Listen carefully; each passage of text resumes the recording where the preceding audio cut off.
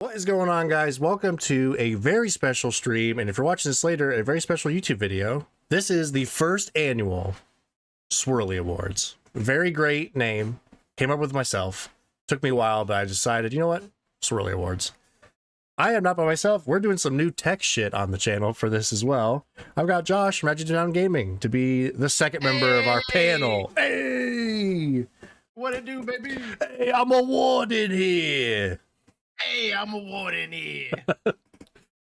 So everything is a little jank, but I think we have a system that works. I can't even watch the stream setup on my actual computer because I have to have Discord as the primary window, or else this happens to Josh's video. So if anybody could say in the chat, if this ever looks like this, it's because I clicked on something, and just let us know and I'll click back over and he'll come back. So it should be fine. Hey, I'm back. He's back. Yeah, we have an assortment of categories I will not spoil other than obviously the first one here. We're going to give some awards out to our favorite games, elements of games, characters in games, music in games, games that fit a specific situation, all sorts of stuff like that, that for the most part are 2023 releases, but there's, you know, a category dedicated to non-2023, and then some other games that are just, you know, outside of just last year. But for the most part, we're going to do this as a way to shine a light on stuff from 2023, because honestly, both Josh and I are obsessed with Game of the Year stuff like Giant Bomb, Min-Max, Remap, all sorts of places. I love watching like award deliberations and stuff like that. So I thought it'd be fun to do our own. Hell yeah, dude. Yeah, I'm pumped. So thank you everybody who's watching. If you're watching this on YouTube, thank you for finding the YouTube channel. But if you want to watch this later, Swirly Plays is the YouTube channel. Josh, want to give yourself a plug over here before we get rolling? Yeah, sure. So actually, good timing, because tomorrow we will be recording the annual Adjective Noun Gaming Game of the Year podcast that we do. It will not be a Twitch stream. It will just be a YouTube video. We will just be recording it tomorrow, January 13th. I'm not sure when it'll get posted. It just depends on when Krista gets it edited and uploaded and all that stuff. Shouldn't take too long. But as usual, we'll be dividing it up in between two different categories. So the podcast tomorrow will be our actual games of the year for 2023, and we'll be trying out a new format as well. So you definitely want to tune in and check that out. I think it's going to roll a lot more smoothly and just flow a lot better. I think so. And then in the near future, we're going to record a separate podcast to talk about our albums of last year, the movies, the TV shows, whatever else comes up. We'll have a little bit of a different crew for each one, but mostly the usual suspects that you've come to know and love if you watch our content. But again, Adjective Noun Gaming is my channel. You can find us on Twitter, which is like where we're the most active to post updates and things. But we do have a Twitch channel that we stream from.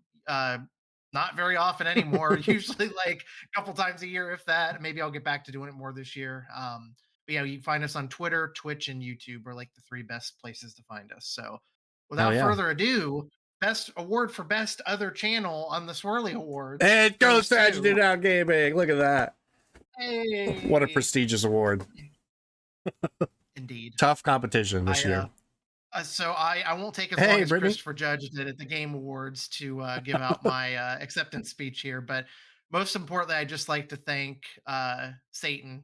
Oh, always. Without him, I'd say, I get none of my power without him. So praise be. And shout out to Ace Ventura as well.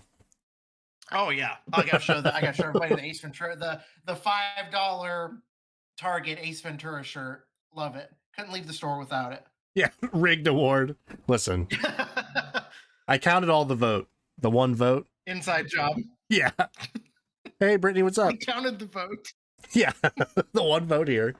So the way we're going to do this, obviously we're going to try to get to an ultimate winner. So if we both have the same favorite, any given category, then we'll have like a unanimous winner with 2 runner-ups. So every award's going to get down to like the 3 finalists, basically. Like we'll whittle down the list and get down to a final 3. And we'll either have, the same favorite, or we'll each have our favorite, and then we'll come up with like a third honorable mention, basically, at that point. Like runner-up, I guess you could call it.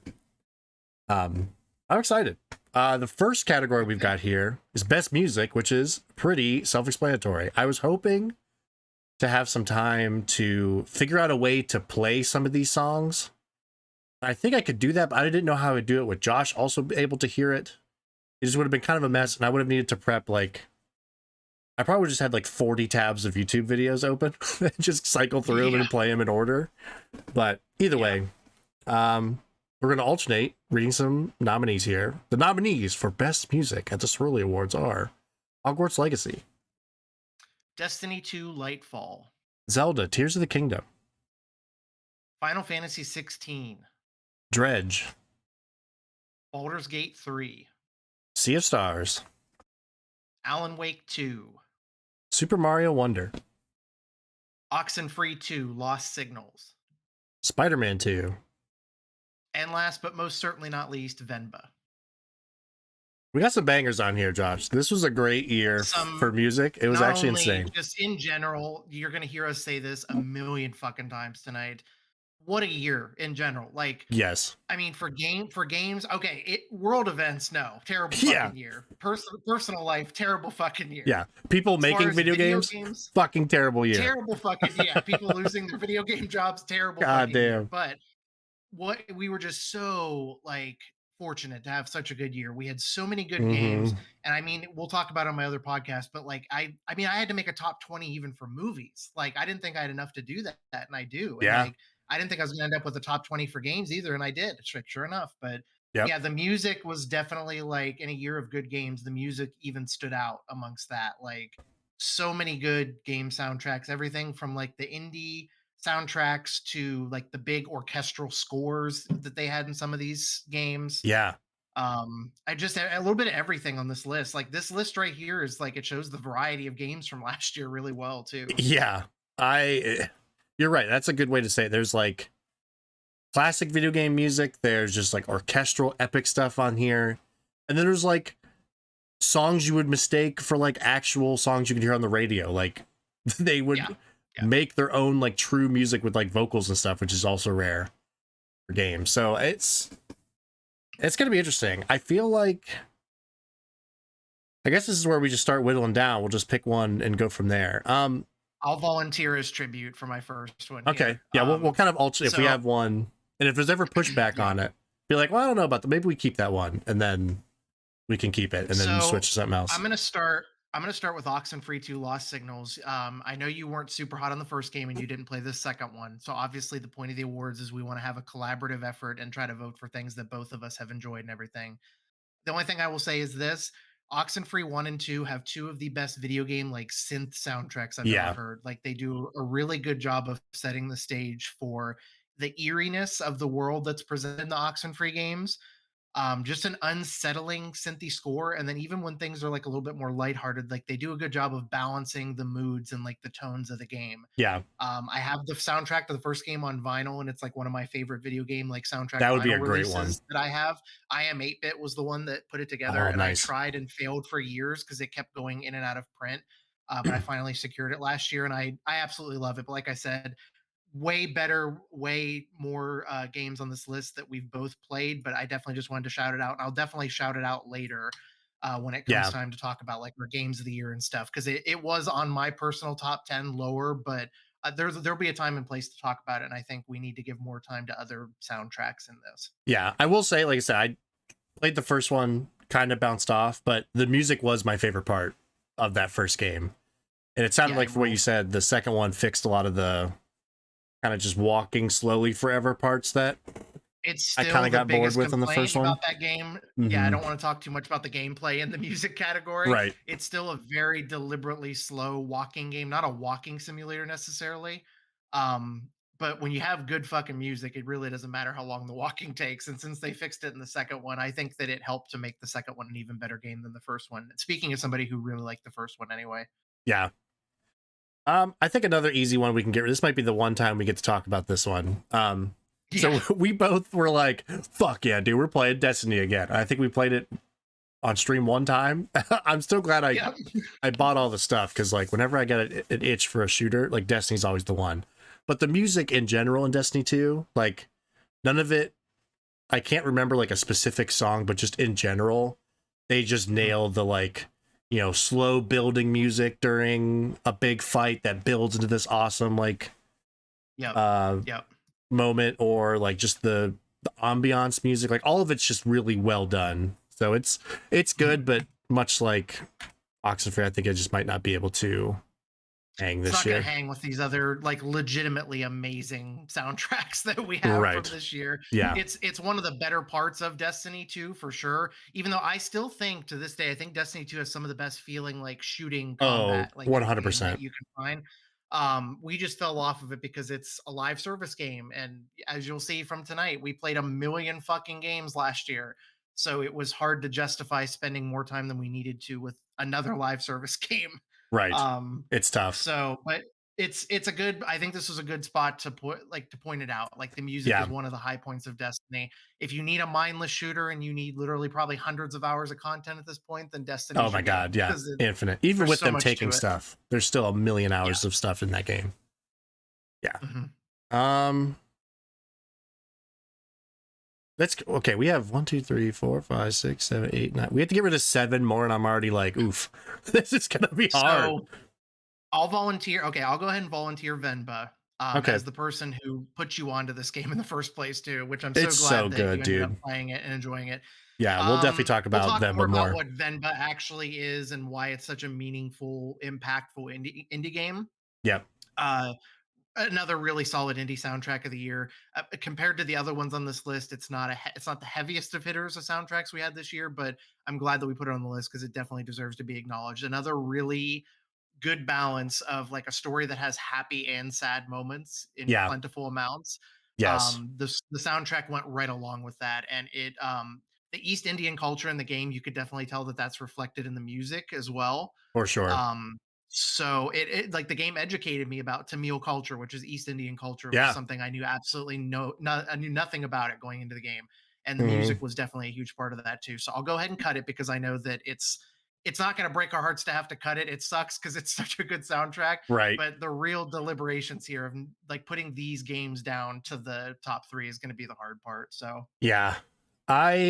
Man, I think much like you with Oxenfree, mhm, the music in Baldur's Gate 3 is so good. And there's one specific mhm, song, the Down by the River song, that plays in the mhm, main menu. And like when you're creating your first character and it takes like 2 hours, there's a million options. It just keeps yeah, playing.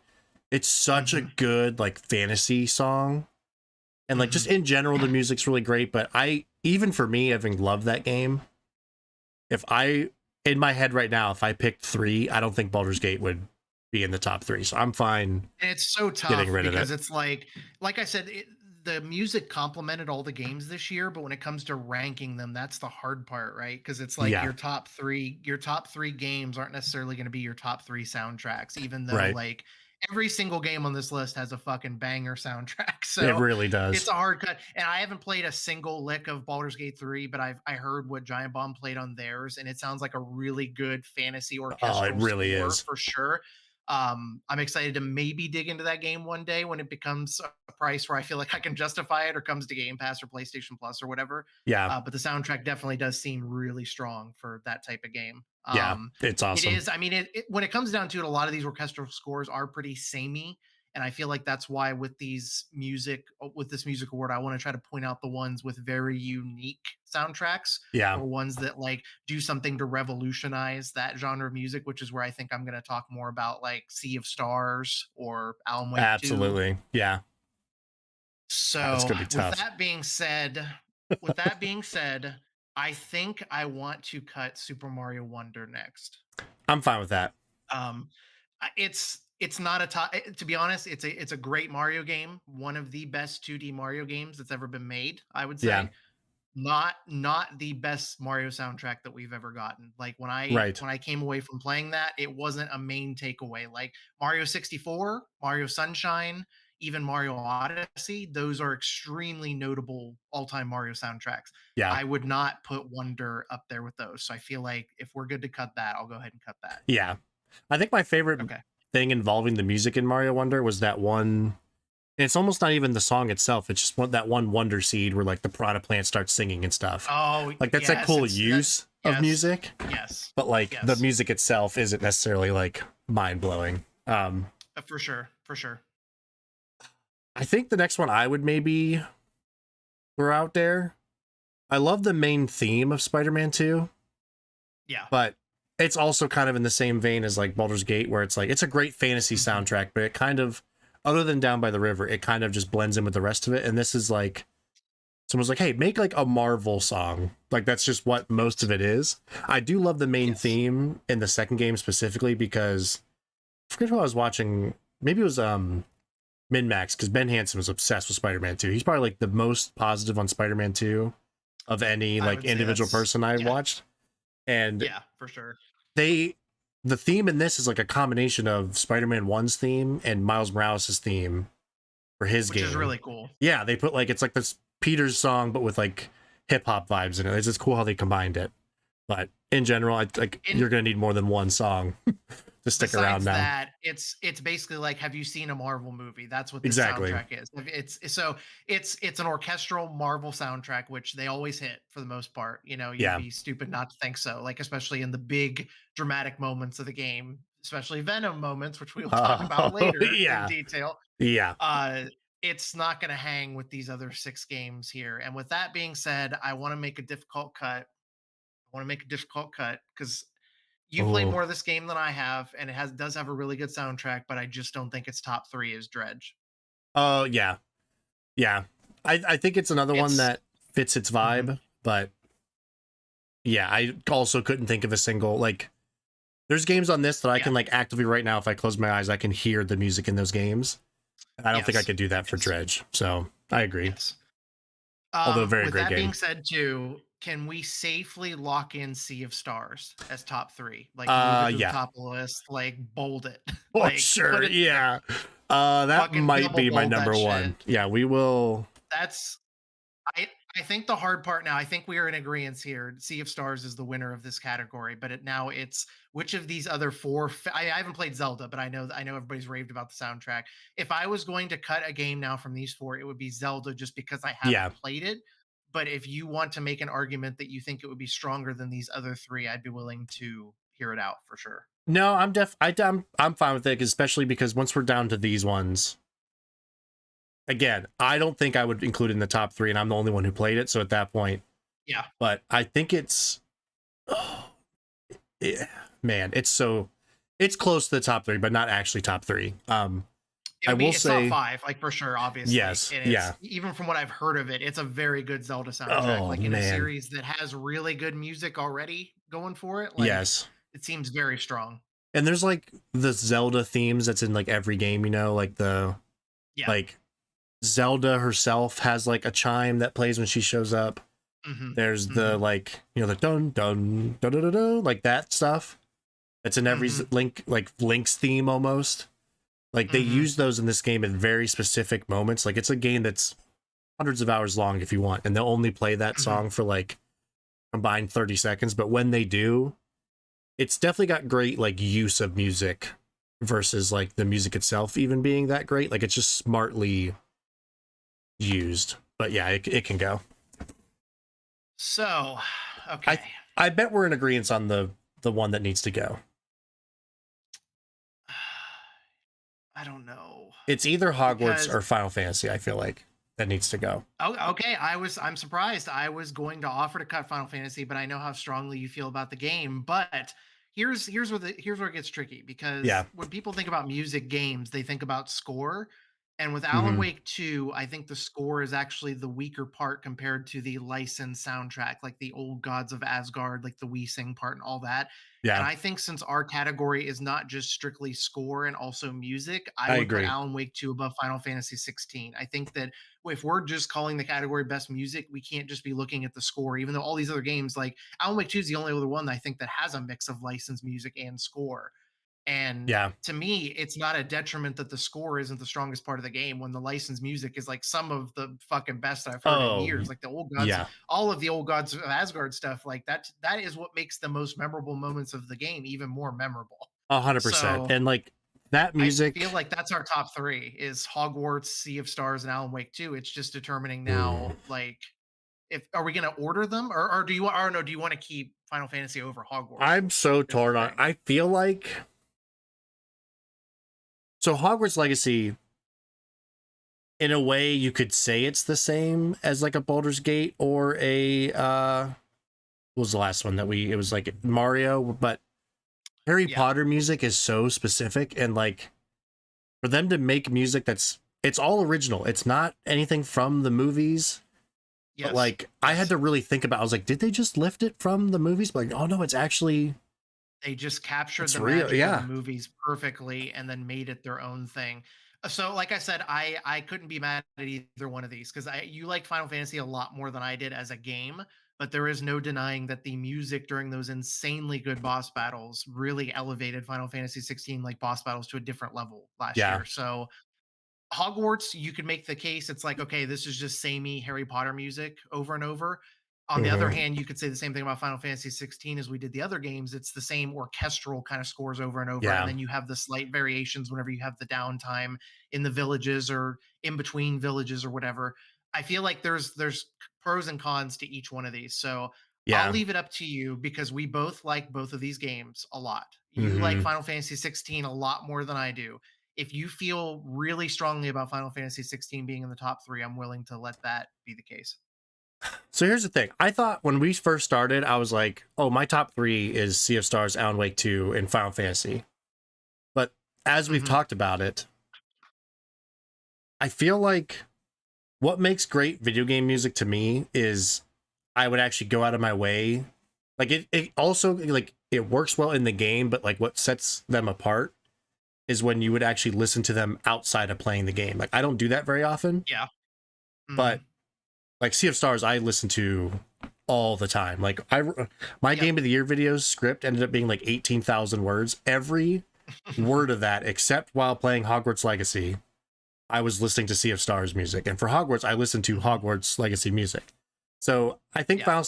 Final Fantasy 16 boss fight music, so like the like chanting almost, with like oh, Mhm. oh, oh, like Mhm. that song is so good. But Yep. like I've Yep. never once thought about listening to it outside of playing the game, and I have done that with Hogwarts Legacy. So I'm fine. And I've thought about buying the Hogwarts Legacy soundtrack on vinyl as well. That would rule. I'm extremely biased because the Harry Potter franchise is something I've held very near and dear to my heart since I was a kid, as evidenced by the Yep. Deathly Hallows tattoo on my arm here. Puffle supremacy, Uh, Krista.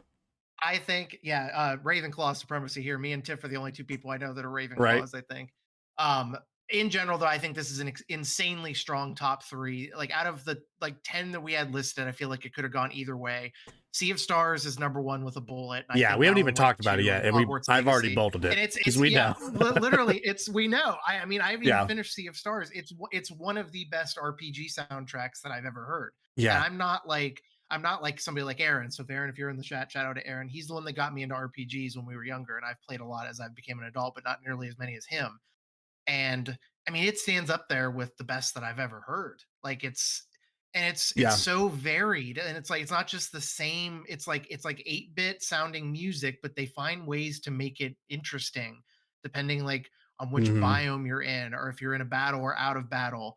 I mean, it's. I'll let you talk about it because this is. I know this is extremely high on your No, game of the year list. you're basically taking the words right out of my mouth. That's what I think sets it Yeah. apart is there are so many different environments and like things you're doing in this game, and they just have like arguably the best video game song I've ever heard for every single one of Mhm. those. And you could listen Yeah. to like anybody out there, the soundtracks, it's like three albums, but one of them's like 100 tracks long. If you add them all Yep. together, it's like Yep. 8 hours of music because they have like a day night Yeah. cycle in the game too, and there's day and night versions of almost every song. And it's Mhm. just it's so good. This would have been the one I would have loved to have been able to play some of because It's it's the hard whole to thing is like describe. it's like we don't know. It's like it was a technical issue. It was like, could we both hear it at the same time? And then would Twitch Yeah. or YouTube have flagged Alex's channel for copyright? Like what Yeah, happened to right. me 2 years ago with Extra Life, where we played 40 songs for Rock Band and they flagged 3 of them, I know and I it's got a just copyright warning for it. random So it's holders. like our goal Oh, for next Blazer year for the Swirly 69. Awards should. Hey, yeah, Ben's in the What's chat. up, Definitely Ben? Ben, not Aaron. Yeah. Yes. Hello, And Benjamin. I gotta shout out Lamb Chop 1015 from earlier also said, damn, look at Josh, that hot Yeah, I piece of saw ass. that. I'm just trying to be, subjective here and read only the best comments that I'm Only, yeah. seeing. Only those, yeah. So that's where we're at. But welcome. Thank you to everybody who's watching us Yes. live on Twitch now. That was our best music category. Insanely strong year for music in Yeah. games. And good variety, I Um, think. We got Good you know, variety, yeah. I Harry mean, it's Potter. you've got your orchestral, stereotypical like movie music in Hogwarts. Yep. You've got the droning undertone score of Alan Wake 2 mixed with some of the best like hard rock and heavy Yeah, metal music genuinely probably ever good hard used in a rock. game. Genuinely good hard rock music Yeah. and heavy metal music in a game. And then some of the best like 8-bit RPG music I've ever heard. So Yeah. let's give it a Congrats to clap Sea of here. That's Stars. the I knew it right congrats, Sea of away. Stars. We knew it. We We'll be knew it, talking but about that it's game, all three of these games, that a game lot more later as for well. sure. For sure. All right. All right. Okay, we're on to another beefy one. I feel like we're getting some of the longer Ooh. ones out of the way first. Let me make sure this looks. And this one, I feel like this one's going to be very easy to make cuts because Yeah, we kind have of to threw a narrow lot it on there. down to we got to get through these because there's so many characters in all This these is- games. In a year with good game stories too. There were a lot of good Absolutely. stories last year in games, so I think those will be the ones that shine for sure. Yeah, I'm actually gonna try doing this at 125. This might be still okay. I'm like watching my stream in a delay so I don't make you go dark.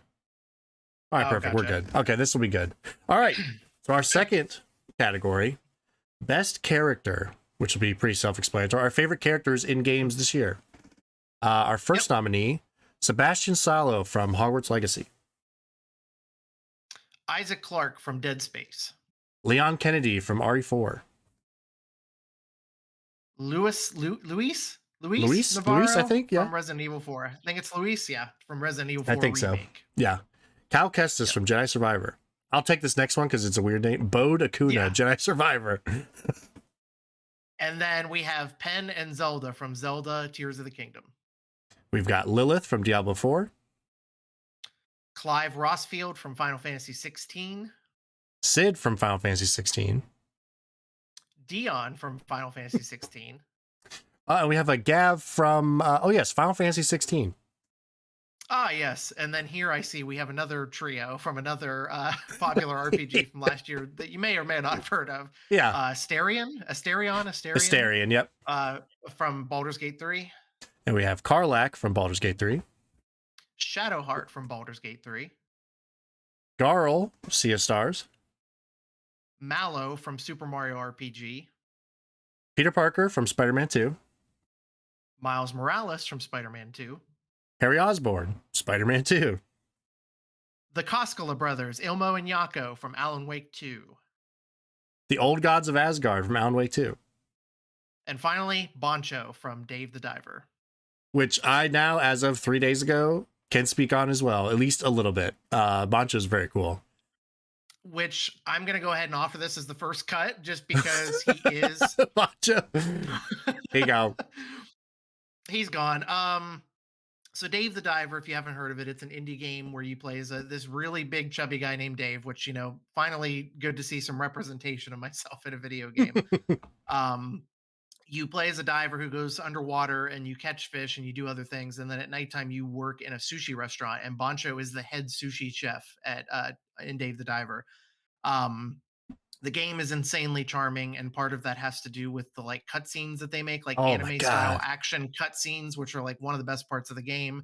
And Bonjo is just such a fucking sick dude. Like, he's so cool. He's got style, which we'll talk about style later in another category. Yeah. But he doesn't stand up to some of the major heavy hitters of last year. I just wanted to put it on here because I think he's genuinely one of the coolest dudes in a game from last year. Not a huge thing. Like, I've only played about 15 hours of the game, so I don't know if Ben's in the chat. He might be able to elaborate on if Boncho becomes like super crucial to the story or anything. Yeah. But it was interesting to learn a little bit of his history as a sushi chef and all that. But cool dude, but he's not going to hang with the rest of these heavy hitters, so I'm going to eliminate him from the list. But shout out Boncho from Dave the Diver. Super cool. That game's just got a lot. It's very unique. Like, I've never played a game like Dave the Diver. It's really Neither fun. have I. It's very cool. Yeah. I will go ahead. There's some of these games where I was like, I feel like I have a favorite from the game, but I wanted to shout out other people from it. Yeah. I'll go ahead and I can cut both of the Jedi Survivor characters here. So Cal is the main character, Cameron Monaghan. I think he's better in the second game. He's very monotone in a way. Like, Cameron Monaghan's not doing any like insane acting to be in this game. Like, he's good, but he's kind of just like, he doesn't have a ton of personality. It's just more like what the character's been through versus his performance, I think. Hmm. But he's just like, he's a decent Jedi. Like I like the story of, I know you haven't played these games, but it takes place in between episodes 3 and 4. Cal, Okay. as a boy, is basically a young Jedi who survives Order 66. Like, he escapes, and his whole life he's basically running from the Empire as like what do you call it? Like an outlaw, basically, and he's trying to like Hmm. fight back. And he's very good in this game. Like, they do some stuff with some pretty main characters. He goes through some trauma and like Hmm. comes out the other side like Hmm. strong and everything. I actually like Bode, who's basically Cal's best friend. There's like a time jump between the first and second game, and you meet Bode at the very beginning where like him and Cal are already cool. Do you Hmm. care about spoilers for Jedi Survivor? I don't. I Okay. tried playing some of the first one, which was Fallen Order. Is that Fallen the Order. first one? Yeah. I had no idea it was gonna end up being like a Dark Souls ass type game, and I Yeah. I fell off of it after like 10 hours just because I wasn't a big fan of the gameplay of it. Yeah. I've also fallen off of Star Wars stuff in a major way ever since like Episode 9 was not very good. Agreed. Hard agree. So ahead of time, let's just say spoilers are on the table tonight for games Yeah, because we're in 2024 now. We're talking about stuff from that's true. I 2023. forgot to say that up we'll front. we'll we'll yeah, we'll give a warning if there's going to be something major spoiled. Like, I feel like when we talk about Alan Wake 2, especially, a lot of that game is crucial about you seeing and experiencing those things firsthand. So I would say, especially when you sense that we're about to talk about Alan Wake 2, or if we warn you, that would be a time for you to tune out. Yeah. um but yeah, we'll kind of like tag stuff as spoilery whenever we get to it, because a lot of these Yeah. games from last year, a pivotal part of the experience is It's seeing hard it to for talk about yourself. it. So Yeah. it's Right. it's hard to talk about it without talking about it. So again, spoilers are on the table. Hop out for a second if you need to, depending on what game we're on. Yeah. So the big thing with Bode, like I said, he's Cal's best friend. It turns out Bode, it's the classic, like, oh, his best friend, he was bad the whole time, but like, I wasn't I wasn't paying attention for that, so it actually did kind of work as a surprise to me.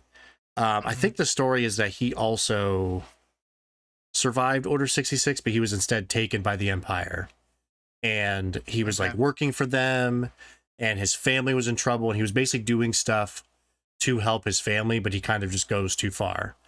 Hmm. Um, but you fight him as the final boss, and it is, I mentioned it down, I think it's under best boss fight. We'll talk about it more. But Bode is just a really cool character. And he's also the same voice actor and same likeness as Mysterio in Spider-Man 2. Oh, that's And cool. he's in Horizon Forbidden West. Katalo, I think his name is. The warrior guy Okay. with who only has one arm. It's him too. Like, Oh, okay. he's a really good voice actor, and he's been in like 3 massive games that I've loved in the Yeah, last couple of years. Like, he's great. I think I mentioned him in best performance as well, but we can get rid of him that's really cool. off top. Yeah, Yeah, that's he's really neat. really, really good. I like him a lot. Okay. I wanna volunteer a dual cut here. Yeah, I I'm think we looking can at make two some here quick that I cuts on this one because we do we have can a make lot some of quick them. cuts. Yeah, I want to offer up Isaac from Dead Space and Leon from Resident Evil 4, just because there's not much to either one of those performances. They are yeah, main characters of those games. And as somebody who thinks that those are my two favorite like survival horror games of all time, I don't think that either one of these games is known for the performance of either one of these characters, especially considering for the longest time Isaac Clarke in Dead Space was yeah, mute. He yeah, didn't say anything.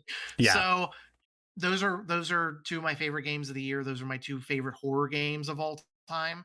But I think in this list of these heavy hitters, we have like genuinely like emotionally memorable performances from last year. I think it's safe to say we can cut two of the least emotional, yes, memorable performances from last year. And honestly, we could even cut Luis too, even though that yeah. We could he talk about really him. makes us he makes a strong impact in the game for sure. He's Yeah. definitely one of the game's most memorable characters. Of course, the merchant from Resident Evil 4, the what are you buying, Oh what are you yeah, that would have selling been a good guy. one. Yeah. We almost could have put him on here, but I think safe to say we'll give these two horror games their due, their Oh, due for share sure. in later parts of this awards. But I think, would you feel Yeah. comfortable with cutting those three here to make Yeah. some room? Yeah, I'm fine with Okay. that. I would say Leon's my favorite of the 3 because his cheesy lines are just so funny to me. But It's yeah, part of every Capcom Resident Evil game. Well, I don't know why I said Capcom Resident Evil game because I guess they've made all of them, but Parts of every Capcom game, I should say, is like the cheesy dialogue of the characters, and Resident Evil games are definitely known for that, like the Yeah. old pulpy horror like style of writing. Mhm. And Leon definitely plays a big part in that. He's just a big dumb idiot who's really good at Yeah. shooting and fighting, and it's just Bill me for the he's a damages lovable later. he's a yeah, He's there you so go. good. And him just it's a great game. I mean, it's fucking great, but Yeah. it's not. Yeah, none of those three are going to hang with any of the rest of the ones we have on the list here. Yeah. I agree. I'll go ahead real quick as well. Since Zelda was just me, I wouldn't. These aren't going to be in my top three either. So Okay. Penn is he's about as main of a side character you can get. I think is the best way to describe him. He's part of a Hmm. optional storyline. So like the game starts and the whole thing is, Zelda falls in the hole and you're trying to find where's Zelda? Like where's Zelda? Well, Hmm. throughout Hyrule, there's like rumors of like people apparently seeing Zelda around. And Hmm. Penn, I don't remember the publication, but he's basically like a journalist for a newspaper. And he's this big pelipper, like, oh, put pen to paper, like the pelipper guy. But he's just got a really Hmm. fun personality, and he's like, we're on the case, buddy. Like trying to like he's at all the little stables. Like I know he played some of Breath of the Wild, but like where the inns and Yeah. stables are, he's always Okay. there. And Yeah. like somebody there you can like talk to, and they're like, yeah, I definitely saw Princess Zelda like doing this weird shit over here. And Hmm. like you go investigate it. And it's never actually Zelda, like it's always something else.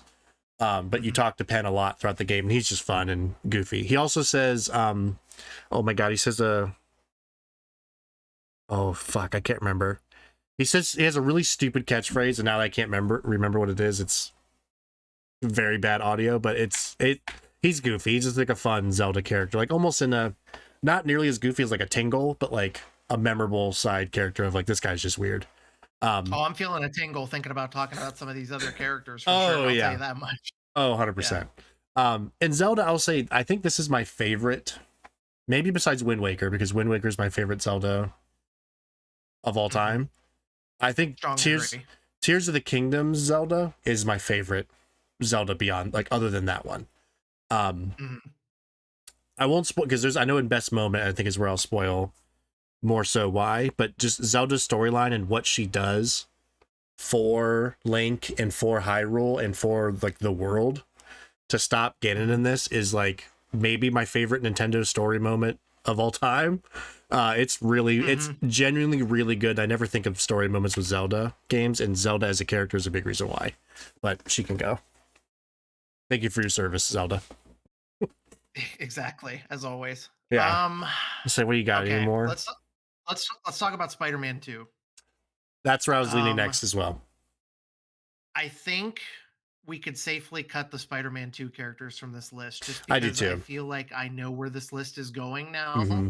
I think this list is going to be Alan Wake and RPG heavy Yep. if I'm feeling the vibes out correctly here. I believe you're right. So the uh the Spider-Man 2 performances are really good, especially Peter and Harry this time around. Um Yeah. Miles, as always, his performance is basically the same as what it was in the standalone Miles Morales game. Although I did really like his impact in this game as like trying to bring Pete back to reality, Yes. basically. So he was very good. All these characters and all the voice acting were really good. Very But top again, it's notch. like very, very top notch, like the voice acting and stuff, especially blank on her name, Ashley Birch as MJ. Is it Ashley Birch or who am I thinking of? What's No, her name? Laura Bailey. Laura Bailey, yeah, I always Yep. get those 2 confused. Yep. So Laura Bailey as MJ also, she's not Yeah, on I here, should but have I put wanted to her shout on her out there. as Honestly, well. yeah. Just pretend she's under there to So, also be cut right yeah, now. pretend she's on there. The story of Spider-Man 2 might be the best part of it, that and I just the agree. swinging around. It's like the best feeling probably playing Spider-Man game ever, but the story Yeah. and the voice acting are like the 2 best aspects of the game. But in terms of memorable characters, emotional impact, story impact, I would say there's other stronger choices on here. So if you're okay with cutting the Spider-Man 2 characters, then we can do that. Yeah. I think they could go. There Okay. it's an awesome Okay. game. Shout out to the Harry story as well with Harry Yes. again. Spoiler Yes. for Spider-Man 2, but they honestly tease it in the first game as well. But I Yeah. love the twist of Harry being Venom, which Yeah, again, it's it's really cool. Yeah, yeah, they're doing stuff in this Spider-Man game that I like. It rivals some of the best stuff that they've done in the movies. Like, to me, Tom Holland is the best Spider-Man that we're probably ever going to get. Like, I mean, everybody loves Tobey Maguire, and I did too. yeah, But Tom Holland feels like teenage Spider-Man that I've always wanted for Spider-Man movies. And Yes, as good of an actor as he is in the movies, I feel like these voice actors in the game do it justice too. Like I they're very agree. good at what they do. So, Yeah, so shout out to them. But I can see where this list is going, and yep, you guys will shortly too. So we'll get back to it here. yep. I can also make a quick cut. Well, I did see Krista gave. Oh, I'm glad you mentioned that, Krista. Favorite character from last year was Sebastian from Hogwarts Legacy, even though I never quite finished my playthrough. Sebastian was weirdly first on this list because he was the first one I talked about. So I definitely think Yeah. Sebastian could hang around, and we'll give him his due as well. I can cut Oh yeah. Mallow from Super Mario RPG. Did you play the Super Nintendo version, like the original?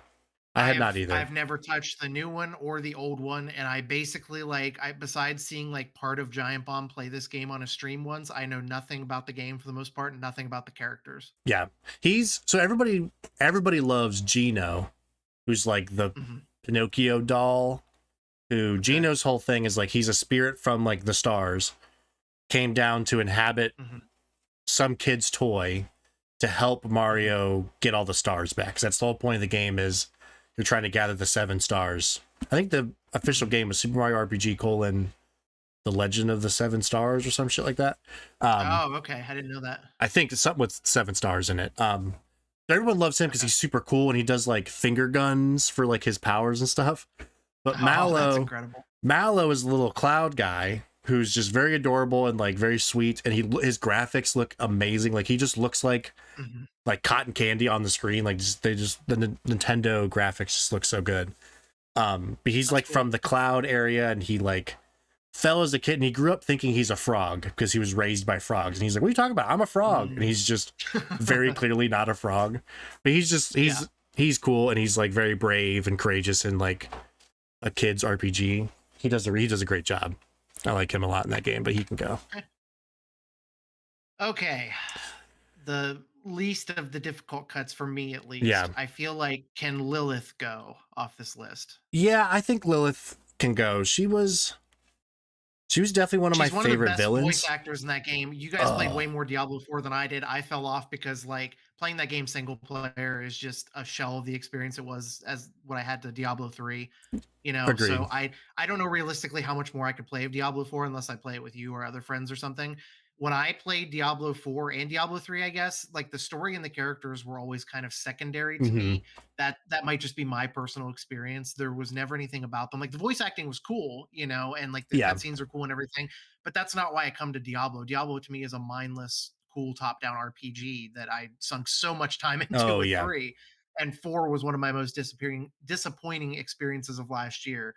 And so for me, from what just looking at the rest of this list and everything, there was nothing about Lilith that made her stand out to me personally, as Yeah. opposed to the other characters on this list that we are definitely in agreement upon. So Yeah. if I agree. you're okay, as somebody who's a bigger fan, if you're okay with cutting her, we can cut her. Yeah. Lilith, cool as hell. I think you could see it right over my head.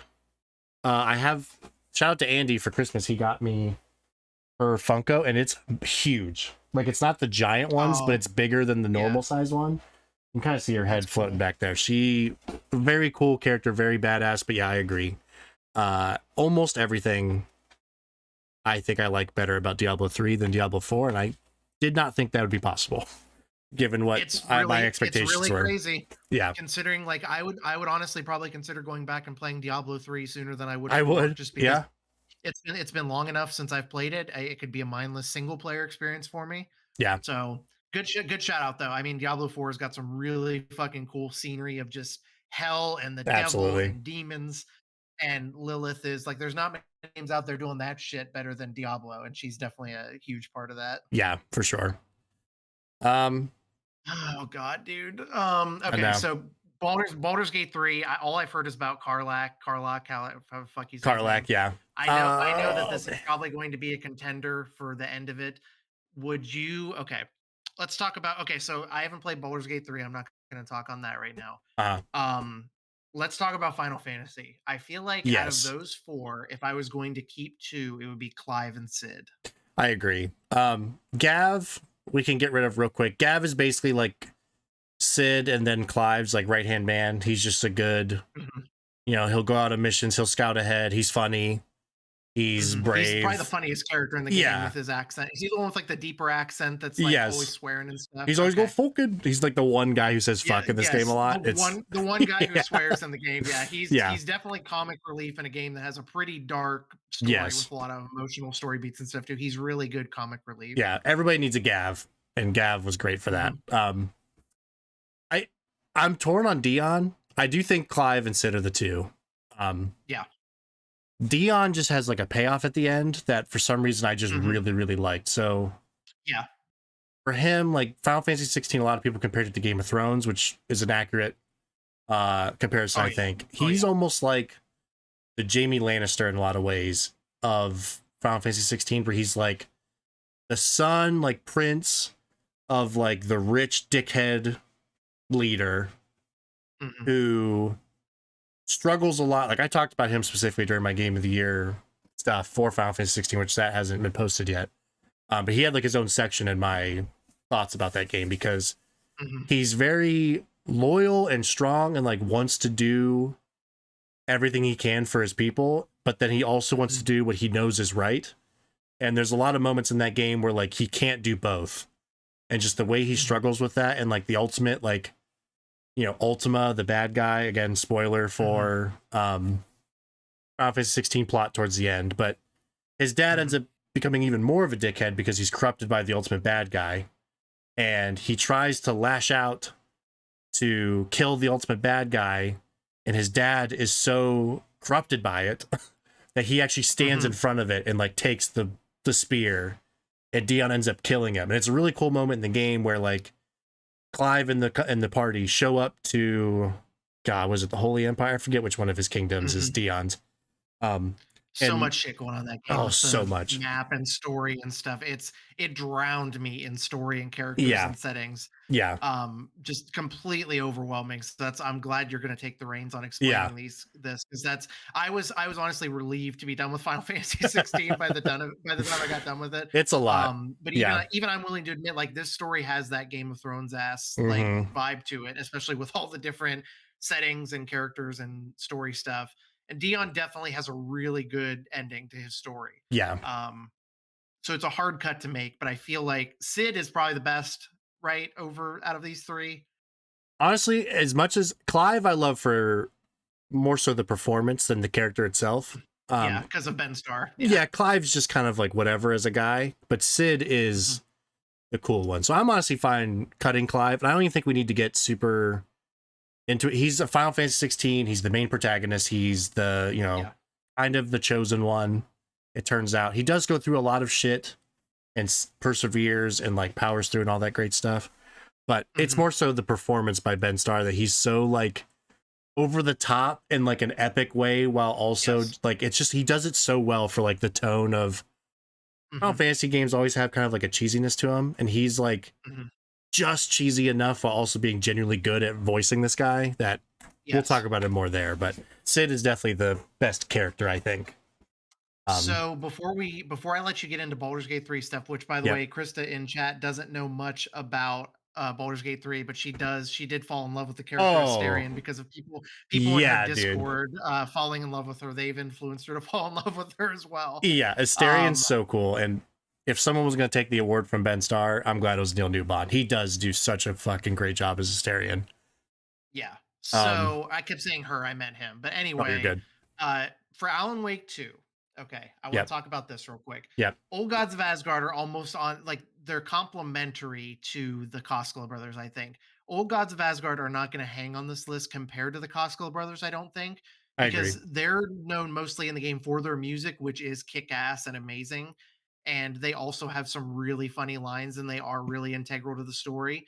But when you think of memorable characters in Alan Wake 2, the first two that I think of are the Koskela brothers, Ilmo and Absolutely. Yago. Fuck the The fake government. commercials, fuck the government. It's so They good.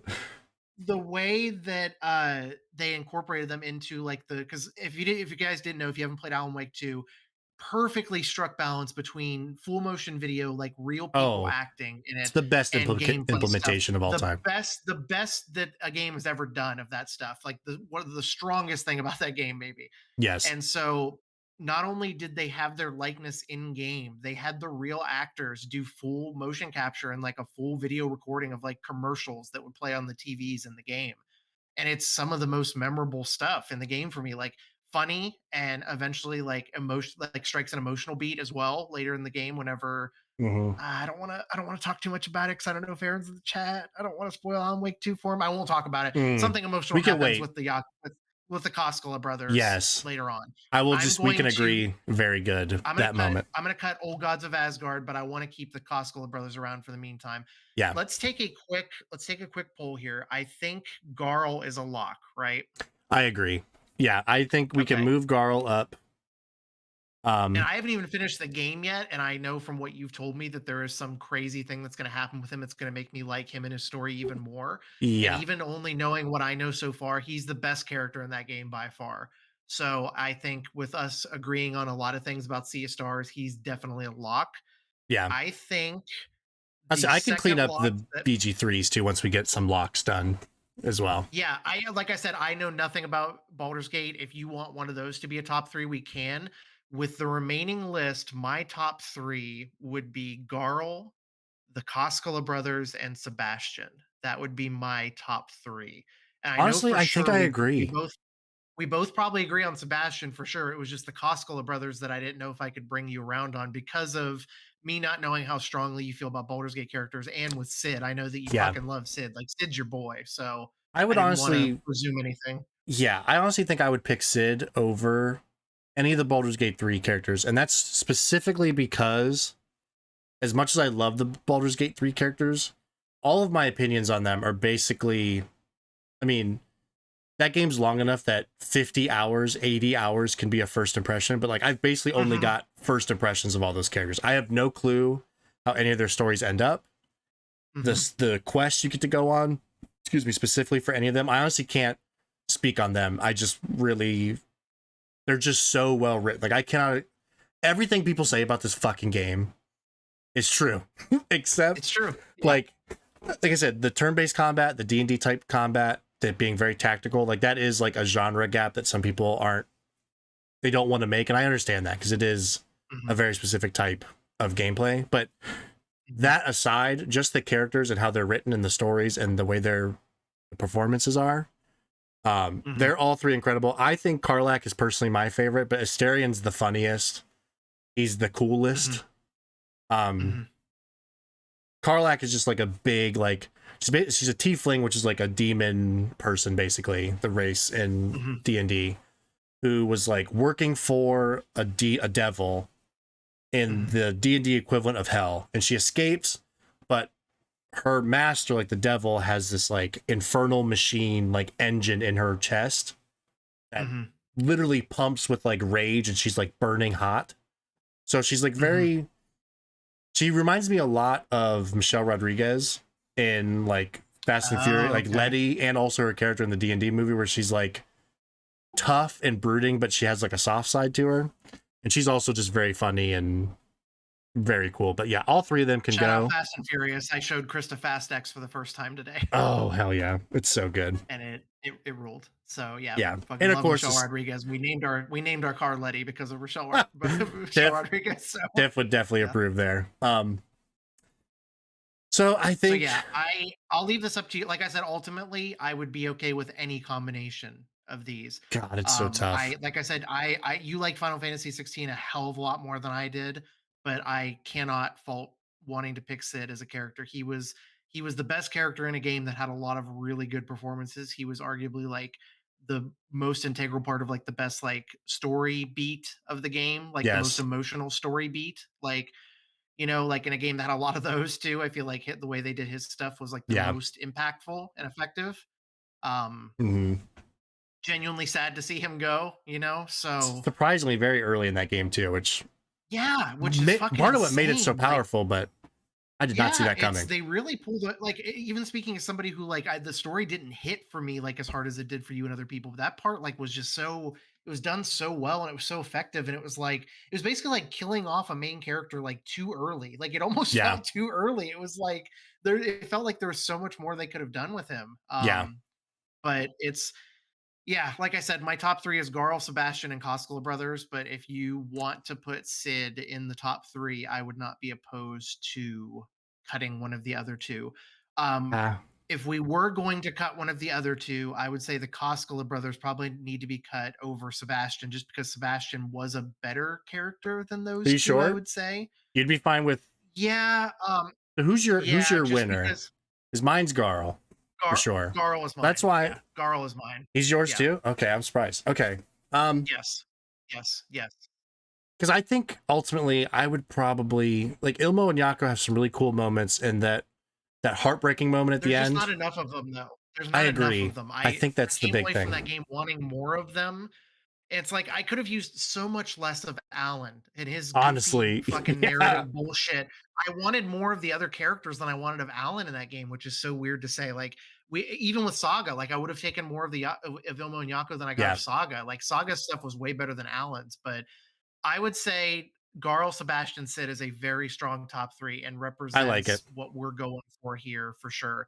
And Yeah, just in general, like the argument can be made like there's more volume to work with than with Sebastian. And for Sebastian's part of some sure. of the best story stuff in a game that had an incredible story. So again, just like soundtracks, there's no part of me that's upset about this list. I So I think Crazy this Sea is of Stars perfect. has 2 wins. I do want to talk quickly because I feel like we haven't even talked about Garl or Sebastian Salo yet. I know we're going Yeah. so long on Yeah. these categories because Yeah. there's so much good shit to say. But so Yeah. Sebastian, the way Hogwarts Legacy works is you have your main story, and then there's missions that are considered main story, but you basically get close with one kid from each of the 4 houses.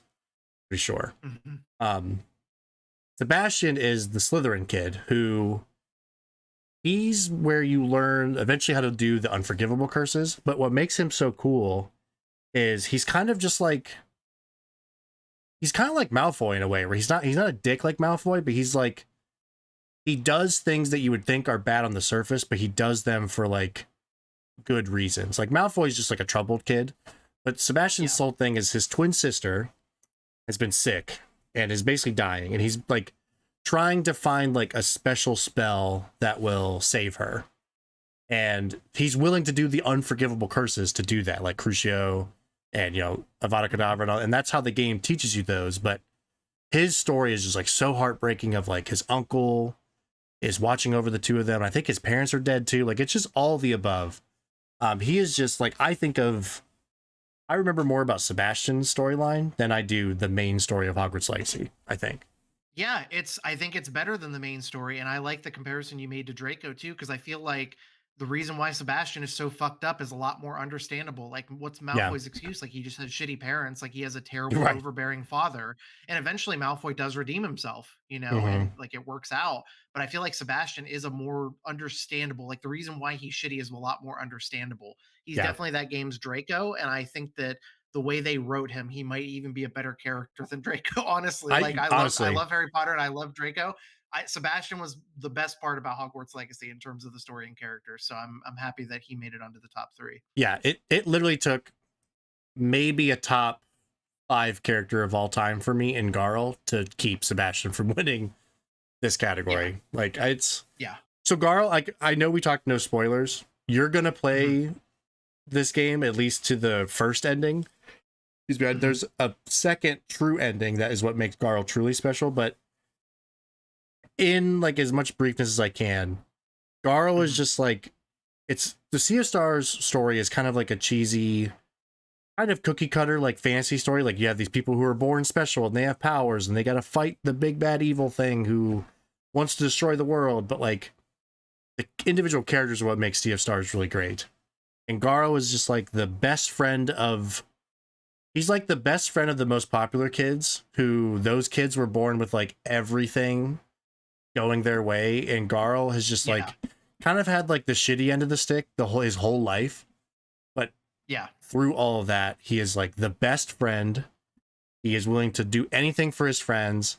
He will be brave and will always do the right thing. Like it's all very cheesy shit, but like hmm when you're in the headspace of that game, he is fucking perfect. Garl is a yep, saint. He's so good. And yeah, like I'm excited for when, like I said, if you ever beat the game and see the end hmm and you're like, I'm good, what's the ending? Like look it up, talk to me, I'll tell you whatever it is. It will be yep. It's I'm so going to cool. beat the game for sure. It's just Yeah. it's and like I said, sorry to interrupt, but No, you're Aaron and I good. have the weird same. It's not even an issue. It's just we both have a hard time playing more than like an hour or two of this game at a time, and I Hmm. really neither one of us can explain it. I don't know the last time I felt this way about a game. I don't know why. It's just I hit a Yeah. wall. And so with this being a long RPG, it's taking me a lot longer than I'd like it Yeah. to work through it.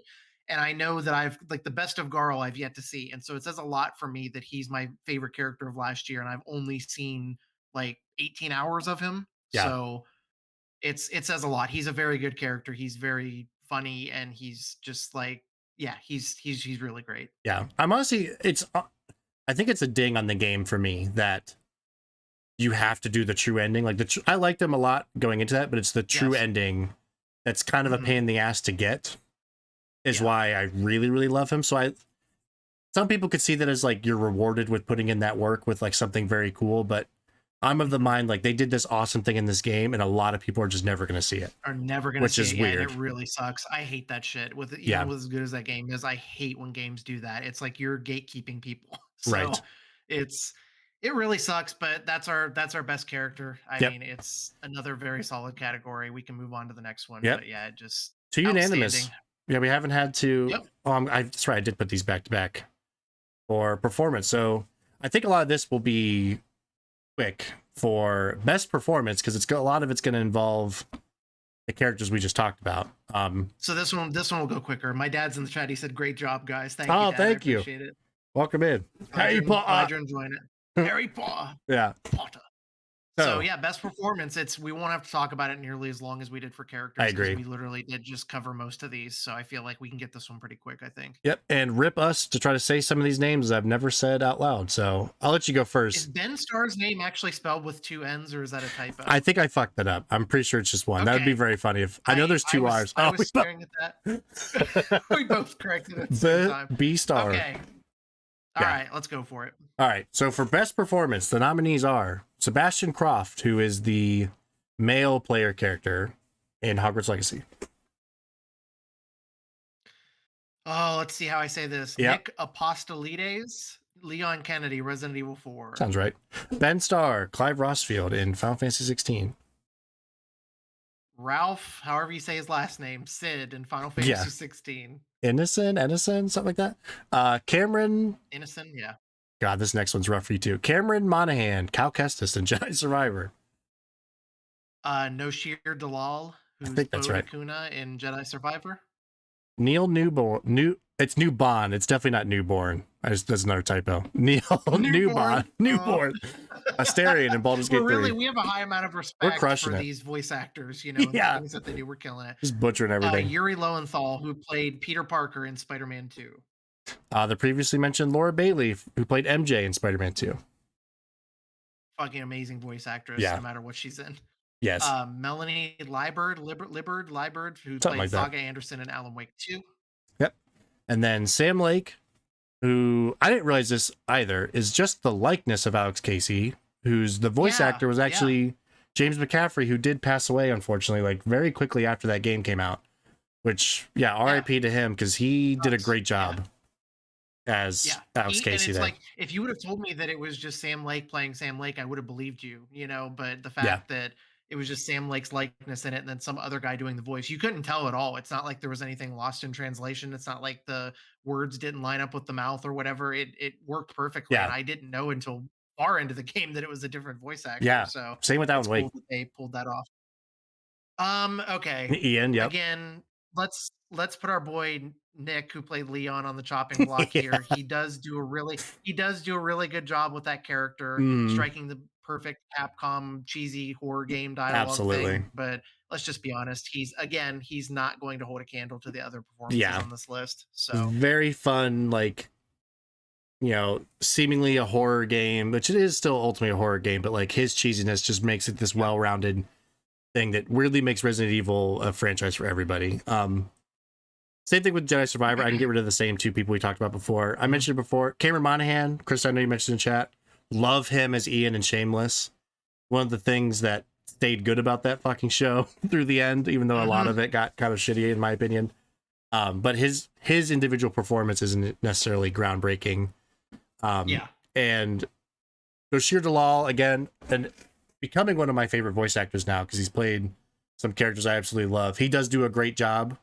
But again, when it's a collaborative thing, I wouldn't even put him in my top 3, and I'm the only one that saw his performance. So the Jedi Survivor guys can go as well. I'm gonna try to make this quick and painless, like a band-aid. Yep. I would be okay with cutting both Alan Wake 2 characters. Yeah, Um, I'm cool with that. I mean, just so like Garl, obviously, in case we didn't make it clear, there's no spoken word in Sea of Stars. Yeah, it's so all Garl text. Yeah, yeah, it's all text like old school RPG. So Garl couldn't win best performance, on top of best character. yeah, I think the argument goes the same. Melanie Liburd has probably the most dialogue in the game, second to fucking Alan, who talks every 30 seconds. She absolutely kills it as Saga in this game. yeah. But in terms of memorable characters, am I going to look back in 5 years and think about how good of a character Saga Right. was? Probably not. Same thing with this guy, James McCaffrey, doing the Sam Lake character, with Alex Casey. Really great in the moment voice acting, but in terms of like all-time great, no, probably not. And Yeah, in terms of is it better than anything else on this list? Probably not. yeah. So I think we could cut those two. I agree. Yeah, they can go. Rest in peace, James McCaffrey. He did a really Yes, great job with the awesome game. work. Apparently, he's also the voice of Max Payne too. Did I read that or no? Yeah. Is he Yes, okay? yes, So he's both. correct. Yeah, Yep. awesome job there. So we need to get rid of 3 more. I like how we've been doing. When we get it close, we put a lock. I already know my winner, whether it's Ben the Starr. Yeah. same for you Ben or not. Starr. Yeah. Or I'm just gonna make I'm him not gonna lie. I'm not gonna lie to you. I'm not gonna lie to you. I think he is my winner also this year in terms really of not character but performance. I think he does right. the best voice performance of the year. So that's what we're looking at here. Considering which like we could put it in parentheses, but it's what it means is best voice performance. Considering Right. that this is a game, right? Yeah, Who did the best voice performance this year? And I would agree that Ben Starr is a fucking saint of a human being and he should be protected at all costs. And I think he did the best voice performance in a video game this year. So I I agree. think Ben Starr's Clive Rossfield can be bolded as our winner, and Yeah, now we just he's. have to decide our 2 runners up. So what Okay, would be your second favorite? We could I do it that think way. We just pick our I'm second trying to favorite. think if I think Sebastian would be my second favorite because I don't know who the voice actor is, but I feel like that's part of what made the Sebastian character work so well. Like he Yeah. nailed whoever did the voice for him nailed the emotional beats of that character really well. So I feel like You know what? just like similarly in a sense with Yeah, I did this wrong. So the voice, so like your player character as a male, that voice actor's name is Sebastian Croft. I was thinking oh Sebastian shit. Salo, and I didn't look up his voice. I knew Oh this guy's fuck. name was Sebastian. So Okay. what you're talking about is what I meant to Yes. write. Um, Okay. Okay. Okay. yeah, you can go ahead and keep talking about him. I'll look up what that guy's name is. No, I mean, there's not much more we could say that we haven't said already in the Yeah, best character thing is like he's the best character in that game and yeah, he's what made it work. The voice actor is what made it work. That's the only reason why, characters work in games if there's a voice given to it is yeah, does this person nail the way that this character should look and feel? And he absolutely did. So I feel like that's my second. Um yeah. I know nothing about Baldur's Gate 3 again, so I kind of I'll do leave want it to up to give. you there. I think Neil would be my third or my second pick because he goes so above and beyond Yeah. to be a Starion. Like he is so eccentric. Like I know to summarize Asterion, Yeah. he's a Yeah. rogue who you find out is a vampire. That's his thing. And he's very like, oh darling, I'm a vampire. Oh, like he's very like hoity toity, but he's like snarky and funny and like Krista said, super hot. And Neil Newbon's voice, like he just owns it in this way that he's so fun. Like Yeah. he plays him the way if anybody's like playing D&D for the first time and like doing like any role playing and you want to play this like in your head you picture like I want to be like the cool fucking guy who's super smooth and charming and always says the Yeah. cool things. That is Asterion. You are picturing Asterion. And Yep. so yeah, I'm fine with we could do one of these numbers. I think that's our top 3, and it's not like Sid or Peter Parker or MJ did bad performances because it's Agree. quite the opposite. They did great. but they Yeah. just don't stand up to the other 3. I think our top 3 is pretty rock solid there. Even as somebody Yeah. who doesn't know anything about Baldur's Gate 3, that's why we do the top 3. Alex gets a vote, I get a vote. We have a, consensual vote. I like it. I think again, the goal here is to try to come up with the best representation of how we both feel about the 2023 year in games, and I feel like that top 3 is very representative of that. Yeah. And I will, as we're deleting these last ones, shout out to Ralph Ineson because he also voiced, I don't remember the guy's name, but he's the dude you hang out with the most in Diablo 4. Oh, okay. I didn't know that. He's like the dude with the cloak that leads you into the town. If you go back and play it, it's very clearly still just his voice. And Diablo 4 and Final Fantasy came out within like 3 weeks of each other. So I mentioned in my Game of the Year videos that my June was just spent hearing that deep ass sultry voice on repeat. Krista pointed out in chat, Alfie Nugent is the voice actor for Sebastian, by Alfie. the way. So, okay. Perfect. So Thank you. Alfie Nugent. Okay. So, yep, I will. All right. Again, very good top 3. Yeah. Very representative of our two like personalities and likes and interests with games. So, yep. Oh, boy. I'm gonna do this real quick. This is a loaded fucking category. Oh god, we got another banger one here. Got another banger one. Oh boy. Okay, I'm trying to. Oh god, this is gonna be another long one. Okay. It's going to be impossible for us to not get long-winded about this part, so you have to hang with us, just because there were so many oh shit moments in games last year. And like I said, this is where spoilers are probably going to come in possibly the heaviest, because we're going to be explaining why these were oh shit moments, everything leading up to them in the events of what happened. So this will be a good segment where it's like, oh, okay, here, let's talk about Alan Wake 2, and then if you want to tune out for like a few minutes or whatever, that would be the time to peace out if you don't want spoilers, because it's going one game at a time. Why a moment is an oh shit moment without telling you why it was. So exactly. So big spoilers.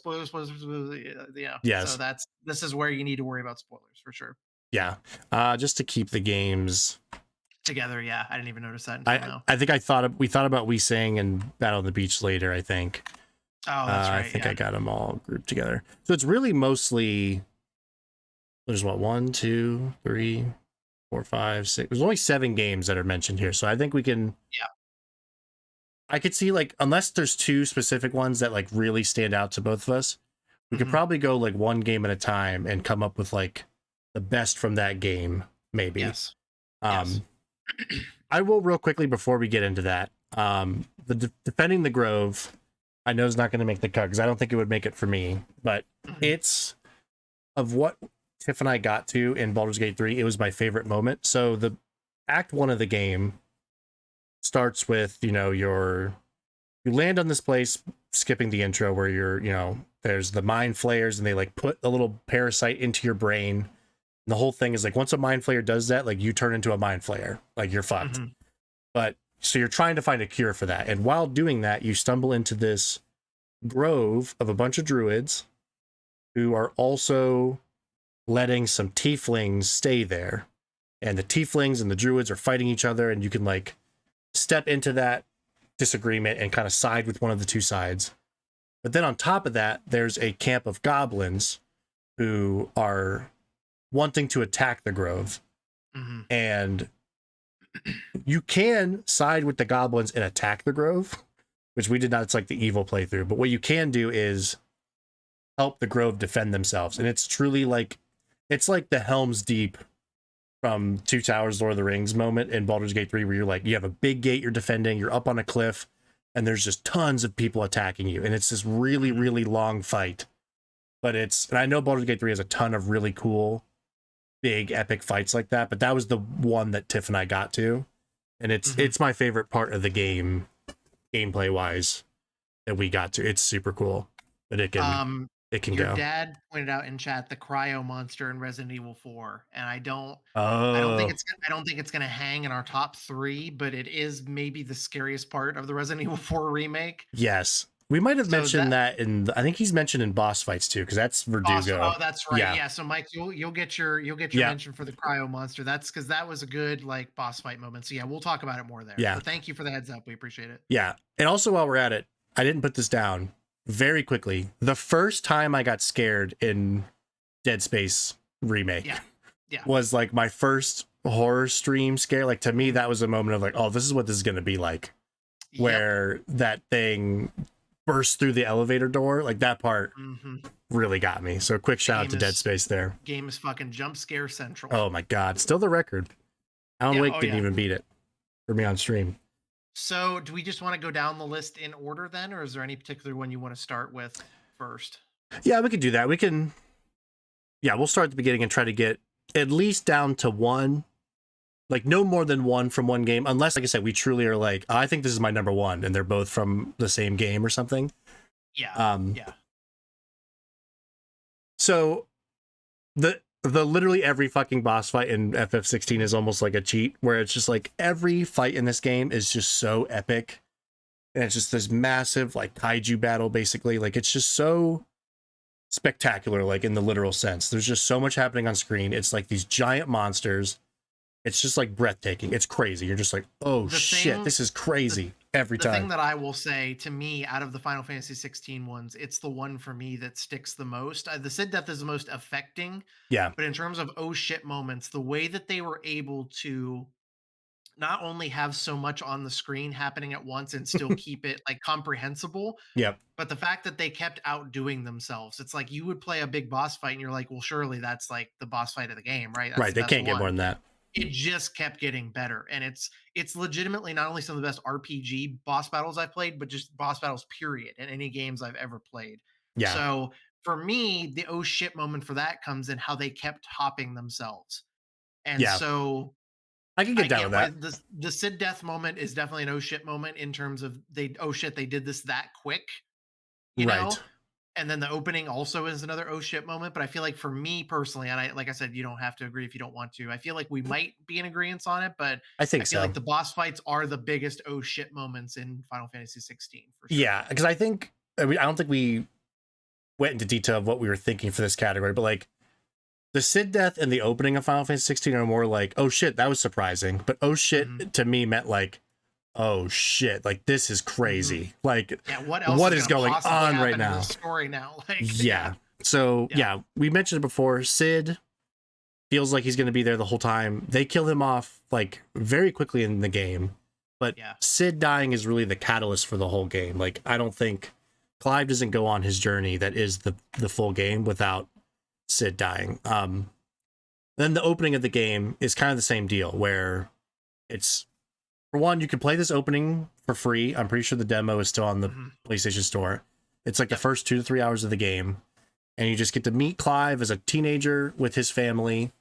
And the surprise is that his mom betrays his dad, who's like the king of Rosaria or Emperor or whatever it's called, betrays their alliances, goes with somebody else, and stages a coup basically to try to have the whole family wiped out. And Clive's dad gets killed. His brother Joshua is the icon of the Phoenix, and as the Phoenix he turns up, and there's another icon of fire. It's like, oh shit, what the hell? There's not Hmm. supposed to be like, what's free? He's not supposed to be here. And Yep. Clive watches his brother get killed, and then he gets captured. So it's almost like if this was like, oh shit, 3 hours, the opening would maybe do it, because it's just the Hmm. whole thing is a lot. But like Yeah.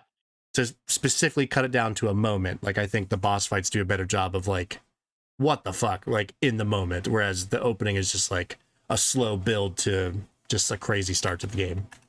The oh shit moment in the chat right now is we've got a request for the mods to take care of one of our special promotion friends that has dropped into the chat as Oh, good. usual. Yeah, I love that. I don't even know who the hell.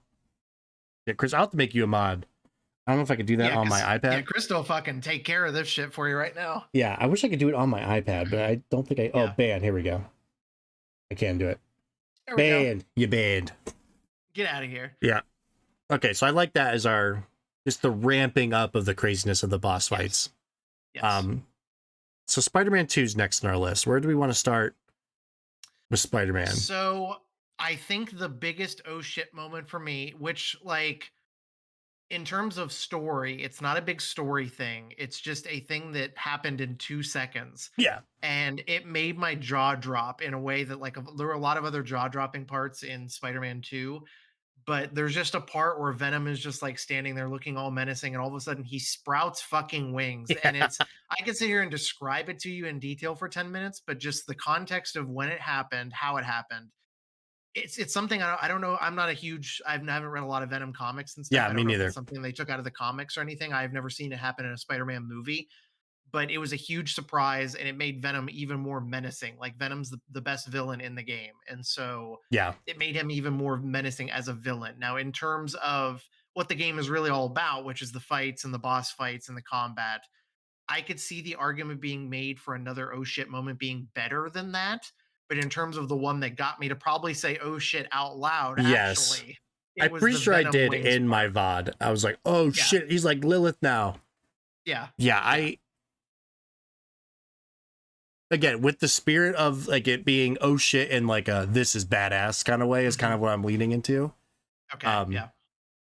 I think the Scream fight can go. That's just cool because it's, you know, apparently a newish symbiote character in the Spider-Man lore. Because shout out to my buddy Austin. He loves comics, loves Spider-Man. He was who Mhm. I talked to a lot when I was playing this game about like, I was like, wait, MJ's like a Venom character? Like, is that a thing? And they're like, yeah, he's one of the new things. So fighting MJ as Scream with this like Ronald McDonald ass, like red Mhm. and yellow Yeah.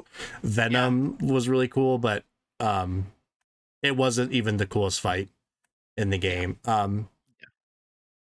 We are Venom. I love that because I know it's like Venom's like catch line or Yes. catchphrase, but uh in the game, like when it happens where like Peter and MJ are trying to help Harry and like Harry gets all Mhm. mad and he's like, we are not Harry. And he just like slowly builds. And I was like, he's gonna say it, he's Yes. gonna say it. We are Venom. And Yep. he says Yep. it, and it's just really cool, but not really a oh shit. Like it wasn't surprising or Yeah. overly cool. It was just like, hell yeah, they said the thing that we all knew they were gonna say, but it was Yeah. still cool nonetheless. Um yeah, I guess it's either Venom wings, which is cool because it's yeah, Dad. I don't know if you're in the chat still.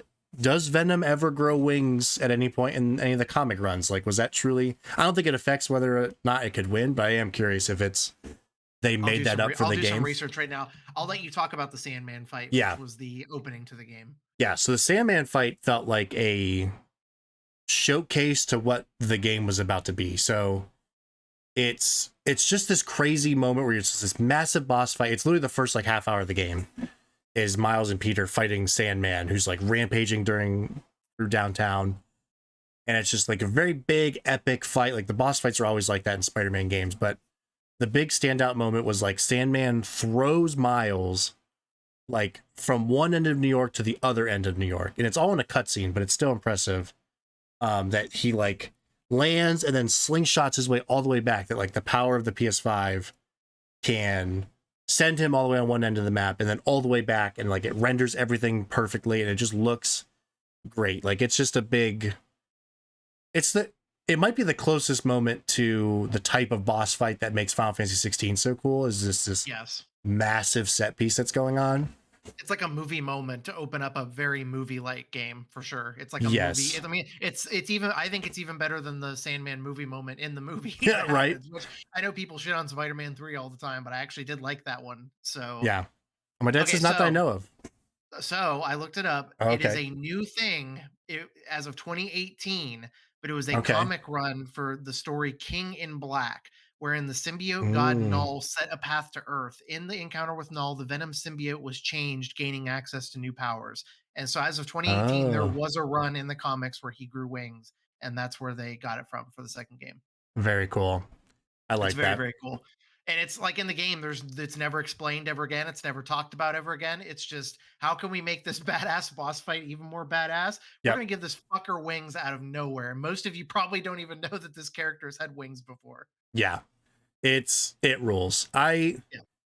I think I like that more than the Sandman fight because I think if we're coming down to dial it back out from instead of just the one game but as a full list, I don't think the Sandman fight is as cool as most, if not all, the fights in Final Fantasy 16. So I think Yeah. Venom Wings being the Spider-Man representative seems cool to me. Yeah, for sure. Um, And then I'll let you take this next part because I have not played Tears of the Kingdom. So you take your time and you yeah. explain the oh shit So moments in Tears of the Kingdom. I think I can run through these ones pretty quickly. So I'll just go in order because I think it might be one of the last, oh man, it's gonna be to pick one. They're probably all ultimately gonna go, unless one of them's my favorite. One of them might be my favorite. Anyways, but jumping off a Sky Island for the first time is very cool because you start the game up in the sky and you jump down into Hyrule, and when you land is where it's like, all right, yeah, do whatever you want. You have the entire planet to explore. It was cool, but they showed it so many times in trailers that like the exact cutscene and animation of the first jump I had literally seen before. So it's still cool that they did it, but it can definitely go. Now, Yeah. of things that weren't shown in the trailers, so you've got Hyrule, which is on the surface. You've got the Sky Islands up above. All of that was talked about in trailers. They did like 20-minute videos Nintendo put out talking about things about the game. They never once mentioned the depths, which is underground. So there's all these holes throughout Hyrule that you can fall down into. And it's like you fall for so long. It's definitely hiding a loading screen, but it's like you are just falling forever and ever I've and heard ever. about this. Yeah, it's really funny. And you get down there. It is pitch fucking black. Like, you need like the bright seeds, I think, or I forget what they're called. There's like a plant, like a seed that you can like attach to arrows and shoot them out to put lights everywhere. And it's just like all the monsters down there are tougher. There's this like gloom stuff that's everywhere that if you get hurt, it like takes away parts from your permanent, like your total health. So you have to like heal them up in a special way. It becomes like a survival horror game down there. And the cool part is you eventually realize that the depths, there's its own storyline down there, which I won't get into because honestly, having me only played it, it's not the best part about the game, so it's not even worth getting into. Yeah. But you realize that the depths is like a mirror of Hyrule. So if you're standing on a mountain on the surface, if you were at that exact spot in the depths, you're in like a cavern instead. So like the low parts in Hyrule are high underneath in the depths and reverse. And all the shrines that are your fast travel points, all the shrines on the surface have a seed underneath at the exact same spot that if you get to them, it like brightens a huge section of the map. So like eventually you can completely brighten all of the depths. But I remember when I realized that, because there'd be moments where I found a shrine on the surface, but I hadn't found the light underground. So I knew once you get one of them, you know where the other one is. Or if I like explored under the depths, I found a shrine, a seed down there, but up above was like a shrine that I hadn't seen yet because it was like under a cliff or something. Like, it was a way to 100% the shrines without needing a guide, because some of them are so hidden. It's like, I'm never going to fucking find these things. Yeah. But it was just this, like, they didn't even talk about this. They left, and it's the entire map of Hyrule. There's 2 Hyrules basically, and one of them's underground, and it's terrifying. So That's crazy. It's very cool, but man,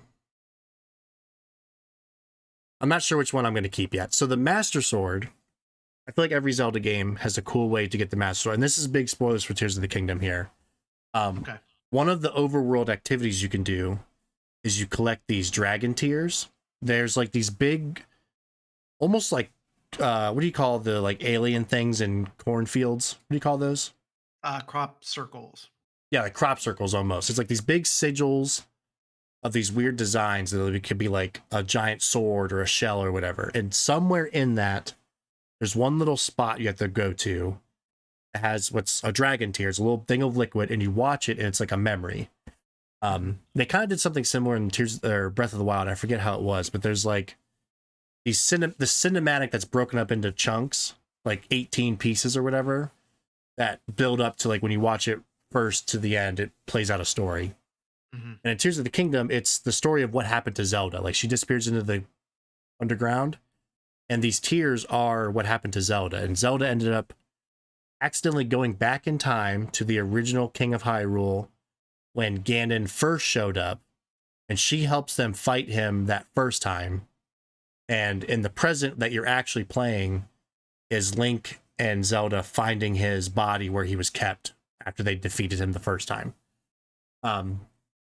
We build up to, you get all these, you find all the tiers, you eventually find one final tier, and that final tier tells you that they knew they had been defeated by Ganon, the only way to beat him for good was to like power up the Master Sword. And the only way to give the Master Sword enough power is through the power of the dragons. Hmm. And dragons are formed by eating basically these like power stone things that all of your allies you get. It's like the 5 sages, each of them have a stone. And if you eat a stone, you turn into a dragon. So Hmm. Zelda chooses to sacrifice herself, holding the broken Master Sword, eats one of these stones, and turns into this giant fucking dragon Zelda. That's fucking crazy. And the craziest part is that dragon that is Zelda has been Hmm. just flying around Hyrule the whole fucking time. So, like, immediately you could look up and have seen this dragon and be like, oh, that's weird. It's Zelda the whole time. And Hmm. the Master Sword is like embedded into the nose of this dragon. So, like, you're supposed to find all the tears, realize that's Zelda, go to the dragon and get the Master Sword. That's what I did. But you could theoretically just, what's that dragon? I'm going to go explore it. And then you could just stumble into the Master Sword. That's And fucking nuts. it's the way that story is done is what I was talking about. Like maybe my favorite Nintendo moment of all time. Like Zelda, when she goes back in time, it's like literally thousands of years. So Zelda put herself into, I'm going to be a dragon for literally thousands of years and hope that when I get back to the present, Link will find out what's going on and know I have the Master Sword and save everybody. And that's what happens. And it's just Yeah. like, holy shit, like the ultimate sacrifice. It's it's the one I'm keeping, I've decided. The depths can go. Okay. It's Yeah. just so fucking cool. And the ending of Tears of the Kingdom is cool because it's a, you fight Ganon and it is a one-on-one sword fight that feels Mm. like, it honestly felt like I was playing like Jedi Survivor, which is almost like that Souls combat, but like a very light version of it because it's just Zelda. Yeah. Wind Waker, you also fight Ganon in a one-on-one sword fight, so I think I just really like those ways of fighting Ganon. Hmm. And then after he does that, he eats his stone that he had, so he becomes an evil dragon, and you and Dragon Zelda fight Dragon Ganon, and it's just very cool. But I think the Master Sword was like more of an oh shit in both a spectacle but also a story combination. Like it had both. Hmm. Whereas this was just like cool looking. So Yeah. a lot about Zelda. I know, sorry you didn't play it, but That's okay. it really did. Like I normally don't care super much about a story in Zelda, but it actually worked for me in Tears of the Kingdom. Like I thought the story of Breath of the Wild, I couldn't fucking tell you anything about that story. It was very forgettable. Same. But Yeah. I'm gonna remember a lot of moments from Tears of the Kingdom. It was a lot better, I think. That's really cool. Yeah. And then another thing that really only you could talk about for the most part without getting into like the true ending. Yeah. I honestly think I covered a lot of what Garl was before. He's very important. He's a great character and he's willing to do whatever it takes to protect his friends. That's at all costs. And he just gets himself involved in the stories of like, you know, it's these like magical solstice warriors in Sea of Stars that have the power of the Hmm. sun and the moon, and they're the ones that are going to save everybody. But like in reality, it's their best friend Garl who is just like this big kind of dopey guy who likes to cook Yeah. food and have fun. He's the real hero. Like that's why his is so Yes. cool. Yes. Um, Very, very cool. yeah, I will let you talk about Hogwarts while I grab a drink because my throat fucking hurts. No, I got 2 drinks right here. I got an energy drink and I got a water. So Hogwarts Legacy, like I said, super important game to me. I've waited since I was a kid for a good Harry Potter game. There have been a lot of attempts at Harry Potter video games over the Oh years. boy, howdy have they. Like really just fucking terrible Harry Potter games. So bad. Like I tried really hard to like them over the years. Some of the early like PlayStation 1 and PC ones were okay, like passable at best. Yeah, And somehow these crazy fucks went and made the best Harry Potter game ever that doesn't even have Harry Potter in it because they really did. it's about Hogwarts way before any of the stuff that we know and love takes place.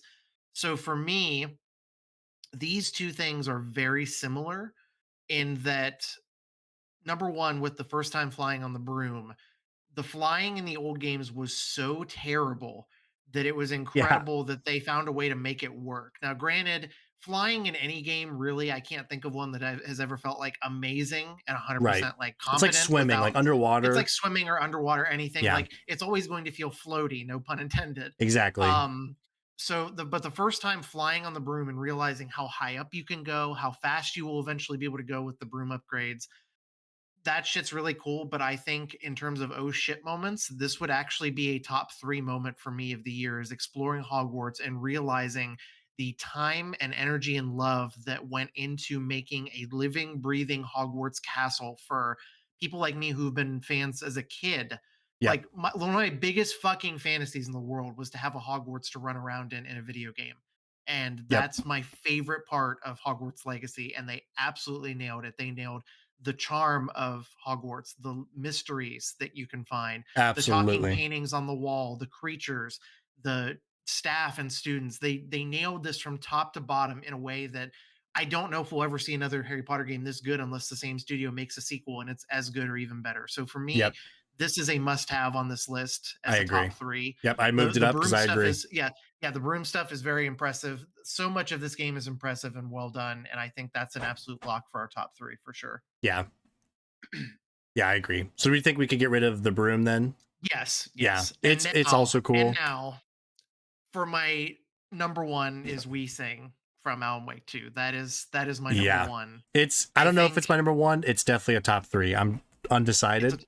it's a top 3, yeah. Yeah. So basically Alan Wake 2, very mixed on this game overall. We'll talk about it more later in Yep. like our actual game of the year thing. The coolest moment in that game was We Sing by far. That's the name of the chapter. And so up until this point in the game, the chapters all have pretty straightforward names, and kind of give you an idea of what you're going to be getting into. Yeah. You get oh, thanks, Riley. Hey, Appreciate it. He's a man. big fan of Josh and Alex. Thanks for stopping in. We appreciate Thank it, you so man. much. Welcome in. So yeah, so We Sing is they put the names of the chapters in big bold letters because that's what Remedy loves to do in their games now, and I Yeah. love them for it. I'm such a sucker for big It's bold so good. The title wording in cards. games. It's the title cards are so good. Yeah. You are in a really dark, like sound studio, like stage for this talk show that Alan keeps going on. And you're kind of just wandering around, and then all of a sudden, all these giant, like Titantron screens light up around you, and this musical number begins to Uh-huh. play. And this isn't a horror game. It's one of the best musical numbers I've ever It seen. truly is. And it's in a horror game. And if you go and listen to it on Spotify, it's like a 13-minute long track, and it Yeah. it rules. It fucking rules. It's part of the reason why, if you're just now getting here, we gave it like our best soundtrack of the year, like best music and soundtrack, whatever. Yeah. This is a huge part of that. And you're wandering around, and like I said, it's a mix of you playing as virtual Alan in the game, and you're watching real Alan actor dance It's and do a so weird. choreographed musical and singing number on screen. And not only that, but then as you progress further in this level, you then go through these mini diorama versions of moments from the first Alan Wake game. You are like Yes. fighting in these battles over and over again from the first game. So it's like you've got this amazing musical number blaring in your ears as you're playing this game. These huge screens with the real life actors doing a And choreographed being like like song and dance, pointing you to the direction you need to go. Like that pointing you part where you killed need me. to go. Just in general, like the other 2 moments on here are very strong, and Alan Wake 2 is a strong game in a lot of ways. But for me, it is it is my number 1 oh shit moment of the year, and it Yeah. is an absolute top 3 lock, regardless. It's such a good, like, it's just a good song in its own right. It's such a Hmm. wild, like, oh shit, they're doing this right now. Like it Hmm. kind of encapsulates the category in a lot of ways, where it's Yeah. so surprising, so out of nowhere, so over the top and cool. And it's also, like you said, they do moments of the first game. Like you could almost be like, hey, I want to play Alan Wake 2, but I don't know if I want to play the first game. Like, what's a good Mhm. summary? Hey, listen to We Sing, because Yeah. kind of does that. Like It does. it It's summarizes the story. it comes out of nowhere. I think, like, even though Alan Wake 2 finished lower on my top 10 list Uh-huh. this year than I hoped it had, if it had actually been the perfect 10 out of 10 game that people described it as, it could have been one of my favorite survival horror games of all time. Yeah. And unfortunately, it just didn't pan out that way for me. But I think in terms of oh shit games of this past year, it was my oh shit game. Oh, It yes. had so many oh shit moments. If you want to watch Alex play Alan Wake 2, Fuck. he just finished a playthrough here on his Twitch channel. Are they Yeah. on YouTube? Not Or yet. the That's not yet? my plan Okay. is to upload those after the Game of the Year stuff. But yeah, So yeah, they will keep an be. eye out on the Swirly Games YouTube channel if you want to watch a really good, fun, and funny walkthrough or playthrough of Thanks. Alan Wake 2. But so yeah, so let's get right into it then. Fat naked guy in Alan Wake That 2. was The just opening, such a fucking it was shock to me. It was if so speaking funny. of oh shit moments, that is the opening of Alan Yeah, Wake 2 is you are stumbling it off of a sets the beach tone. into a dark woods as a fat naked guy who then ends up getting captured and just assaulted and murdered by cult members. Hmm. And it's so dark. And it's like you're laughing at first because you're like, Yeah, I'm controlling a fat naked man. Like, yeah, when have just I ever butt done this cheeks, in a game? Yeah. we dick and balls just chilling there. Just It's a whole thing. yeah. But So anyway, we can eliminate it because it's not a we sing yep, moment. Same thing with Battle on the Beach, which is thank you for your arguably service. yeah, fat naked guy, R.I.P. in peace. Yeah. Um, Battle on the Beach is one of the most Yes, climactic moments in Alan Wake 2. You and speaking of the old gods of Asgard from earlier, they are they're the back. band in the game. They are back. They are on a stage on the beach behind you, and you are fighting waves of enemies that are coming in like from the water to you, Yes, basically. All while the old gods of Asgard are performing one of their badass hard just rock some songs in the sick. background, Yeah, and then you're like luring Scratch, aka Alan's evil form, into like that yep, light chamber to destroy him all throughout that. Again, one of the coolest moments of the year by far, one of the coolest moments of that game for sure. But we sing in Alan Wake 2, I yes, cannot stress it enough. And even with me like spoiling it, with us spoiling it, I could sit here for 20 minutes and describe this to you beat for beat. Once you actually see it, you will understand why people love it so much because yes. I think you did. Was it you that had the moment spoiled for you ahead of time? Did I you have it knew it spoiled was going for to be you? cool, but yeah, I saw Okay. the Game Awards first. I mean, like I Yeah, said, I could sit here and tell you how cool of a moment it is, but seeing it for yourself, even if you never want to play Alan Wake 2, if it's not your thing, just YouTube, like go to YouTube and just yes, look up a clip of it. it's cool It's in its one own of right. the it's one of the most unique and cool things I've ever seen in a game, and it's in a horror game of all things, like a musical number in a horror games. That kind of encapsulates the whole oh shit aspect of Alan Wake 2 is like love it or hate it, it goes for things that are crazy and it nails almost every single one of them. So Yeah, it's a top 3. It's top 3 material for sure. yeah, This is where it's going to get tough is narrowing yeah, it down to this. Can I just say what my top 3 is and then yeah. we can I go think from that's a there? good way to go. The Hogwarts and Alan Wake 2. So Alan Wake 2 is my number 1. Yep. Hogwarts is number 2 and then Final Fantasy 16 boss fights are number 3. That was what I was going to suggest for the top three as well. Because So yeah, Venom Wings, okay, let's now that we're breaking this down, yeah, Venom Wings is literally a 30-second thing, you know. right.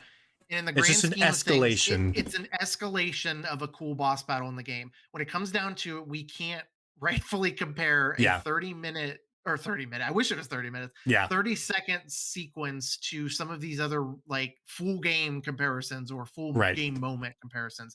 I would be okay with cutting Venom Wings. Now, I will leave it up to you to decide the fate of these because I do not know the entire Garl storyline and I did not play a single second of Tears of the Kingdom.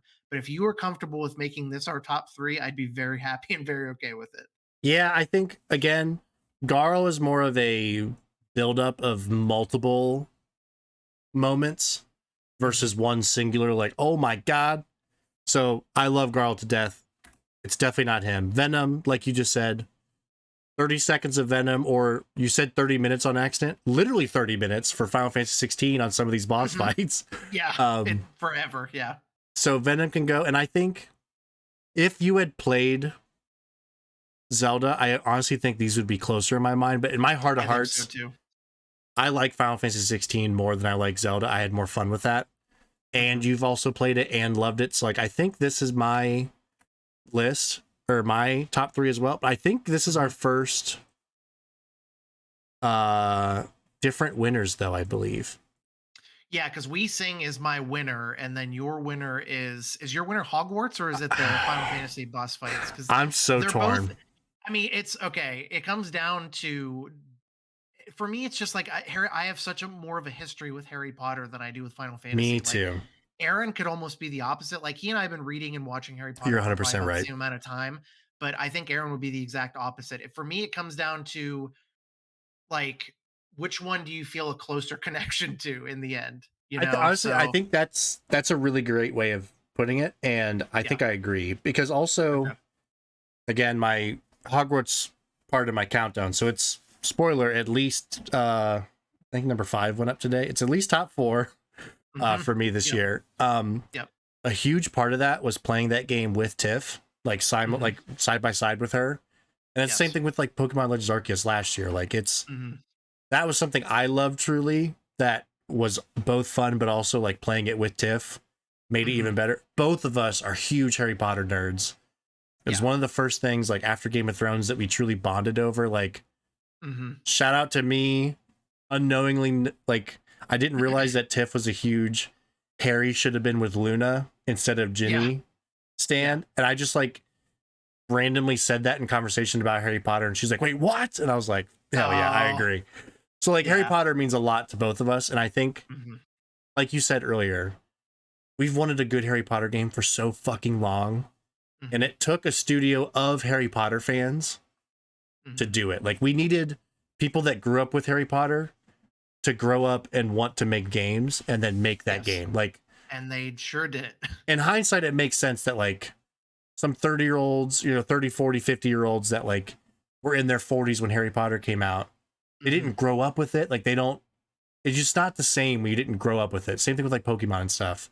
Yeah. It's Yeah. like when people grow up as a fan of a thing and then make something in that fandom, it just rings Hmm. so much truer. So I was just they it's I don't think Hogwarts Legacy is the best looking game of all time, but certain games had like Alan Wake's like this. I know we're running super long again. Alan Wake's like this too, where they just nail graphics of like items inside, like Hmm. a bookshelf Yes. or like a computer desk. It all looks so real. They did that in Hogwarts Legacy with Hogwarts Castle, and it's just They fucking took so my breath that's away. so obviously there's no comparing it to the older games, but there's so many games where interiors are just not a thing that people think about. Yeah, And part of what makes the Hogwarts design in this game so special to me is they did take the time to think of that. Like part of the reason why Hogwarts looks so beautiful is because everything in that school, like the way it was designed, was thought about. Like exactly. they took the time like the other studios haven't over the years. Like if you look at the inside of Hogwarts in the old shitty Harry Potter games, it's like they didn't care. They just Warner Brothers paid them to make a game and they got their money and they pieced out. Like this is Right. the opposite. This game feels like A the passion first project. Harry Potter passion project that we've ever gotten, and it shows. Like it really does. People who Yeah, actually took the time to play this game know it. Like it's fucking outstanding. it's So amazing. Yeah. Also, Tiff is and calling me now, real quick. oh, okay, yeah, go for it. So I'll read the chat here while Alex is taking a break. So Riley said, only thing Hogwarts was missing was not letting me get a love interest in the story or didn't let me take my professor out. And then wait, I thought I was the only one that thought Harry and Luna belonged together. I mean, listen, we literally named our cat Luna after Luna Lovegood from Harry Potter. So I totally get it. Let's see if there's anything else I need to catch up on from the chat. Krista talking about Hogwarts, exploring the whole map was so fun in general, not just the castle. Hufflepuff Common Room was legitimately so cool. Yeah, they like I said, I mean, enough cannot be said about the design of the Hogwarts castle and Hogwarts Legacy. They nailed it in almost every aspect of that game. I think Yeah. we probably talk about it later. The only aspect I didn't like of that game was some of the puzzles. I mean, that's literally it. Like everything else about that game just hit hard for me. So, Yeah. and on that note, from positives of games, we move on to biggest bummer. Yeah. We are on to I think this is the only category we have that's going to talk about things being bad. Um, Because we talk so positively about games because it's like let's just face it, yes. there's too much negative shit on game Twitter in the game world in general, but it would be not true of us to say that we did have some bummer games this year and bummer game experiences. I Yeah. thought about putting Alan Wake 2 on here just because like I said Oh yeah. it could have been one of my favorite games of all time, like favorite horror games, but there Hmm. were just enough things wrong with it that moved it down. It's still in my top 10 of the year, which you will find later. And then if you watch our Adjective Noun Gaming Game of the Year stuff as well, where I'll actually reveal my list and then we'll post them on social media afterwards, of course. Yeah. But we did have some bummer game experiences this year. So if you want to start, we'll go ahead and read through these and then get into it. Yeah. Tiff's okay, Dad. Yeah. She was just asking if she was able to take. He's got all Uh, these different meds that are on different timers, and she's like, "Can I take this one yet?" And I was like, "Yeah." did you see what Riley said about MLB? He said MLB should be top three. MLB hurt me so much with how terrible it was. Yeah, I got some shit to say about MLB for sure. So we are on to biggest bummer. So this is kind of like, our biggest letdown. Like maybe the game we were Yeah. very excited about that just didn't live up to our expectations. Oh god, Mhm. excuse me. So the nominees are Diablo 4, Metroid Prime Remastered, Texas Chainsaw Massacre, MLB The Show 23, specifically Diamond Dynasty mode. Destiny 2 Lightfall. The console version of the board game Catan. Redfall. Assassin's Creed Mirage. Baldur's Gate 3, specifically Shadowheart.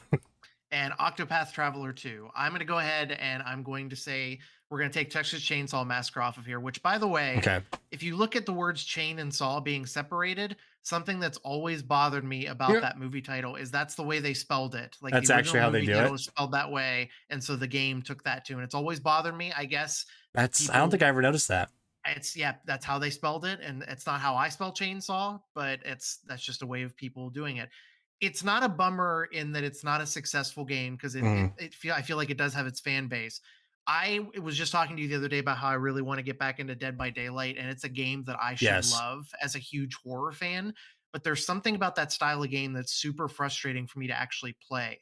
And even more so in Texas Chainsaw Massacre, they added more bad guys, so the game has just Mm. become a camp fest of instead of running away from one horror bad guy, you're running away from three now. So every Oh, experience weird. that I had in this game was you were getting chased by one while the other two camped in one spot and waited to kill you. I That played sucks. like 3 hours of the game, and that was basically every other match I played was like that. I could see myself if I had a dedicated group of people to play it with, having a lot more fun with it. And I think at some point I am going to play with some of the people in the Discord that Krista's in, and Krista and I are in. Going to play some Dead by Daylight together.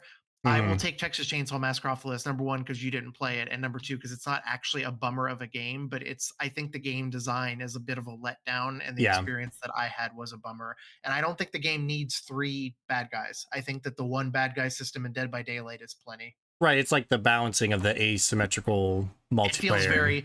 It just feels very unbalanced. And again, I Yeah. only played it for like a couple hours, and I know I'm bad at those kind of games, so part of it is on me, but it didn't make a good impression in terms of like, yeah, I'm probably not going to play more of this unless Right. people want to play it with me. So Yeah. that's all That's I have to definitely say still about a it. bummer. Yeah. I can also take off Octopath Traveler 2 real quick. I put this Yeah. on here literally because I was excited to try that game out. And I played it for like literally 30 to 45 minutes, which is, I know it's not long enough to make Yeah. a actual opinion on it, but like Hmm. the first time I did combat, I was like, ooh, I like Sea of Stars combat better than this. And I've honestly been too busy to get back to it, but then I don't know if I will get back to it now because Dave the Diver, freaking Prince of Persia is great. I got to play Final Fantasy. So like, it's a minor bummer in that I was excited to try it, but I knew I was never going to finish this like 80-hour game anyways. So Yeah. that was the one place I could mention it of like, oh yeah, that's kind of a bummer. Um, oh yeah, so Riley said, "Welcome to the best Discord server and the biggest troll server." That's very Yeah. true. Okay, so I'm going to offer to take Metroid Prime Remastered off if you're okay with it. I can't remember Yeah. which one of us added this. I It's think I not did. so the reason why it's a bummer for me is because I generally like the Metroid games, but and Aaron and I talked about this pretty recently too. It's like hard to navigate and it's like Yes. confusing and it's just not fun to play as much as I remember it. I remember really liking it when I was younger on the GameCube. And I don't know if I just had a better attention span, a better memory. I just think this game doesn't do a great job of letting you know where you need to go next. I And again, agree. I That's what happened to this me. yeah, so we can take it off the list because it is a classic game. I Yep. understand why people love it, but for me personally, the bummer part of it was that I didn't enjoy it coming back to it as much as I hoped I would, and I don't know realistically how much more I'm ever going to play of it.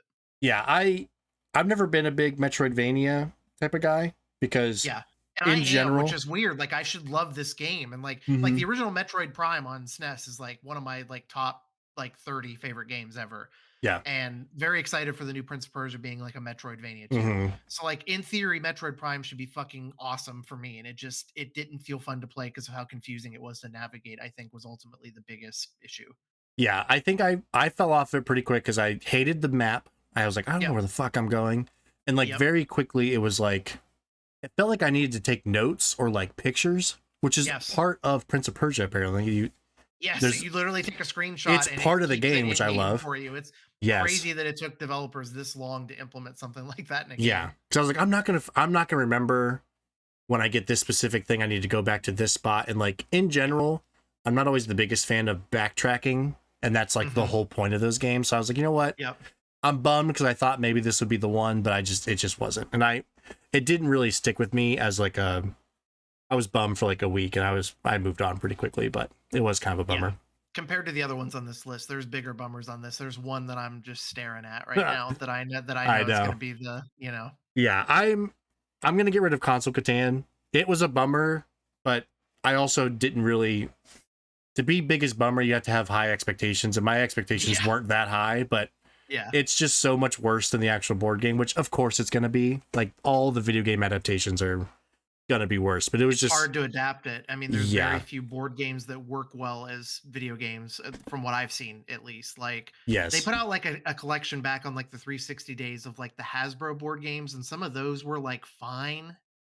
yeah, You know, like they had like a Monopoly one, a Battleship one, and like they're fine, but like part of the whole like board game appeal is that you're playing it with other people. So like yes, even playing online like board games together, they're it's just just too you lose much. something in that, and it's just Yeah, clunky. Like I imagine like because Catan is very like movement based, like you're constantly moving stuff around, and I can only imagine how clunky that interface was. yeah, it was. Yeah, it exactly it. Like I think it would have been better on PC because there's just so many Hmm. menus and stuff. Like that doesn't Yeah, always lend well to yeah, a controller either. yeah, yeah. Um, I know we've been I alternating. I will also take off Shadowheart. This was just very Okay. specific to Tiff and I of our issues with just Tiff trying to romance Shadowheart and it's just not really working that well. But like, It sounds insanely broken, and you were, like, venting to me about it for legitimately weeks, and you guys were yeah, so bummed about it, so, like, if it weren't for a couple of the other things on this list, I could honestly see it being a top 3 for you at least because it, yes, like I know it, like, drastically decreased your enjoyment of this game for a while because you had to it keep banging stalled your a head against it. lot. Yes, but like it was in a way where like I couldn't find anywhere online of anybody else saying they were experiencing the same thing. I'm like, this has to be like the most elaborate, insane bug I've ever seen. Like I just almost believed it wasn't intended to be this way. It just didn't Yeah, make any sense, but yeah. it can go. I will go ahead and say that we should remove Destiny 2 Lightfall from this list. The biggest Yes, bummer of it is that we didn't have time to play more of it. I right, mean, there was nothing about that was bad or poorly made. It's just the fact that it was such a good year. That's the thing about last year that we could say is that it was yep, good in so many ways, and then the worst part was we didn't have time to play stuff that we really wish we could have had time to have gotten to, right. and that was a very early thing. I'm glad we at Yeah, it was least like February or something. yeah, I'm glad we at least sunk our toes into it enough to where we acknowledge like this is very well made. We have to move on to other stuff right now, Yeah, and and I'm glad maybe I have all the campaigns now because sometimes I'm in the yeah, mood to just like play a Destiny campaign. yep, Like I know I have yep. that in like my back pocket if I'm ever feeling it. So Yeah. Again, Destiny still has some of the best feeling first person gun combat that you will ever see in a game, yep, and highly recommend it. They do sales like as a bundle of like all the expansions sometimes, and that's what we both did. And it's good to know we have it there and we can play it whenever. So, yep. Man, so we're um, down to 4. We only need to get rid of one more. I honestly don't know. So I think I'm assuming is Diablo 4 your number one? yes, 100 Okay. with a bullet. Yeah. I didn't play Redfall, and neither did you. You're And right. we could eliminate it because of that, but I would say in general, in terms of the games industry, I think Redfall would be like a top 3 bummer Yeah. of last year for sure. But I mean, the argument could be made too is that we stayed away for it for that reason also. Like neither one of us is probably ever going to touch that because of how Right. bad we heard it was. I am not a fan of that studio's games normally anyway. So like my hype wasn't there for it, Right. but I do remember being excited about the aspect or like the prospect of like a vampire like hunter game or like like a Yeah, it vampire sounded shooter. cool in theory. It's and like all the trailers and like gameplay stuff looked like it'd actually be kind of fun. And then the closer we got to release, we just kept hearing all this bad shit about it. Right. And sure enough, it ended up being a big bummer for a lot of people last year. But I would say our top 3 is not going to include Redfall just because we didn't actually play Right. it. But there is something to be said I there agree. about we did avoid it because of how big of a bummer it was supposed to be. Yes. But And for us like personally, I feel like this is a good culmination. Now, granted, I didn't play Assassin's Creed Mirage because I heard pretty mixed things about it. And mhm. I have not played Diamond Dynasty since I last played it with you a few years ago. So Yeah. the Diablo 4 is the number 1 for me. And I think number 2 and Yeah. number 3 are for you specifically. And I'm fine with that. Yeah, I think so here's my thing. Both of these games were massive bummers. I think what you said about Redfall is right. I ultimately like I bought my Series S for Redfall in a way. Yeah. Like I thought that'd finally be the game. and then it was so bad that I never even bothered to play it. So like Yeah. I played these two and they genuinely bummed me out. I think Riley, I think I'm with you. I think MLB is ultimately my choice, and the reason why is so Assassin's Creed used to be my favorite like modern franchise all the way up until through Black Flag, and Unity is the one I fell off of because it was really buggy when it came out. So Hmm. I've been out of the game on Assassin's Creed for a long time, and then they changed the game to like Hmm. these massive fucking RPGs, and it's like they're just too much. There was 3 in a row there between So Odyssey and big. Origins and, Valhalla. Valhalla was the one that made me finally step back and be like, "There is too much, like, mediocre game here for me They to just made it big justify." for the sake of it. I can't They just made it big for the sake of being big, like, the story really hasn't been good in any of those 3. Like, in general, I think my highlights out of those last 3 Assassin's Creeds were, like, seeing cool historical settings and characters, Yeah. but there was literally like I mean, I have a terrible memory, disclaimer, but I don't look back on any of those Assassin's Creed games with any kind of fondness or like memory of cool characters or story moments. Yeah. And that's pretty much everything I've heard about Mirage too. And then like the clunkiness of the gameplay is another thing I hear about too, which I think was one of your complaints too. Yeah, it's I think I could summarize it as like it was promised as like this is the back to our roots of Assassin's Creed, and I played a Yeah. couple hours of it. It definitely is like a scaled down, like you're stealthing, you're doing all this other stuff, but it just Hmm. the actual movement and like navigating the world felt so dog shit Which that is huge for an Assassin's it's Creed the game. whole Like those thing. the Like first like 3 had some of the best like stealth movement in like games, and they've just genuinely, like pissed that away over the years, and it's sad to see it. I could put in Assassin's Creed 2 on the 360 right now, and I bet it would feel better to move around and play than that game did. It I was just don't so doubt that whatsoever. weirdly slow. So like that was a bummer, Yeah. but if anything, it's just like, you know what? I'm officially out on Assassin's Creed then is what that means. And I'm fine with that. Yeah. Yeah. There's too many other good games to be hung up on that. Now, for people that are Yeah. massive Assassin's Creed fans, like they probably still find things to love about it, but that's why it doesn't do us any good to get attached to just one video game franchise and die on that hill. It's like Right. there's too much other good shit out there to be stuck on one franchise. Yeah. And I think ultimately why I picked 23 or MLB 23, the Diamond Dynasty mode, as my biggest bummer is in a way like Assassin's Creed, I'm kind of glad because it's like I'm out on MLB right now. Um it's just the perfect. It takes too much of a time. It's like a live service game essentially. It takes too much time. It's like, do I want to play this or other things? And like I love baseball. It's my favorite sport. It's kind of got like some destiny in it where like the gameplay of MLB I think is really fun. Like it's fun to play the game.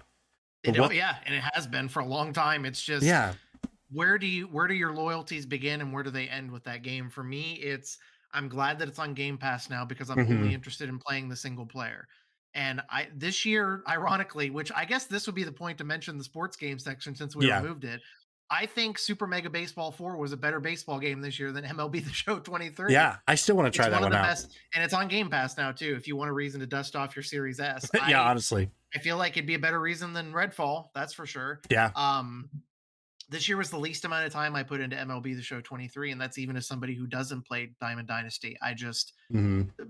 Super Mega Baseball 4 is one of the best arcade sports games I think ever made. It's very fun. It's very simple, Yeah. very rewarding to play over and over again. I probably went through 10 seasons in that game. I think I played like 50 or 60 hours of it last year.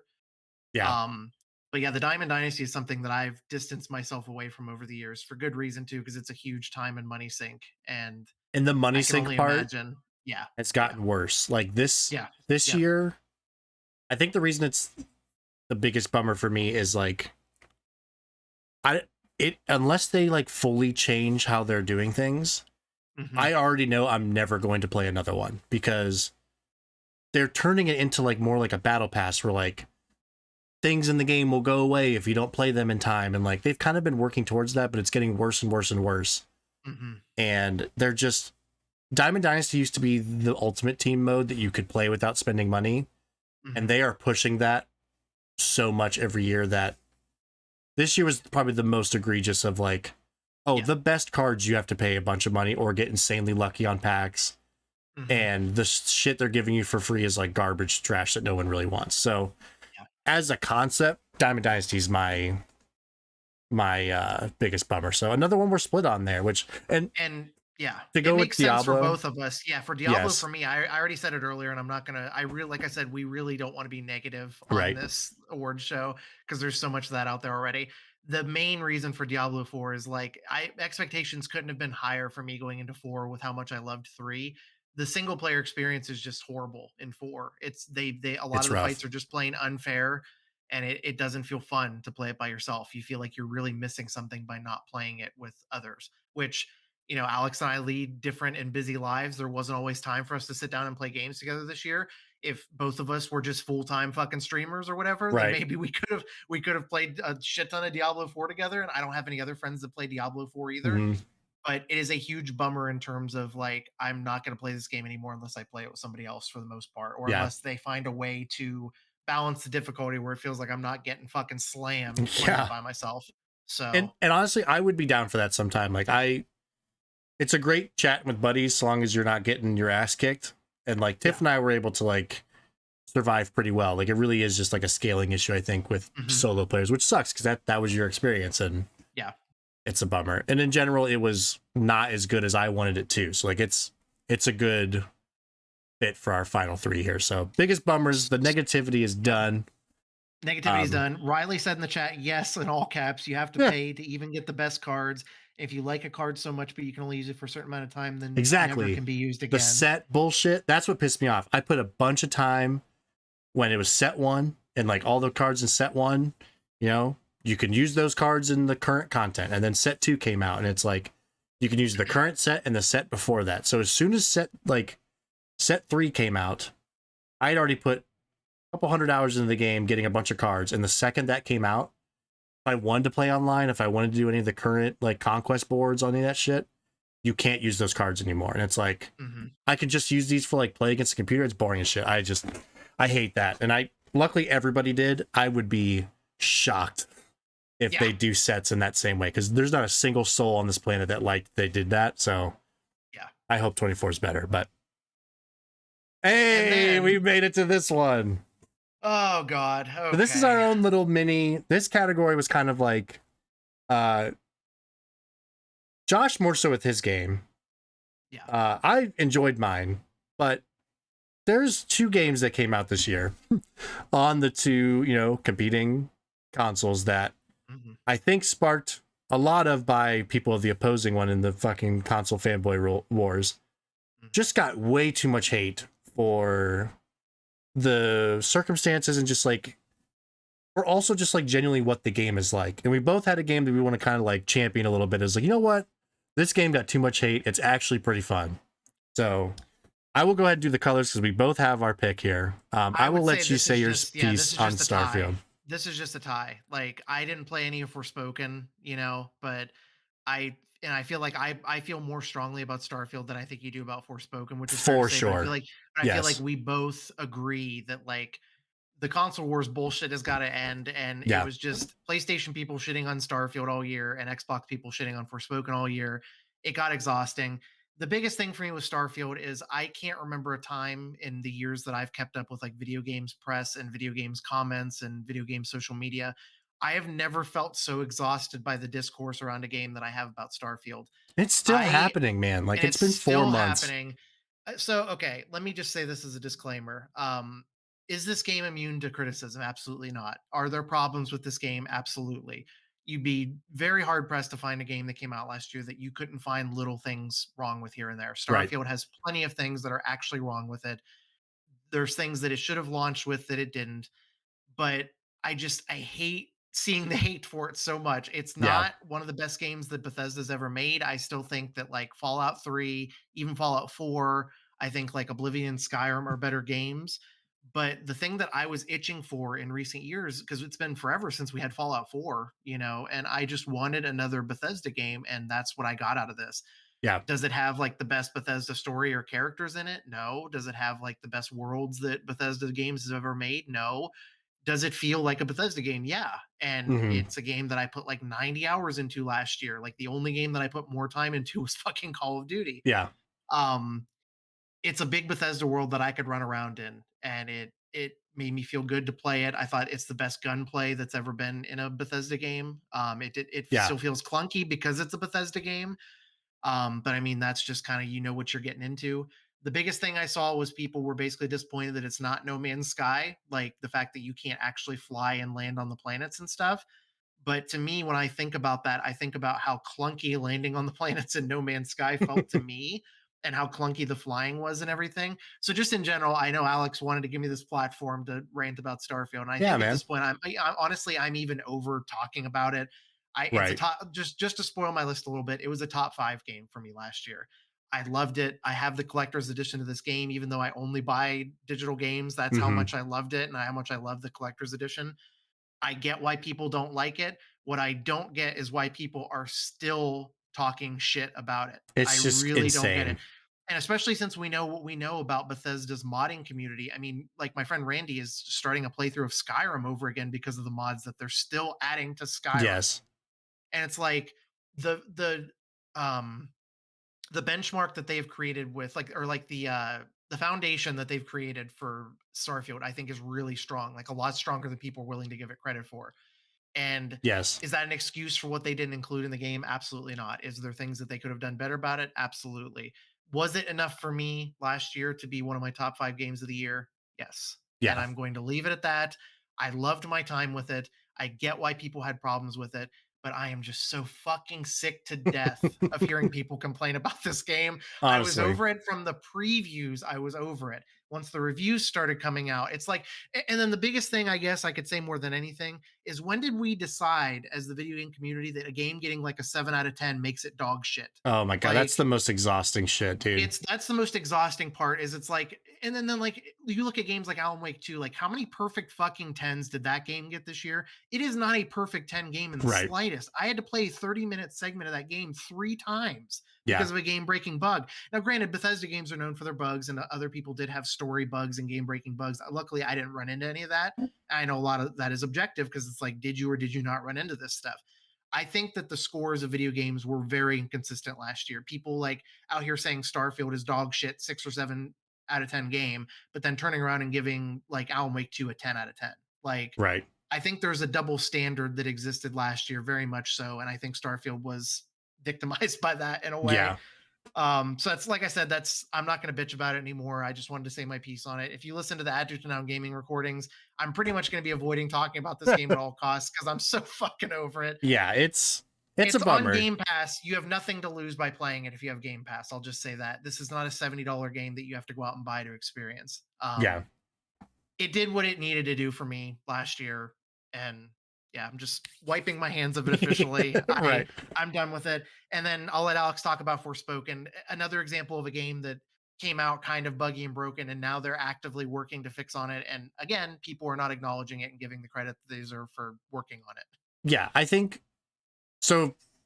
For clarification's sake, I played 27 games last year, and Forspoken was my number 18, I think. So it was still low Yeah. on my list. So like I didn't like I wasn't in love with Forspoken, but it just got to a much lesser degree than Starfield. It just got like certain clips of it got out there during the preview period of like some really cheesy dialogue, and people were like, this game's fucking stupid. And like, yeah, the dialogue is very dumb and cheesy, and like, who really cares? But I don't think the part that people were hating on it too much for is like the actual gameplay itself is actually really cool. Like you're basically doing It's like fun. Yeah, I parkour. played the demo and it was fun to Yeah. play. It ran like shit, which was the thing that made me stop playing the Hmm. demo.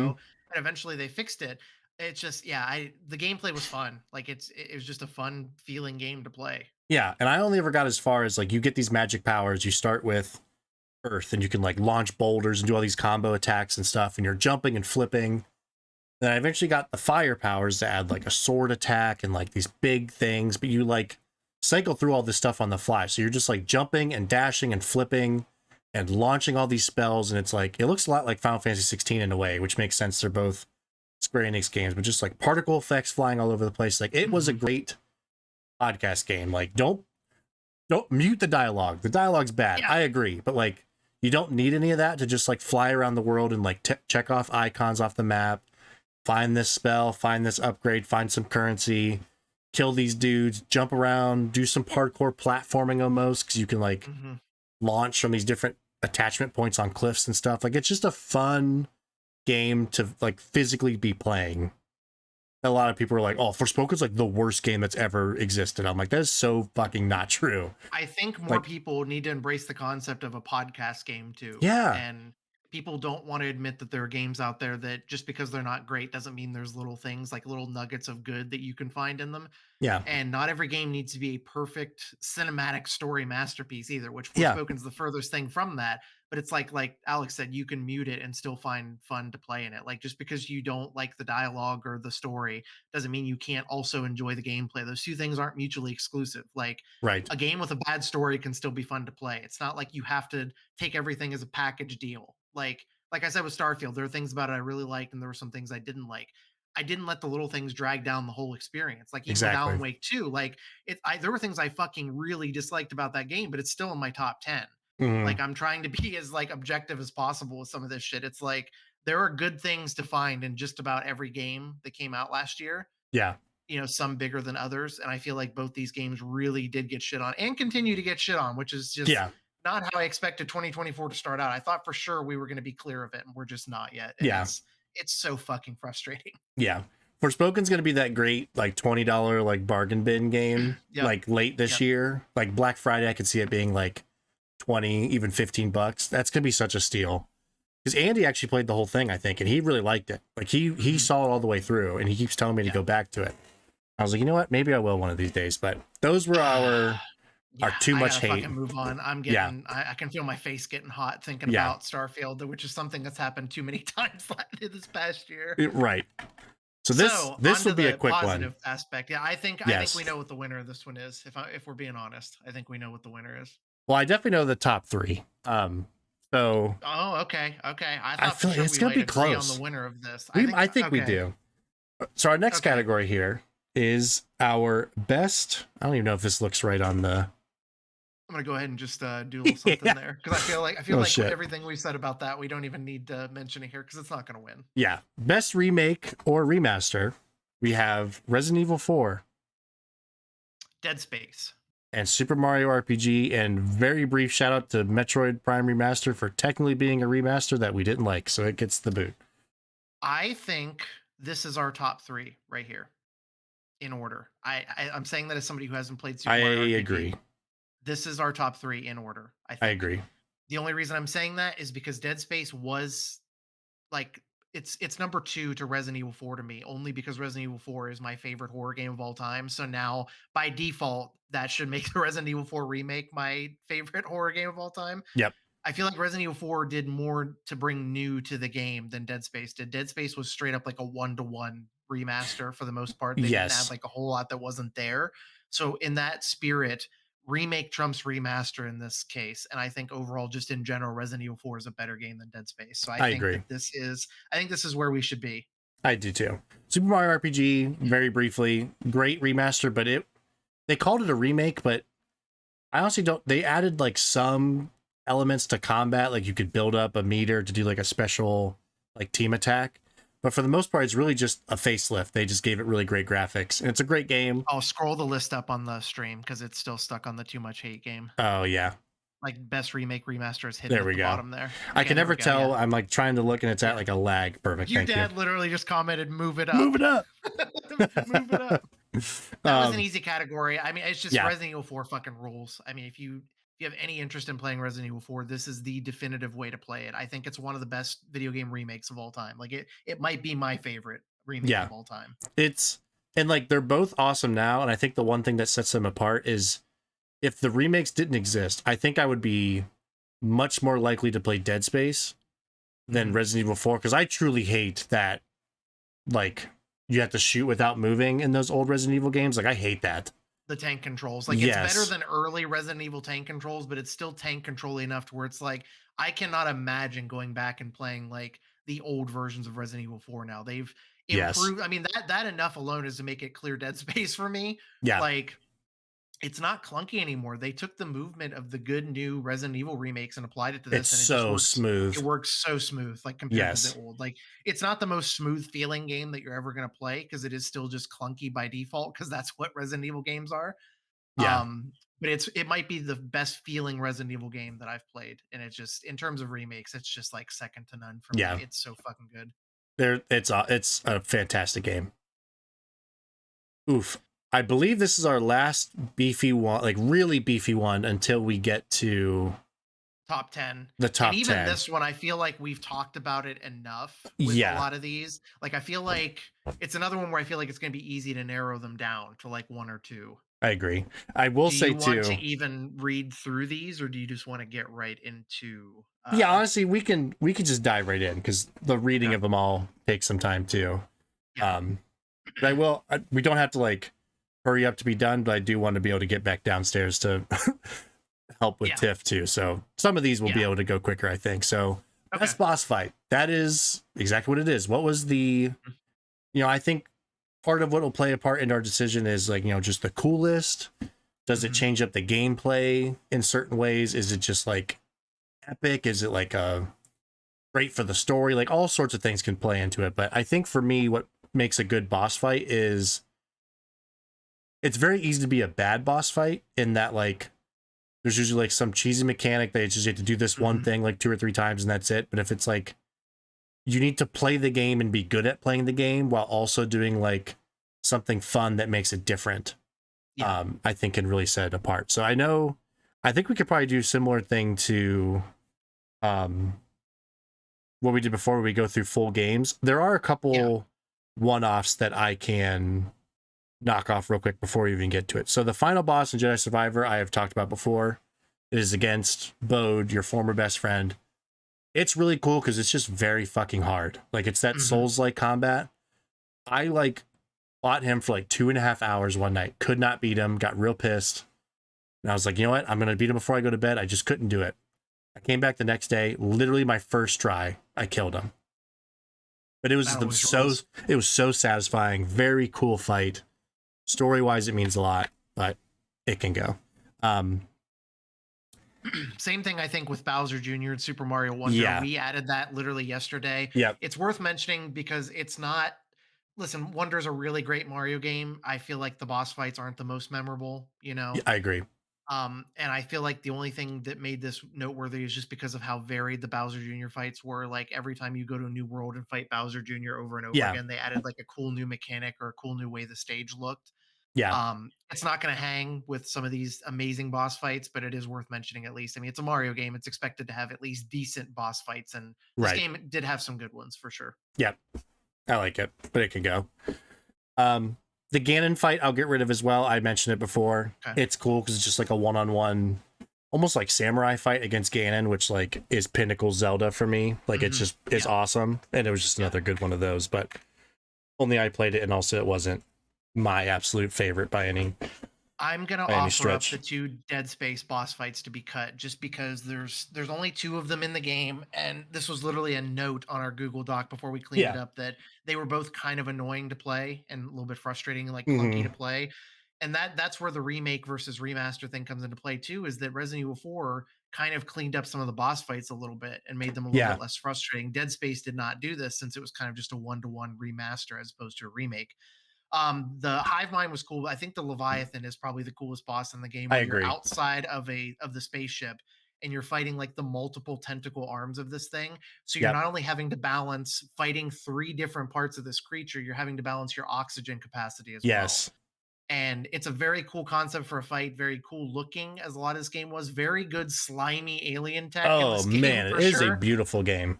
It's a beautiful horror game. Like even with as dark as it is, that's the number one thing I think they fixed in this is like the visibility. Like when you're in the complete darkness, like it they fixed the visibility in Dead Space, which was a Yes. huge thing in the old ones. Like it's everything about it looks better than the original for sure. But yeah, I think we can cut these Yep. because they were a little bit clunky and annoying to play, and they're not going to stand up to other ones on this list. I agree. Um. Oh yeah, Riley said the Hogwarts last fight. Does that count as a boss fight or just a normal fight? Yeah, Oh yeah. we had talked about that. There technically are boss fights in Hogwarts, but since they're all just basically like one duels, like we were thinking more of like traditional like boss battles, like in games, like you're Yeah. fighting the final villain of the game or you're fighting an actual boss. And like there were a lot of cool like pseudo boss fights in Hogwarts. It's similar to like Alan Wake too, like the final fight on the beach. You're not really fighting a boss, you're fighting waves of enemies. So it's like Yeah. it's kind of just like conjecture at that point. Like, what do you consider to be a boss? And for our list, just objectively, like this is just what we consider to be boss Yeah. fights. And there's 'Cause already enough as it is. It's like we don't want to clutter up the list even further, but that yeah. is a good suggestion for sure. Yeah. Because it was funny. Like, I think you do, like, with that professor ends up dying, your, like, mentor or whatever, you, like, go through and you do fight, like, towards the end. It's like a big montage fight of, like, all the teachers show up. That was really cool now that you mention it. Yeah. But, Yeah. like, and I think you fight, like, the magic. Like, it's almost like the dark presence in a way. It's just like a being of something is, like, doing shit to you and you fight it. And it was actually Yeah. pretty tough. But yeah, I don't think it'd be my top 3, but thank you for bringing that up because it was Yeah. worth Good a shout suggestion, out. Riley, for sure. Yeah.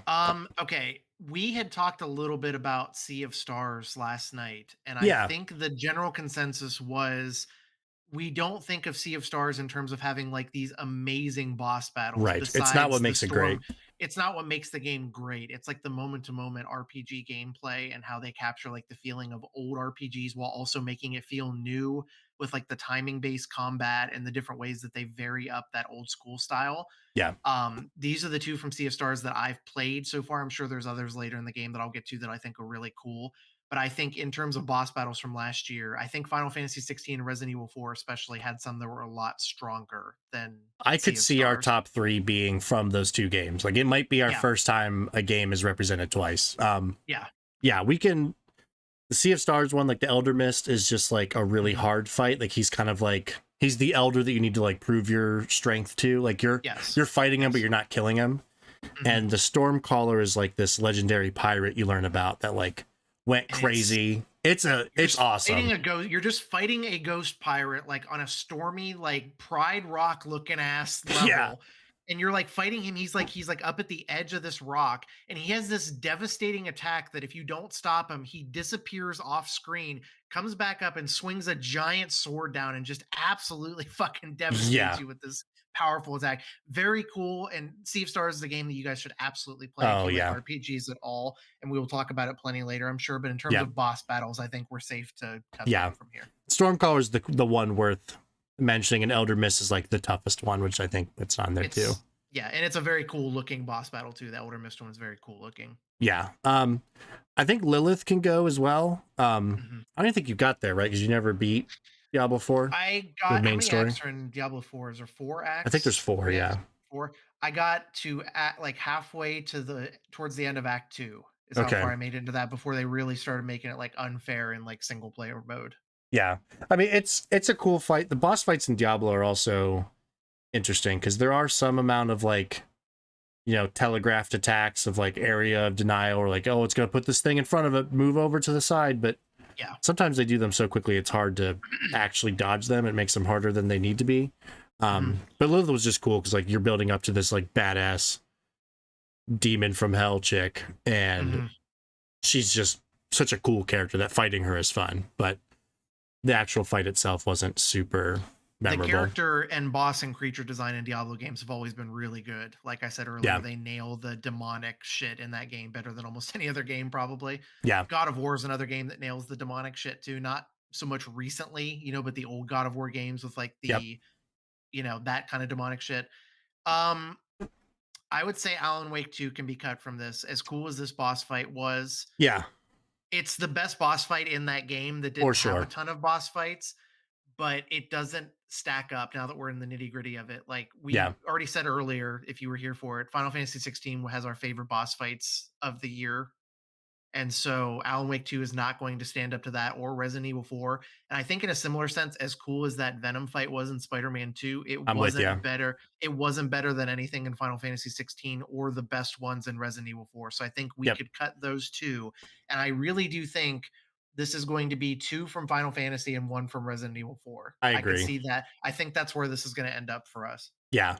So like Cynthia, the one thing I'll say is like, to me, the most terrifying enemies in Alan Wake 2 are those water ones Yes. where they're like floating above, like there's water, but you Mhm. just see like their top half and their bottom half reflected in Yes. this like fake water that's not, and they're fucking terrifying. And she's a boss Mhm. version of that, which is Yeah. cool. And Venom, you're just smashing him. Like, it's a long fight. It's a kind of a hard fight. It's Mhm. building up because he's also he's the final boss. But the wings part in like the intermission almost is Yeah. cooler than the actual fight itself. So I Are we gonna go ahead and give for Resident Evil 4, a game that has many good bosses in it? Like the yeah, four that we've listed aren't even all the fights in this game. yep. These are just the four that we agreed on last night were the best. The Verdugo is the one we determined is in the like cooler, right? That's the The yeah, where you have to I lure would him under say the that things. is when people talk about Resident Evil 4, I feel like Del Lago and El Gigante are the two that people talk about most commonly with Resident Evil 4. Yeah, Del Lago is a lake monster that pops up and scares the shit out of you in Resident Evil 4.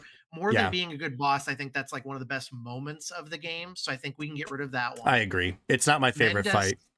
Mendez is a very cool one as well, where it's like probably the most confined space boss battle in Resident Evil 4 that there is too. Yeah, And it's based on like fire, like it's an on fire like barn, like or like yep. building or whatever. And he's It's very chucking shit cool. at you, He's and chucking shit at you and you have to shoot explosive barrels and stuff. Again, I don't think it's gonna hang. yeah, El Gigante is like they put that all over the promotional materials, and that was like a huge thing that people talked about with Resident Evil 4. I think they improved it and made it even better in this. But I think in terms of what the scariest and most effective and best boss fight in Resident Evil 4 was, is the Verdugo, another one confined million space percent boss agree. where you're in like a cryogenic like freezer, and there are these creatures in these like test tube things, like really big test tubes, and these creatures already look like unsettling enough. And because of how good this game like effectively does tension, you are waiting for one of these things to bust out of these test tubes at any given moment, and they like delay it, I think maybe even a little bit further in the Oh yeah, remake than they did in the original. And it busts out and it becomes this boss fight of you shoot them like you do with all these other bosses, and it's just not dying and you don't know what's happening. And you come to find that you need this specific thermoscope, like thermal scope, and you need to find certain organs to shoot inside the creature. And because you're in a small confined space, it's not easy to use a scoped yeah. weapon in such a small space. So genuinely, like it's a panicked moment that they do so well. And even looking back after all these years, all the different times I played all these boss fights, I still think it's the most effective one in the game. It's the scariest, and I think it's one of the best of the year for sure. It's definitely a top three. I agree. It's my favorite individual moment and fight from Resident Evil 4. And it's Yeah. back to what I was saying before, like what makes a good boss fight is like, let me still be playing the game as normal. Like you're still running around, you're shooting, you're doing the normal stuff. And he's like a really hard version of an enemy you fought already. So it's like Yeah. you're doing the method of like, I got to hit these certain spots. But they've also added in, like I said, the build up to that fight of like, when is he going to show up? When's he going to, I know it's going to happen. Like just happened already. Mhm. I'm shitting myself. Please God, let this get over Yep. with. And then they finally do it. And he's just so terrifying. And like when you're running from him and you could hear him like up in the ceiling and stuff, just clanging around, you're like, oh my God, oh my God, oh my God, oh my God. And you have to like freeze him with those certain spots. Like you have to not only fight him and shoot him and do the way you're supposed to fight that type of enemy, but also plan your path in a way to be able to stop him in time to like start the elevator and all that stuff. Like Mhm. it's got everything. It's by far the coolest part of Resident Evil 4. Yeah, for sure. It rules. This is where it gets complicated and tough because we literally just had a category earlier in the show tonight Yeah. about how good every boss fight is in Final Fantasy 16. Yeah. In my mind, as somebody who can't remember every single one of them, there are a few that stick out to me. Yeah. Um, I have my two. I'm curious what your two are. I would say, in terms of because this would be an oh shit moment too, I feel like Icon of Fire would be one for me because it Mhm. really does a good job of introducing the scale of this game and the scale of these fights.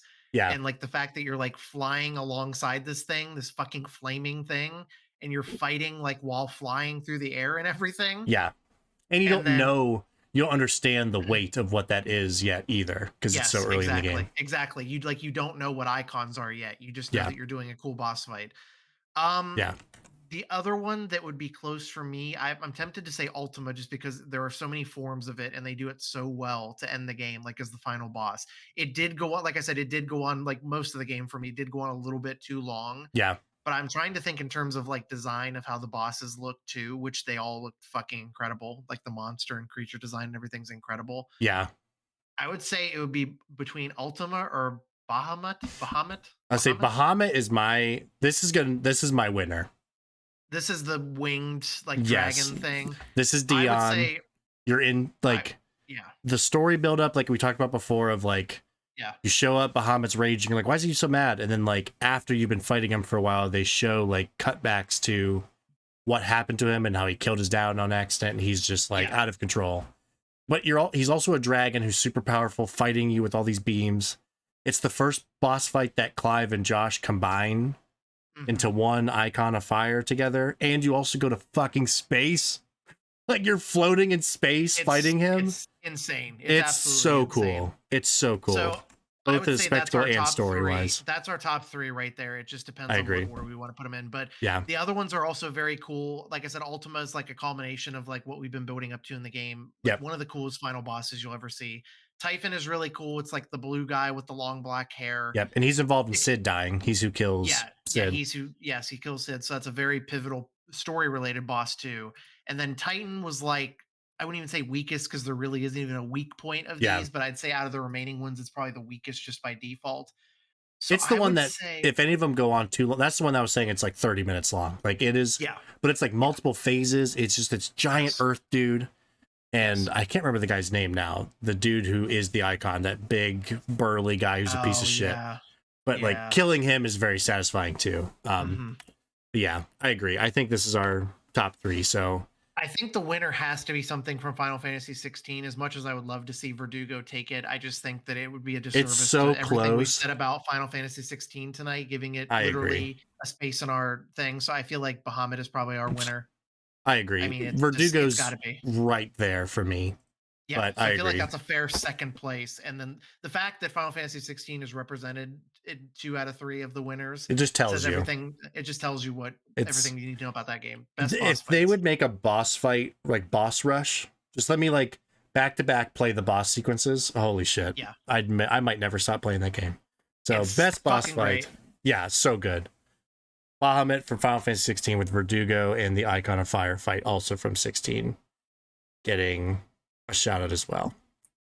So And then style and vibe. best style / vibe. So this one is tough because It's it kind goes of ambiguous because style and vibe Yeah. can mean so many different things. And if I've learned anything over the years from watching other game outlets cover things like Giant Bomb, especially, it's honestly like one of the categories that they always used to argue about the most because when it comes down to like the top it's 5, so they're just like, subjective and well, so different. How is this style better than this style? And it's like, Right. what we're going for here mostly, I think vibe almost covers it better. Like, Yes. it could be how the game looks, how the game feels, how does the game make you feel, like what kind of graphics does it have, what do they do, it's a hard Right. thing to put your finger on, but like we'll try to explain it our best. Yeah. So go It's ahead and like- start. We'll read through the game names here and then we'll get into it. Yeah. It's like a game has like a genre or like a Mhm. theme.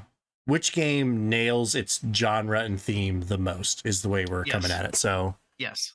we've got, I'll just rattle them off real quick. We've got Dredge, Alan Wake 2, Marvel Spider-Man 2, Sea of Stars, Final Fantasy 16, Forspoken, Zelda Tears of the Kingdom, Super Mario Wonder, and Starfield are our nominees here. So we've got 9. We gotta get 6 of these off of there. I'm going to offer to cut Starfield. I do love Okay. the style and vibe of it. I feel like they nail what they're going for in terms of the style and vibe, especially certain planets more than others, but just in general, like the almost old-timey feeling mixed with futuristic vibes of the game. I feel like they do a good job of mixing those two things. Mhm. But there are other stronger cases to be made on here, 2 in particular that I feel like have very, very strong style and vibes that are I going to be agree. hard for me to want to cut from the top 3. Yeah. I'll do the same Forspoken, I thing with feel like, Forspoken. Yeah. Yeah.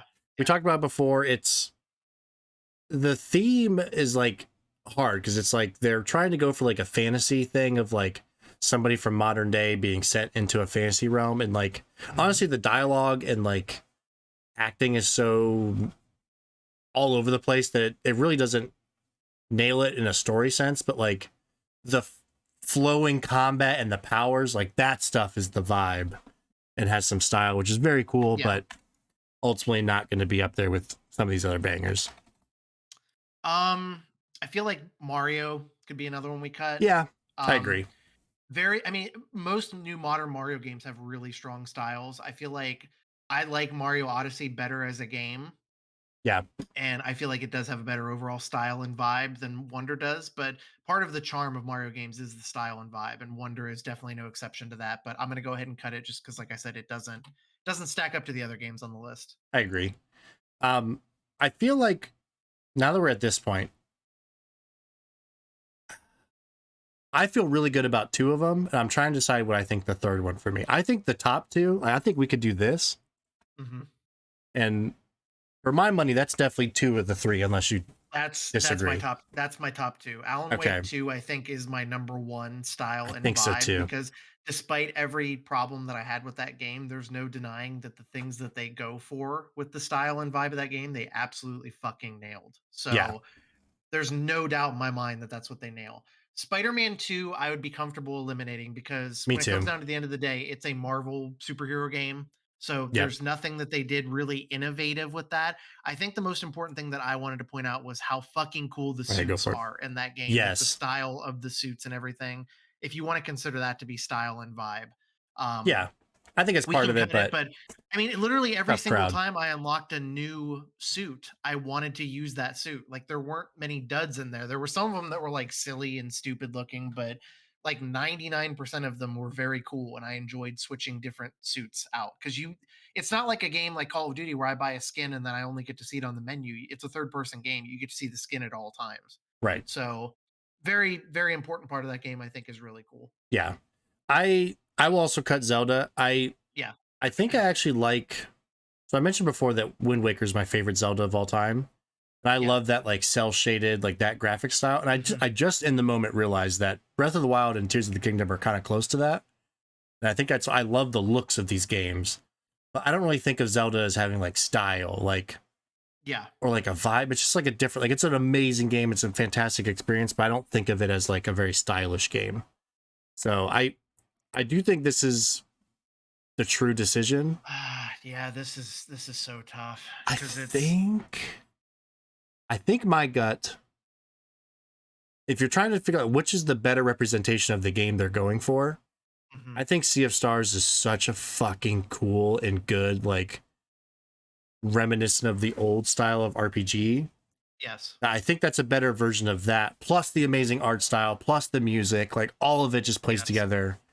I think slightly better than Final Fantasy, whereas like if anything, Final Fantasy is like almost against the grain for like the usual style and vibe for a Final Fantasy game because it's so, you know, fantasy. It's leaning into the fantasy yes. version of like literal like medieval fantasy more, which is cool in of its own right. But I think if I had to pick, I think Sea of Stars would be who I'd go with.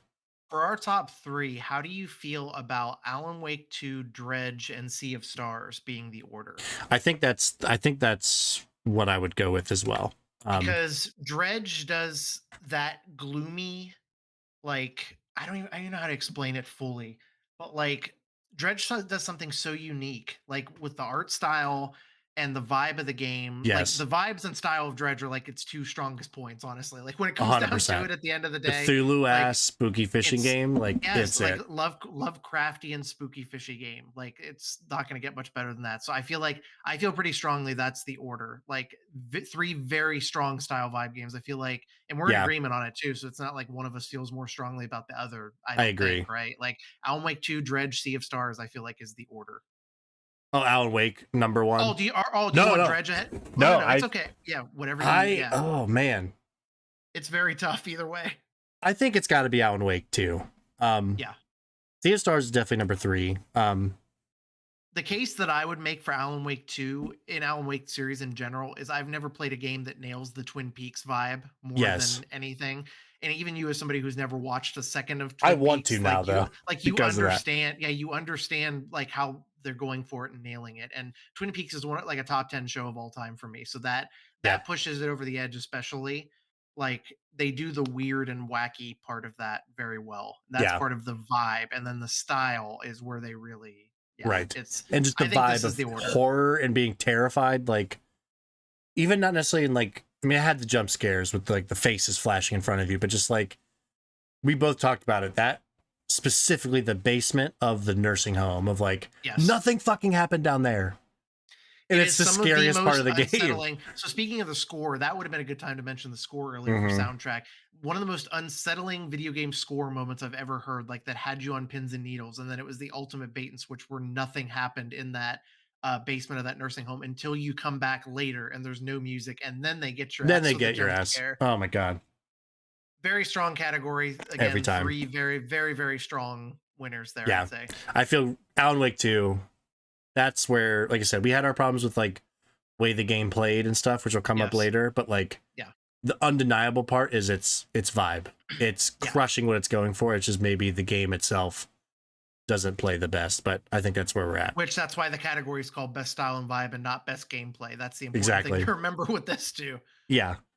Um, all right, we're cooking here. We're getting through some of these Yeah, pretty quickly we gotta here. keep it fucking moving here. We still got a Yeah, we number of do. categories I left, know but we I got feel a like lot we are there's some of these we're gonna be able to move pretty quickly through. I because we've feel like talked this so one's much about them.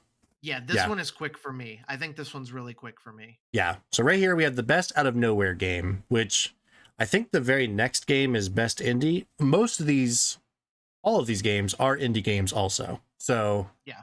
we might end up having the same pick because that's usually what happens. The indie games are the ones I'm not hyped about going into because they're more under the radar, and it usually takes one of the outlets playing it and being like, "Hey, this game fucking rules. You should play this." Yeah. And that's Yeah. where they come up from. So we've got Dave the Diver, Moonstone Island, Venba, Sea of Stars, Cocoon, my horror games this year, Dredge, Chia, and Humanity. And right off the rip, I will cut this. I did want to just put this in there because I am still fucking shocked that I Yeah. have played anything horror, let alone multiple, and streamed all of them, and genuinely loved every second of it. Huge shock to me.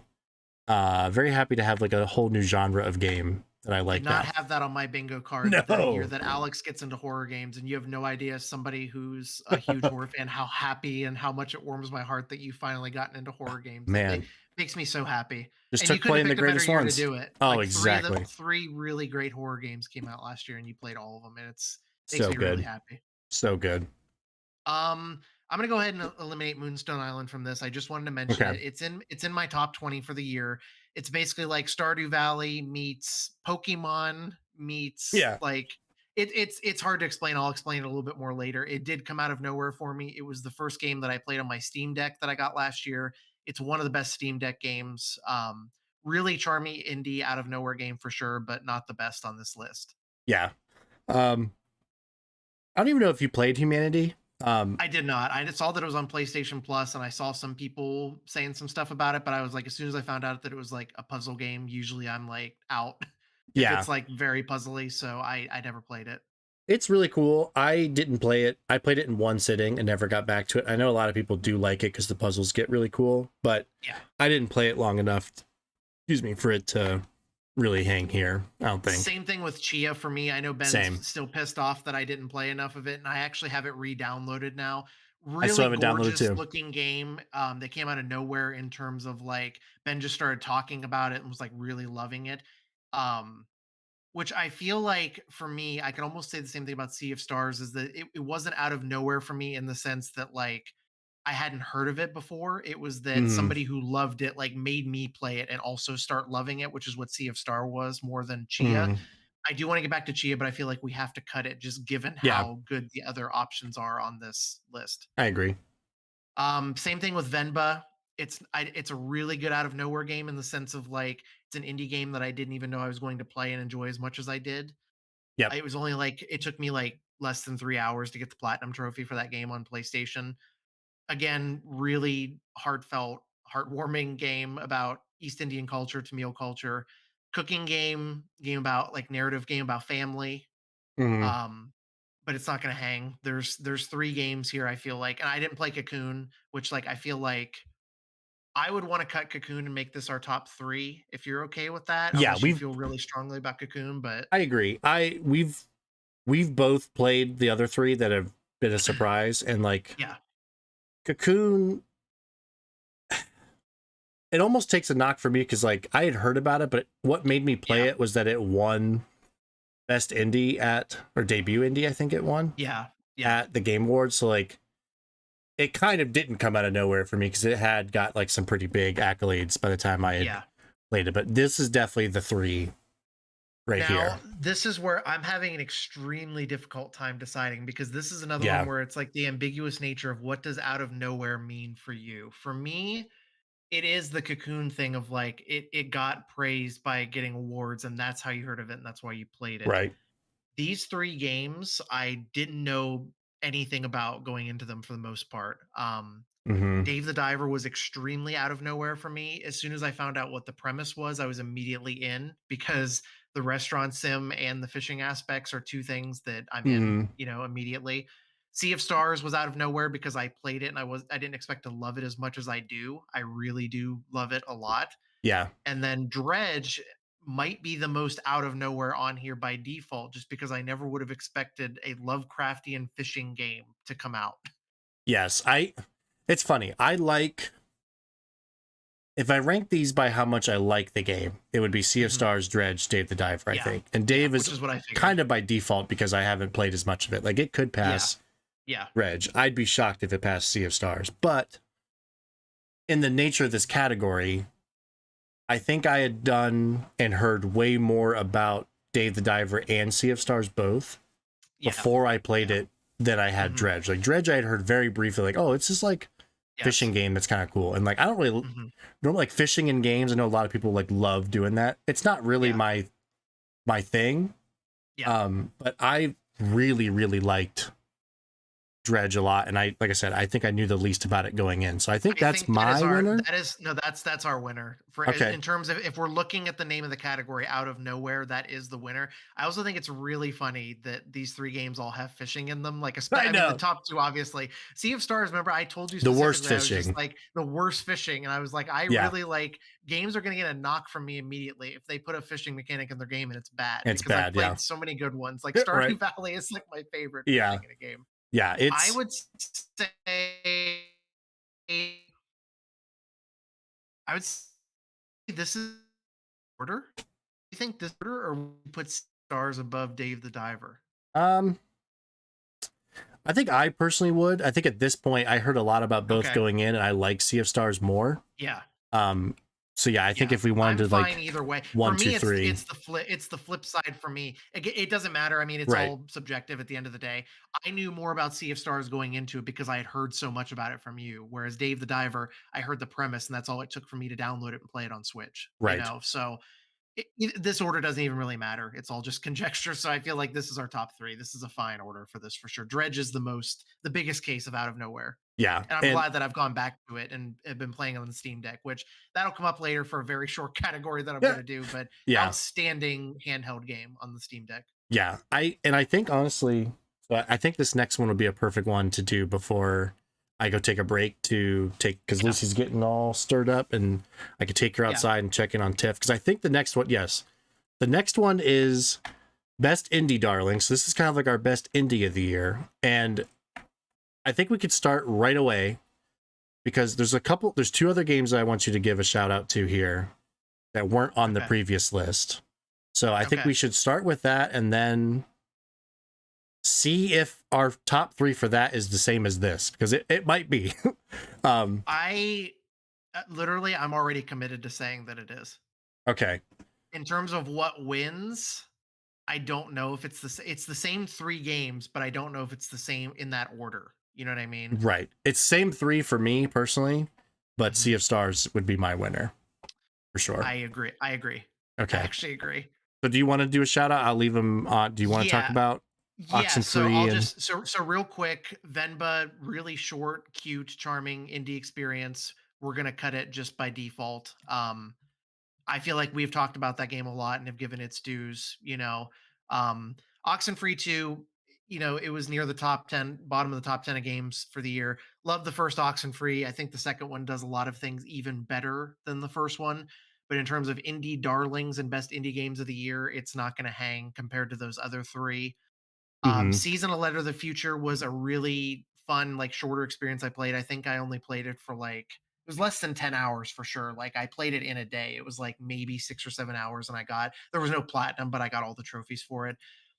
Really short description for it is you play as this girl named Estelle, and you basically go around on a bicycle. Like there's a bicycle mechanic. You ride around and you document what you're seeing in your journal, and you like interact with things, and she writes in her journal, she draws in it, you take photos, you take recording of audio and videos. And it's a really charming, cute game about like basically stopping to smell the roses, as people Mm. say, and it's her, you're seeing things through her eyes, and then you get to revisit everything that she's seen through the journal. But really cute, charming indie Okay. game. I do remember seeing stuff that just triggered something in my brain. I It's feel like I if you have can seen get that. this game for cheap, it's definitely a good like $15 or less game. There is Yeah. more meat Oops. on the bones of that than Venba, so it's definitely worth your time. And then Moonstone Island, like I said again, kind of a hybrid of like Stardew Valley and Pokemon, Right. two games that I really love, and it is a very good indie game, very good handheld game. But I think the top three that we have here are very strong, and I don't think it's going to get any stronger than those three. Yeah, I think so. So yeah, I Sea of Stars is it for me. I don't know if you've got if you've got Dave the Diver, I totally get that too. Like I say we Sea can of each have Stars our is own. the Sea of Stars is the winner. Would you be willing to swap the order for this one so that I can see my boy Dave Yeah. finish one place higher in Indie Darling? Yep. I we got it right there. Yep. So Sea of Stars Okay. takes it, and then Dave, and then Dredge. Yep. I go. Okay, perfect. All right. All right. I will let you have at it. I will be right back. How So here long we do you are. think it'll be? Josh's Like, best. we talking like 5, 10 minutes maybe? Hopefully, yeah. Lucy should just have to pee real quick, and then I just gotta check in on Tiff, Check on Tiff. and then let Okay. her know that we're almost done. So Okay. yeah, I will be right back. Everybody, take it away, Josh. All right, so this is my best Steam Deck game. I was lucky to get a Steam Deck OLED towards the end of the year last year. I think I got it in November, so I haven't had it for super long. But I have had it long enough to know that it is a very good handheld system. There were a lot of games that came out for it last year, but more than that, I had a previously built Steam library from back when I used my gaming PC a lot more before it basically became obsolete. So this is looking at basically like what were the best handheld games that I played, and what makes it a good game is that like it translates well to handheld. It's like obviously like some shooter games aren't going to translate well to like a handheld device. Um, in the spirit of that, there were two first-person games that I put on this list. The first one being Severed Steel, which is very similar to like Neon White, a very fast, frenetic, like fast-paced shooter that works surprisingly well. Now, I will say the Steam Deck has a pretty like subpar battery life. They fixed it with the OLED model as opposed to the original model. Um, but it is like compared to even like the Switch, like if you play a more graphically demanding game, it definitely takes up more of the battery. So it's like Severed Steel, I could literally play it for maybe 2 hours before the battery would be drained. And you can hear the poor fan on that Steam Deck like fighting for its life. Um, so Severed Steel, I'm gonna cut just because it is a battery drainer, which by default makes it not the best handheld game. I'm assuming playing it on an actual PC would be better. But that's been like the main motivation for me to get a Steam Deck was like I can finally play PC games that I can't play on my like fucking potato computer. So I'll cut Severed Steel. I'm also going to cut Brotato, which is basically just an inferior version of Vampire Survivors, a game that I gave my number two spot to last year, I believe, or the year before for 2022. Yeah, 2022, I think, was like my number two game of the year. Um, Brotato is basically like you're running it. There's like a square area and you're like running around. And it's like an auto shooting game and you just point where the bullets go. It's like a bullet hell game. Like you're fighting waves of enemies. In terms of Steam Deck games, it doesn't get much better than those kinds of games because you really are just using the left stick to move around in a circle and in an area to like do like crowd control basically, which Vampire Survivors is like the best one of those that I've ever played, I think. RoboQuest is the other first person shooter type game that I mentioned that I played. It actually did come out last year, that towards the end of last year. It is a roguelike. It's actually a first person roguelike where you play as like a robot. There's like other robotic characters in it and everything. I think it works really well in the Steam Deck. Not quite as good as Severed Steel did. It feels a little bit janky in the like first person shooter like combat style. Um, feel like I can cut that because again, it is a graphically demanding game that doesn't make it a super great handheld game because it does wear down the battery by quite a bit. Let's see. Moonstone Island, I'm going to cut just because I feel like these other games, or actually, no, I'm going to cut Hades first because it didn't come out last year. I do need to play more of it. I still haven't beaten Hades, but I do feel it is a very strong roguelike game. It does work really well on the Steam Deck. Moonstone Island, this is where it's tough because all four of these games are very strong. Dredge and Moonstone Island, I believe. Let me Google Dwarf Romantic real quick because I actually don't know what the release of that game was. I don't think it came out last year. Yeah, no, April 28th, 2022. So out of these four games here, I would say, let's see, Moonstone Island came out last year. Vampire Survivors did, and Dwarf Romantic. So Dredge and Moonstone are the only two games that actually came out last year. But I'm not necessarily going to let that knock the category as much. So Moonstone Island, like I said before, is like a hybrid of like Stardew Valley and Pokemon. Very good translation to handheld. Vampire Survivor is another one of those like crowd control, bullet hell, fighting waves of enemies things. Dwarf Romantic is very unique. It's like a tile based game, like you're placing tiles. And like you wouldn't think that it would work as well as it does on handheld, but it actually really does. Very chill game. It's a puzzle game, but for me, like what makes a good puzzle game for me and my level of attention span and patience and like skill level and abilities, it hasn't exceeded that for me yet. Um, so I feel like this is a really tough decision. And it's funny because this is like he doesn't have a Steam Deck, so he can't contribute to this category. So this is all up to me to decide. I would say overall, Vampire Survivors is probably my lock for number one, just because it does translate so well to the Steam Deck. I'm going to say my number two is Dredge. Ooh. And then my number three is going to be Moonstone Island. But again, Alex, you didn't get here in time. If I could have a top four, this is my I top four, and it's very, very close. Do you know what Dwarf Romantic is? Did we talk about that? feel like I've heard of it, but I don't know much about it. I think that's the only one Just on here Google I it don't really know. quick and look at like what the game looks like. That Okay. might jog your memory. It's a tile-based puzzle game. You're just like building out islands with tiles, and you're like connecting like railroads to railroads, rivers to rivers, buildings to Oh, buildings, trees to yeah. trees. It's a board And it game. Yeah, basically, yeah, but That's it right. I've heard works of so it. well on Steam Deck. It's not a challenging puzzle game, which is Yeah. always very good for me. But just to That keep was in the cool. nature of keeping everything short, I said Vampire Survivors was my number two game of 2022. It translates incredibly well to the Steam Oh, Deck, I so can imagine. that is my number one. Dredge works surprisingly well and runs surprisingly well on the Steam Deck. And then Moonstone Island, just by virtue of it being an indie game that looks and plays like Stardew Valley, Yeah. it translates very well to Steam Deck. So I've only had the Steam Deck for a few months, but I'm already very glad that I have it for not Hell only yeah. PC games that I can't play otherwise, but just to have a really good handheld gaming system that's stronger than the Switch, but with a worse battery life. Right.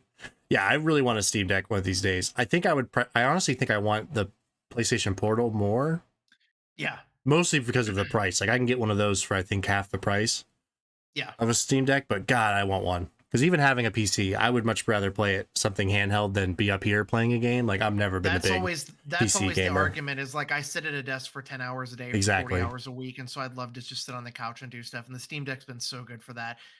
You can go back and watch the archive here and me talk about all the other games. Like there Yeah. were two first person shooters on here that like drain that thing's fucking battery life in like 2 to 3 hours tops, Oh which yeah. were Severed Steel and RoboQuest. They're both really good first person shooter type games. RoboQuest is like a roguelike, like first person roguelike. Severed Steel is the one I told you is a lot like Neon White Oh yeah. meets like the like diving, like the jumping and diving of like Max Payne. It has that in it too. Oh, interesting. So yeah, they're both really good. All these games I listed are all very good games. They're all very worthy of your time. But these are my Hell yeah. top three for Steam Deck games, like the games that best We're gonna translate to like bold portable. Yep. old Vampire Survivors. That feels right. Yep. I'm gonna be curious to like after we're done. I'm gonna count like which games had the most like nominees, best wins, and stuff like that. Yeah. Dredge is like low key up there a lot. It's already got three, and it's gonna be in our top 10. So I feel like it's a contender for sure. Yeah. All right. So All right. Josh's best Steam Deck game. We got Vampire Survivors. Congratulations. Oh yeah, baby! One of the it's fucking $5 for this game or less. Just go buy It's it. insane. Like I don't know how it's so cheap, but it is. Yeah. And now best game to stream, which I just realized I put them all on there. I was gonna say, are my horror games on there? They are. Best game to stream. We've got the Dead Space remake. We have Mario Party, Rock Band 4, Rocket League, Alan Wake 1 and 2, Resident Evil 4, and Dredge. So basically, we just took every game we streamed this year, I'm pretty sure, is on here. That came out last year. Special shout out to Scarlet Hollow. That did not come out this year. There might have been maybe one of the chapters I played has came out. I'm actually very excited to go back and play the rest of that. I like that game a lot, but I don't think we're not going to count it as a 2023. Well, none of them, you know what? It's not going to win, but I'm going to put it on there because Yeah. Mario Party and all that shit. Hoilo. Scarlet Hoilo. Squirrel holo. Oh, fucking hell, mate. Scarlet Hoilo, isn't it? It's squirrel holo, isn't it? Isn't it? And then with that being said, I'll immediately cut it because I don't think it's going to be in my top 3.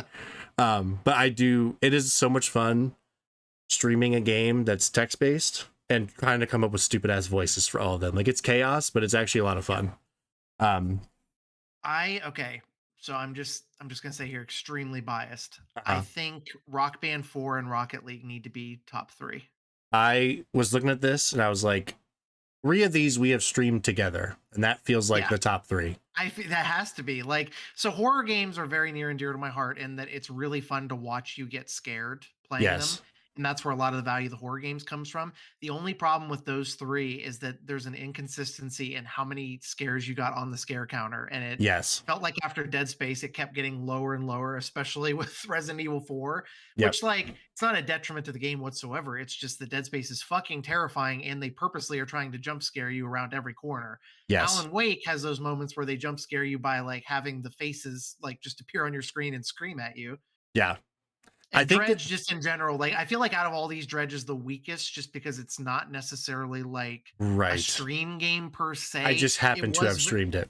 Yeah. It was very fun to have seen you play that and fall in love with it, and you ended up playing even more of it than I did, and I was the one that recommended it Yeah, to you. I'm so glad it's you always did. funny to see that shit work Right. out like that too. It was fun. Yeah, real quick before definitely Yeah, the top go ahead. 3. Dead Space Remake, I think, was my favorite to stream out of all these because Mhm, I end up valuing like the first time something happens to me a lot, mhm. and it being the first horror game that I streamed, like Yeah. that adrenaline of being scared on stream was so new and like Mhm. fun, and I think that Alan Wake 2 is like the scariest by vibes, but I think by, like I said, by pure amount of scares, Dead Space got me more. Mhm. So we've talked a bunch about all of these games, but shout outs to all of them for sure. But this feels right. Like, these are the games we have streamed together. Yep. Either And had on the my most stream, fun your with. stream, Extra Lives, both of our Extra Lives. I know we didn't stream it a lot this year specifically. I think Rocket League is my winner. I think so too. Rock Band is fun because it's literally my favorite game of all time, so I'm extremely Yeah. biased to put it at number 1, but I feel like for us collectively, we never have more fun than when we have an audience and playing Rocket League and there's actually Yes. shit on the line and us keeping a win-loss record, us being big sports guys, the fact that like we both still play and enjoy Rocket League. Now my Extra Life was rough. We lost more games than we won, but that And didn't my take away from the fucking fact that it's like the problems. best thing. It's like the best thing. Yeah, and your problems too. It's like the best thing that we stream on my channel. Probably it's the thing that we always have consistently the most fun with. It's like the only game that you, me, and Ben can all play together, like based Yes. on our interests too. So I Yeah. feel like I would not be mad at that list in order the way it is right there, because Yeah. the way I look at it is Rock Band 4 is like the highlight of my Extra Life stream every year, in the same way that Mario Party is the Extra Life stream highlight for you every year. So Yeah. it's almost like 2A, 2B to me. Like it's Yeah. not even really like a 2 and 3. Like they're pretty even. Yeah. I like this list a lot in this order too. I think I would. Yeah. I know we've played Mario Party a lot on my stream outside of but like your Extra Life stream is specifically the only time I get to play Rock Band anymore. Yeah. And I fucking love that game too. So it's like, not only is it fun to play with you, but also for a good cause, but also like it's my time to play one of my favorite games ever made. So Yep. it's great. My dad said, I'm the weirdo that keeps up with it. Literally, that keep putting out. I'm new glad songs you every do. week. Somebody's got to do it. Yeah, somebody's got to do it. Yeah. My dad says, Dredge, I was surprised how relaxing it was to watch Alex fish and how scary it was to do it in the dark. Yeah. It's why it was so close to beating Alan Wake for style and vibe. Like, it's just such a unique experience, and it nails what it goes for in basically every aspect, and it has the scary underwater big fish thing that Dave the Diver has. And I think Dredge is the way more scarier game than Dave the Diver is. But that's another oh shit moment with both those games too. Is like the first time you encounter a fish that's like 10 times the size of you. Right. Yeah, it's such a good game. That's one I would. Very good. I still want to play the DLC. I think I'm going to end up playing Dredge all the way through again. Like, at some point in my life, I think that's going to happen. Yeah, it's very good. Yeah. Best game to stream, Rocket League, the GOAT. Yep. The only game I could play 150 hours of and be so ass and still want to play it. I've played probably over 300 hours of it between all the platforms that I've It's played because I amazing. played it on PlayStation day one on PlayStation Plus. I played it against the computer only in exhibition or not in exhibition, but season mode. Yeah. And then Aaron and Ben and I all started playing it together online, and then it's history from there. So I've played it on PS4, PS5, PC, Xbox. Everywhere. Yeah. Great time. And now, Great. from Yeah, great that's times, another quick category. Yeah, yeah, to great times on the toilet with to big chunky boys like me and Alex are. We spend a lot of time on yeah, the old toilet. So the best dump. So this is actually in a way going to be a very you-centric category as well, because I honestly don't play a ton of games on my phone anymore. yeah, So honestly, by default, this is what we're gonna end up doing. It's gonna be the only one I play is Wordle and Connections, which I do feel like could be mhm, combined yeah, in a way. It's, everyone knows Wordle. mhm, Connections is the shit. Connections is the newest game. I think it's mhm. newest from the New York Times. Uh, that you get 16 words. Have you ever played Connections? Do you know what it is? I played it whenever it launched. I got like the email invite to play it and everything, Mm-hmm. and started playing. I was just like I said immediately, it's no big secret. I'm not a puzzle guy, I'm not a Mm-hmm. logic puzzle guy, and like Wordle's as far as I go with that. And I really the Yeah. only reason I play Wordle is because it's the only thing that gets my brain going. Like even though I Yep. wake up at 5:30 in the morning for work, it's like the first thing I do to like Same. attempt to get my brain sharp for the day. So Me that's too. why I keep playing it. So Yeah, I love Wordle. I like Connections most days. Some days it's kind of bullshit, but in yeah. general, you get 16 words, and the idea is there are four groups of four words that all share something in common, and they progressively get like harder to figure out.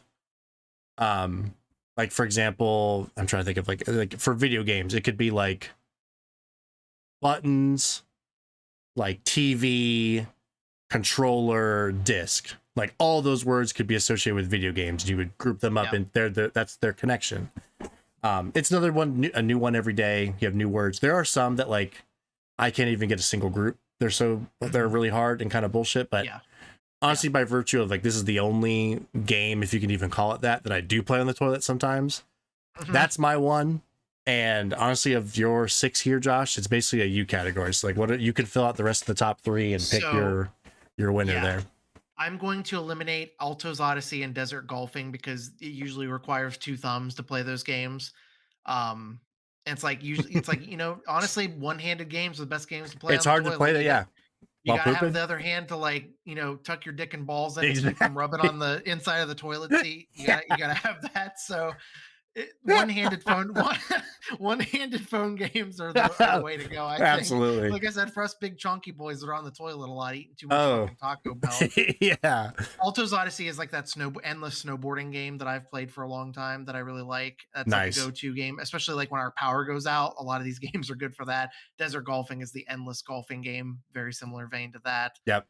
Wordscapes, word puzzle game, another one-handed game. But as far as these games go, I'm going to say no. Mm. DC Heroes and Villains, I got really into over the summer, like a match three puzzle game. Stopped playing Oh, it okay. completely because of how like pay to win it got to be eventually. So I'm going to delete that. These are basically the only two left that I play on a consistent basis. I Monopoly Go, Pokemon's I've hard to never play heard when of. you're Monopoly Go. Lindsay plays this actually. She's the one that like Oh, put this really? game on my radar, and I think technically you play this game together with your friends, but it's a very like what's the word I'm looking for? Passive. It's like a passive play with your friends Oh, game. yeah. Kind of like Um, oh my god, what was Words with Friends, where it's like you just like go kinda. back and forth in a way. It's literally only really Monopoly because of the name and because of the board. It's like it's almost like a Mm, clicker. Like the game plays itself to a certain extent. Like you get a certain number of dice each day. It's very gotcha game, very money gotcha. heavy gotcha game. It's Yeah. literally gotcha. Yeah. Um, so you have a certain number of rolls you do every day. You build up money to build properties around the Monopoly board, but then there's all kinds of other mechanics that they add that make it addicting. They have treasure chests you can open. They have card packs that open, and you get stickers to collect. I mean, it's free to download. It's free to play. If you don't want to put any money into it, you're just limited to how much you can play every day.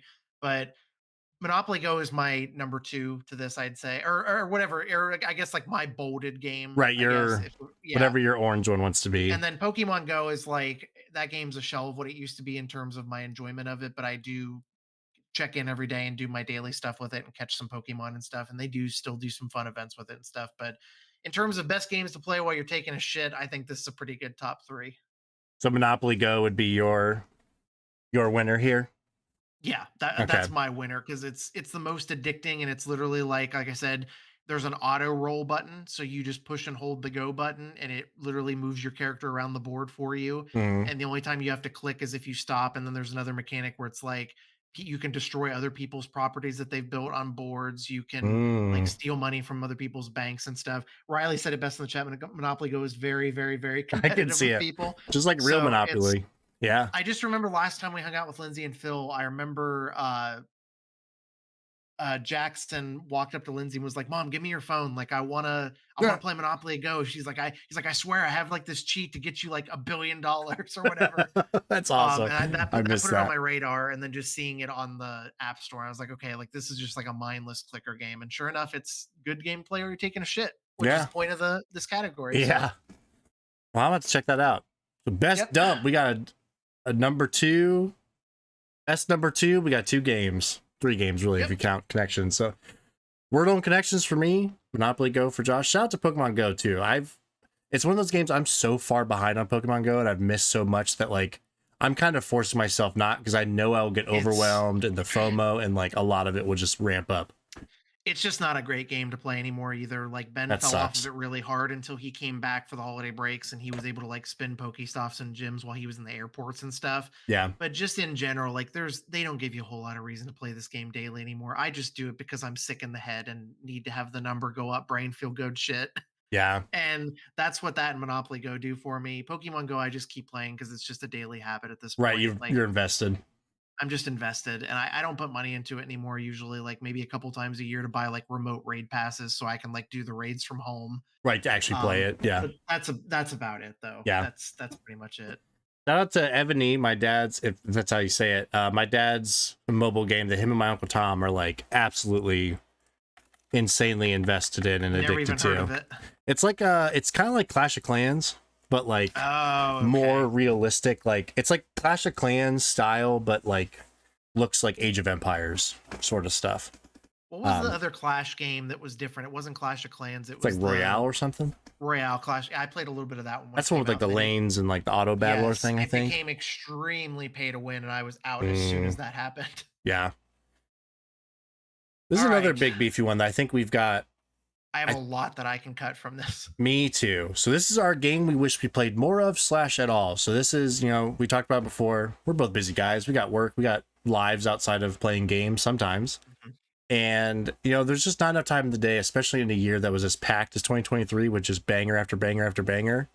Yeah. There's a lot of games that we just didn't get to. And this is the one that we are the most bummed that we didn't get to play. So our nominees here are Dredge, Fort Solis, Dead Island 2, Thirsty Suitors, Backpack Hero, Dave the Diver, Assassin's Creed Mirage, Baldur's Gate 3, Pikmin 4, Octopath Traveler 2, Chia, Hi-Fi Rush, Humanity, Viewfinder, and Polya. / Paleo, All I right. forget what it is. I'm gonna go ahead and just make all of my cuts at once here, I think, just to Okay. make this go a little bit quicker. I've Gonna got cut some I can Backpack cut Hero. too there for me. Yeah, Backpack Hero, I'm going to cut just because it's a simple game. Like I could leave take it or leave it. I am gonna play more of it eventually. It's a good handheld Switch game, like roguelite, like type game. Hmm. But it kind of fell by the wayside. Like I was very excited. It was like one of those games where it's like, and it's out now on Switch. Oh, I love that. And it's a good handheld game. It is worth playing, but I don't think in the end it's going to survive on this list. And I don't know realistically how much more I'm even going to play of it. Yep.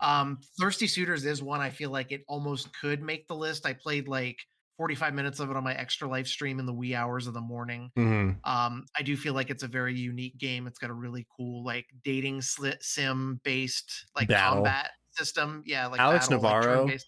loved that game. I feel like he's It always is good for some like out there like yes. top choice. It was like Nextlander's number 5 because he loved it so much. It Yeah, was I feel wild. like I could get to that point with this game where it could have made my top 10 in a less busy year. Hmm. But alas. And speaking of that, Dead Island 2, it would make like the bottom of my top 20.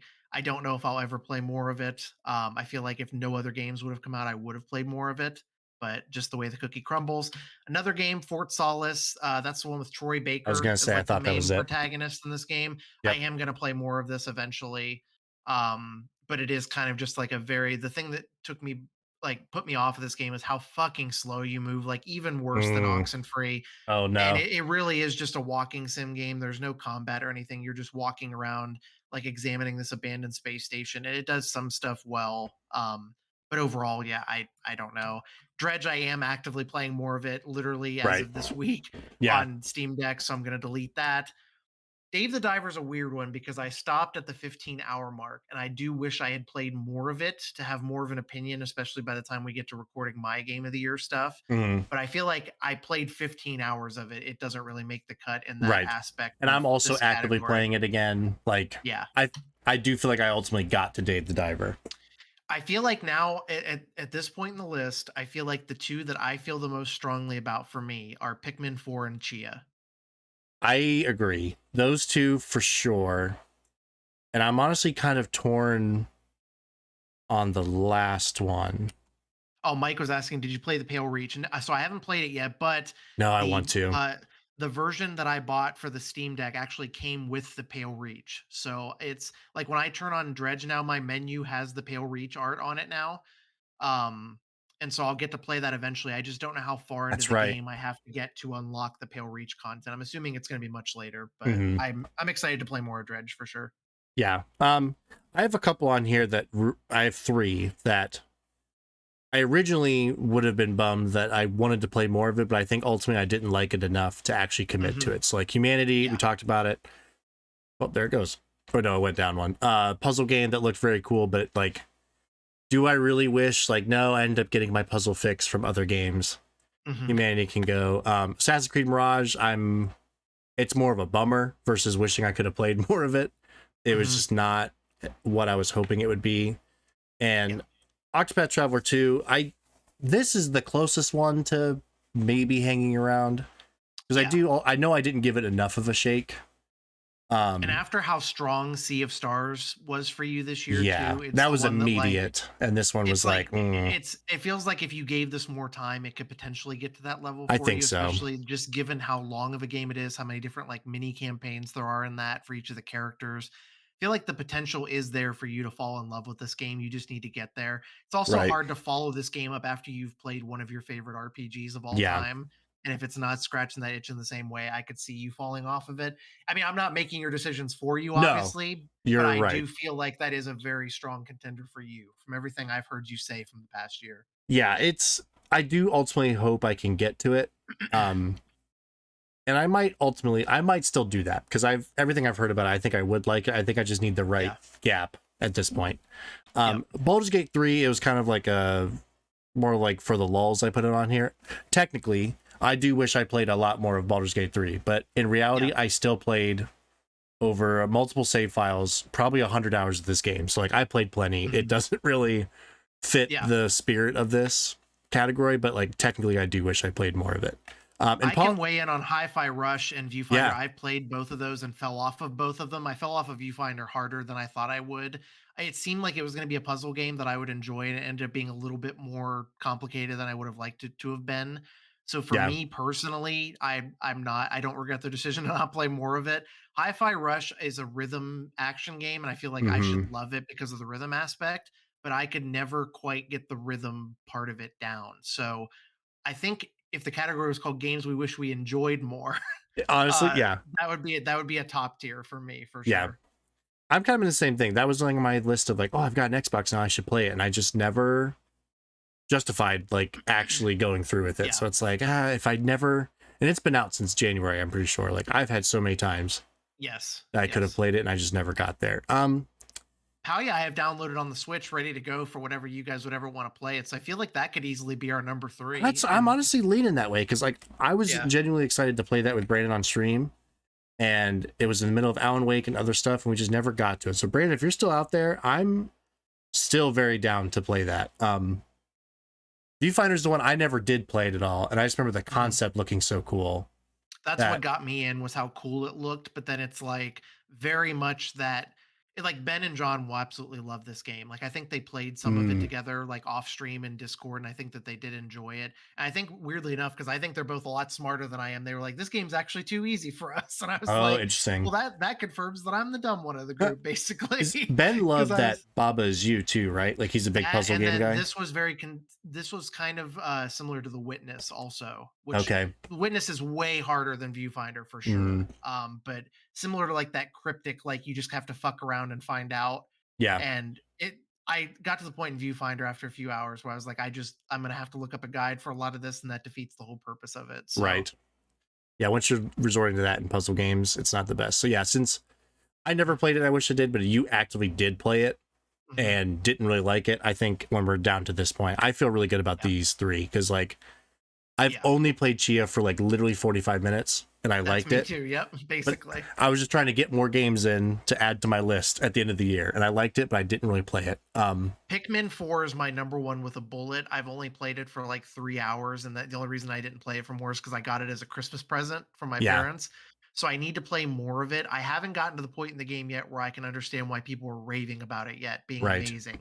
But again, I'm only 3 hours in. And I don't know how long the game's supposed to be or how long it's supposed to be to like take to get it going. Yeah, I think I'm with you because I have heard so many great things about it. Like anybody who has played it, I haven't heard anything bad about it, which is It's always in a good sign. everybody's top 10 basically, and, like, for some people, it's, like, their number 1 even, so I feel Yeah, like that is a there's a strong case for that to be our number 1, and I feel like that's a good I agree. representation of where we're at. Yeah, so I feel good about this. Pikmin number four, Pikmin 4 You're game we technically wish we right. played more of at slash at all, followed up by Chia and Palia as well, which hopefully we get to all of those games sometime 2 this year. categories left, and I feel like this last one's gonna be another quick one. Oh my gosh, yeah, we are very close actually. All right, so now this is kind of our game of the year that didn't come out in 2023. Yep.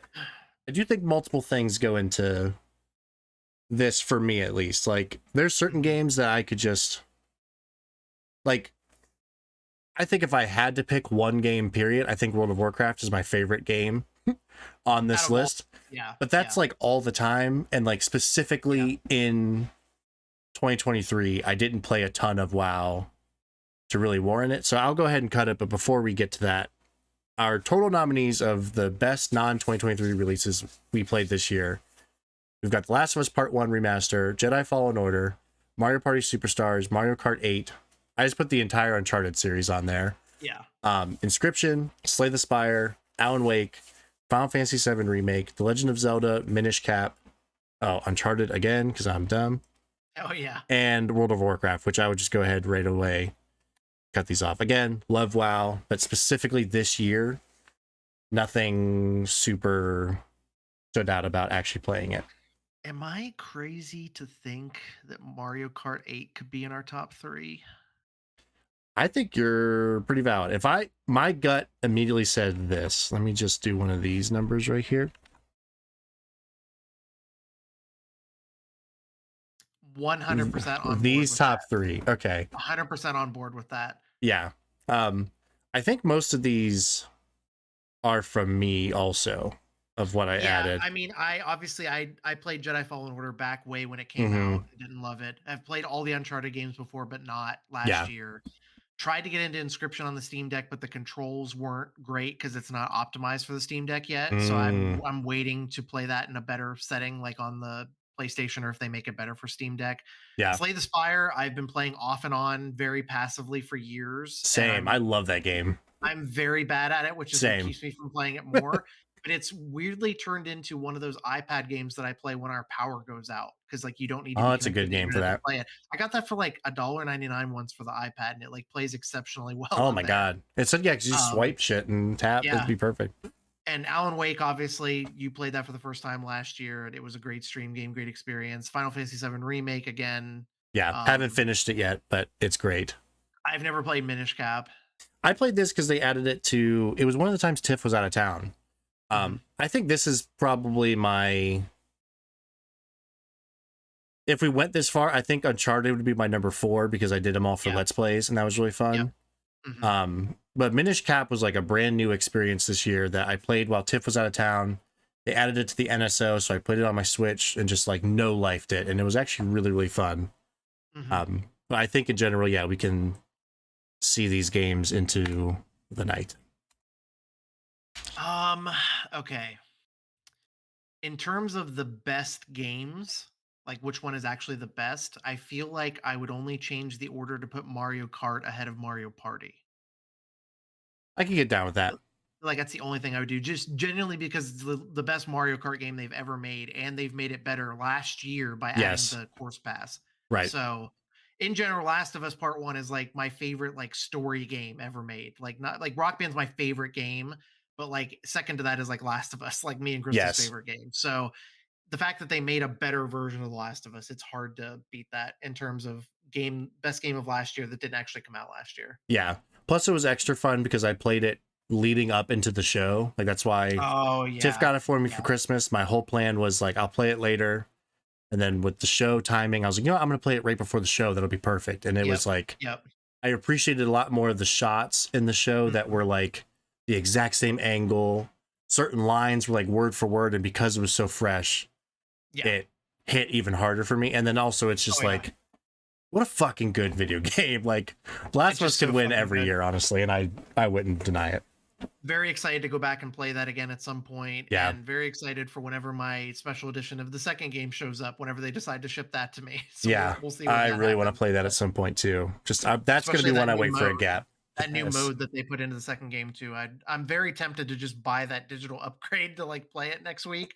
But Yeah. with Prince of Persia being out next week, that made that decision easier because I'm Right. like I'm gonna Oh my focus God. They're on like that the same instead. day too. I think those two things are within Yep. the same week. Yeah. Yeah, Same of week. course they are. Yeah. Our best non 2023 release is The Last of Us Part 1 Remaster, followed up by Mario Kart 8 and Mario Party Superstars. Shout out to Mario Party for being a good. It could be so much better. I think that's why I'm okay with Mario Kart. Like, Mario Kart 8 Mhm. feels like the best version of Mario Kart. Mario Yeah. Party Superstars is so close to the best version. Like, just fucking keep Very, very putting boards close. in the game. Like, why are there I not? don't I don't Why is understand how every there's board not a not in that board game? pass. Why is It's there not a board crazy. pass? People would buy a board pass for that just like they bought a course pass. I would pay another $60, like as Yeah, to just have DLC. every because there's not that many Mario Party games realistically. Like they can Yeah. easily move those over. They've done like every Mario Kart course basically. Mm-hmm. Like, just do the same thing. Yeah. Oh God, it'd be so good. Well, Yeah. it all comes down to this, my friend. This is it. The final category of the night. Thank you to everybody who's been watching. We are Yeah. 3.5 hours into this bad boy. Yeah, thank you so much everybody for watching. We're 3 hours and 36 minutes in. And Yeah, I think at this point we've talked so much about all these games. It's just a matter of figuring out what order we need to put them into now. I And I agree. think a lot of the cuts I'm going to make to get it down to 10 are going to be really easy for me to make, I think. Me too as well. So this is it. The undisputed Swirly Awards top 10. So we're going to. This is the first, like every other category. Like if we did disagree, Mhm. we each have a winner. This is one where we're going to try to actually come to. This is the two of us together agree. This should be our top. Our top 10. So we've got 20 games listed here in no particular order. They are numbered right now. I don't know why they put these weird gaps, but for whatever reason. Yeah. Our 20 games we're going to try to whittle to 10 are Alan Wake 2, Sea of Stars, Dredge, Super Mario Wonder, Final Fantasy 16, Legend of Zelda Tears of the Kingdom, Baldur's Gate 3, Cocoon, Jedi Survivor, Resident Evil 4 Remake, Spider-Man 2, Dead Space, Hogwarts Legacy, Diablo 4, Super Mario RPG, Starfield, Dave the Diver, Oxenfree 2, The Lost Signals, Venba, and Season A Letter to the Future. I'm going to go ahead and just say we cut the bottom 3. Okay.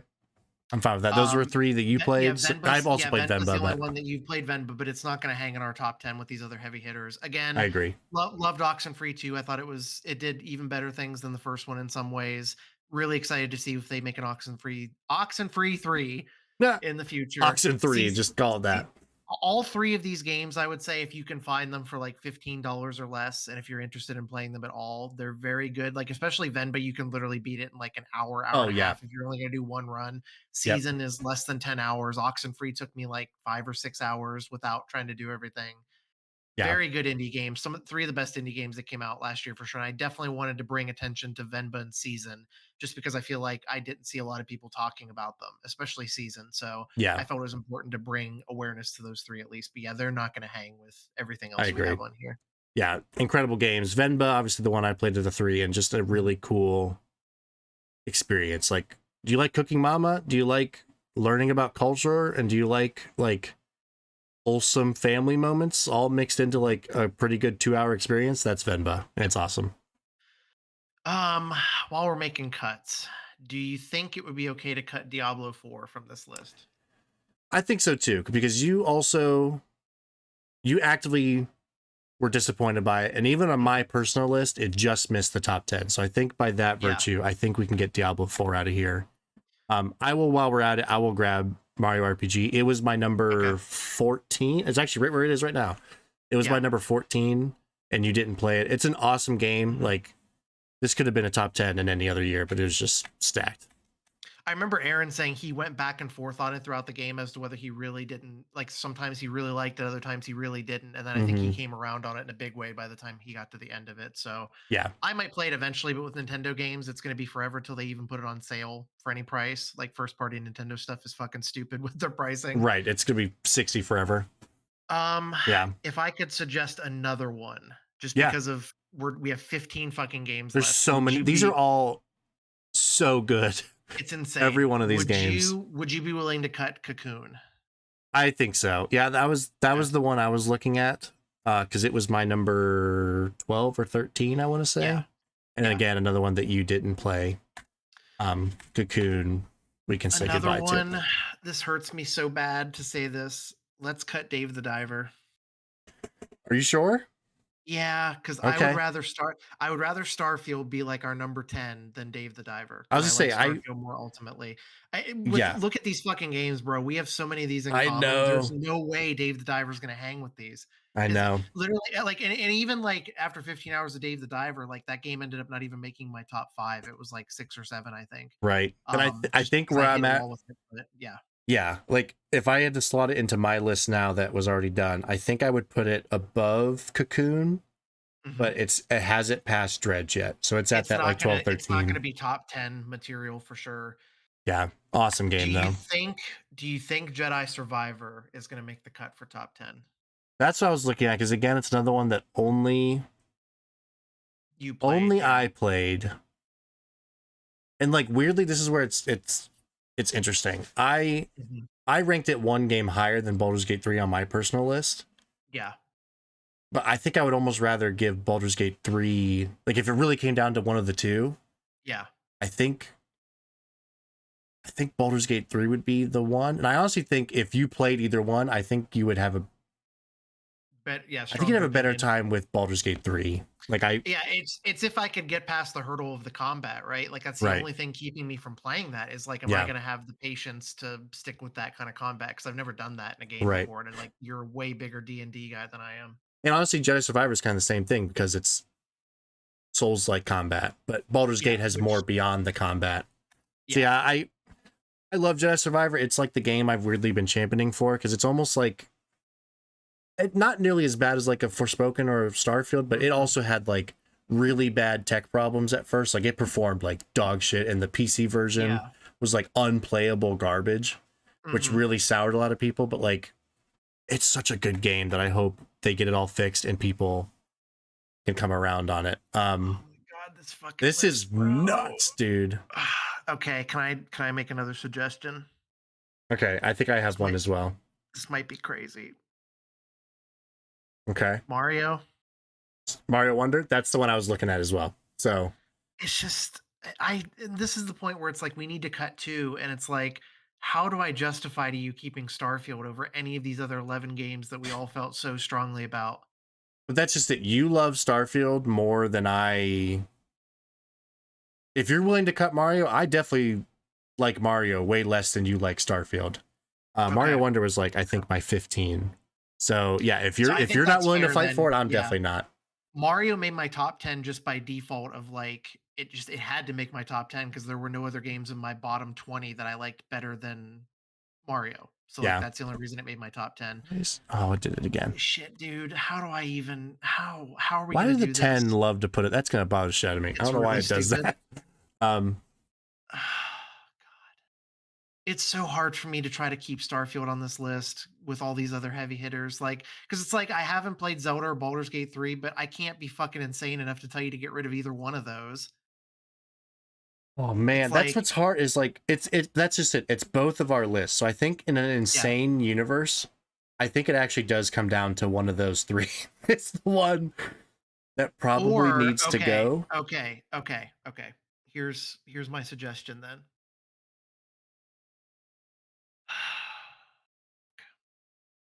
Where was Dead Space on your list? Dead Space was my number 10. Can I But spoil my list? Can I spoil my list for you really quick, which is going to make what I'm about to say really insane? okay, yeah, go for it. Dead Space was my number 2, but I want to cut it from this list How come? Why Dead Space? Why do you want to cut that one? because I want Starfield to be number 10. I want this list to be a representation of us this year. And I feel like if Resident Evil 4 and Dead Space are both on the list, I would want Resident Evil 4 over Dead Space if we're going to pick one out of two of the best horror games that came out this year. And not that I hate to have to say the argument of like Dead Space was just a remaster as opposed to a remake. Mm-hmm. This is where like I said, I feel like an asshole trying to keep Starfield on this No, list no, no, because no. of, Like I you said, know, this is it's, truly. I yeah, think this is fun. This is yeah, our cumulative list. We share a lot in common. I yeah, think. Listen, Dead Space is lower than Baldur's Gate 3 and Tears of the Kingdom for me. yeah, But for a list for both of us, we have bonded a lot over Dead Space. It's yeah. like I said, I almost think Dead Space is somehow, I can't figure out how to put it any higher on my list, but I want it. I think it should be on both of ours. So I will do this. I think Starfield can be 10. Hmm. I will let I truly want this to be your, this is crazy because it's my two games. Yeah, yeah. One of these two can be 9 and the other one gets cut. So like if you had to pick, Hmm. which one do you think you would be potentially more interested in playing or that you might like more? Because I Baldur's could Gate truly 3, live with either. Okay. because and like I said, this is an impossible task right now, what we're trying to It do. really is, yeah. When it comes down to it, if you look at this list, there's not one other person on this fucking planet seemingly that wouldn't just cut Starfield right now, I given know, but what these it's our other. thing, and I want to It's our value thing. that. Like Yeah. you love that Yeah. game, and Yeah. I, like I said, I didn't play a lot of it, but Yeah. I had that one mission I did Yeah. with the like you go to that planet and like the comms are down, and you gotta like restart the generators while that monster's around. Like Mhm. that was really cool, and I was like, in Yes. that moment, I was like, I can see it. If I had a lot of missions like that where I was like really Mhm. invested in it, like I could see the path where I Yeah. would have a lot of fun with Starfield. And like I said, you really loved it. And if we Mhm. both have like, I like 9 and 10 being like both of our like, this is our one. You know what Yeah. I mean? Yeah. So if you think Baldur's Okay. Gate would be the one, we can cut Tears of That's No, so fucking crazy. this is like when Fire Escape. This is like when Fire Escape was gonna like try to put Pikmin as Oh, their I number know. one. It's yeah. Oh man, I It don't. The more I sit here, okay. So here's the crazy thing: is like Starfield's in my top 5, but Dead Space is above it. So does that yeah. make it fucked up that I would want Starfield to stay on here instead of Dead Space? Because at this point in my mind, it's like, am I trying to get it on there to justify it? And to like put it down in the annals of our streaming history that like I like Starfield enough to fuck it, dude. Cut Starfield. Cut Starfield. No, I'm not doing that. I'm No, not doing that. no, No, no, no. no. Because Come on. listen, seriously, Dead Space is so good though. It's I my number 2 of the year. It doesn't make I any sense for me to cut Dead Space with it being my number 2 of the year. well, and that's just it. I'm not going to, because it's our list for the two of us. Yeah. If I had to pick between Dead Space, Baldur's Gate 3, and Tears of the Kingdom for this list, I would pick Dead Space. So like I don't want to cut Dead Space. So Yeah. I'm at the point of being okay with one of these two. So Okay. for it Okay. being our list, if you're saying you think you would like Baldur's Gate 3 more, In theory, yeah, because the Yeah, reason why I'm not playing Zelda is because I didn't love Breath of the Wild like most right. people And that did, is a good part of it. and from everything I've heard about this, it's like it's just more of that and, like, even more complicated than that in a lot Yeah. of ways. It's And that, but so, bigger and better in a if lot of Baldur's ways. Gate 3, if I could get it on sale or on PS Plus or on Game Pass, and if the combat would click for me, I could see myself genuinely loving it. Yeah. As opposed to Tears of the Kingdom, which I feel like if I did play it, I would fall off of it pretty quick. Yeah. It's a great game. And I think this is Are 9 and 10. Okay. uh Like I said, I like legitimately feel bad about no, making I Star like pushing Starfield to be on this list. It's weird though because it's like the pressure of having to have Zelda on your top 10 because it was on everybody's top 10 that we like admire and follow on gaming stuff. yeah. But at the end of the day, it is our list. It should represent both of us. And that's what I think pushes Starfield over Dead Space is not only because Dead Space is only a remaster of one of my games, but the reason why Dead Space was number 2 on my list is because the thing I came to terms with was Resident Evil 4 and Dead Space are my two favorite horror games of all time. In this past year, I was lucky enough to get remakes and remasters of both of those. So how are Hmm. those not my two number one favorite horror games now? Like it has to Right. be. Like those are the two best versions of my two favorite horror games now.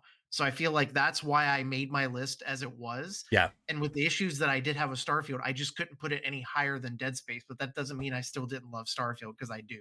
Right. And Yeah. with the way I felt Starfield this year, and I even told you last night too, is I was just like, there's no way I can justify this being any higher than 10.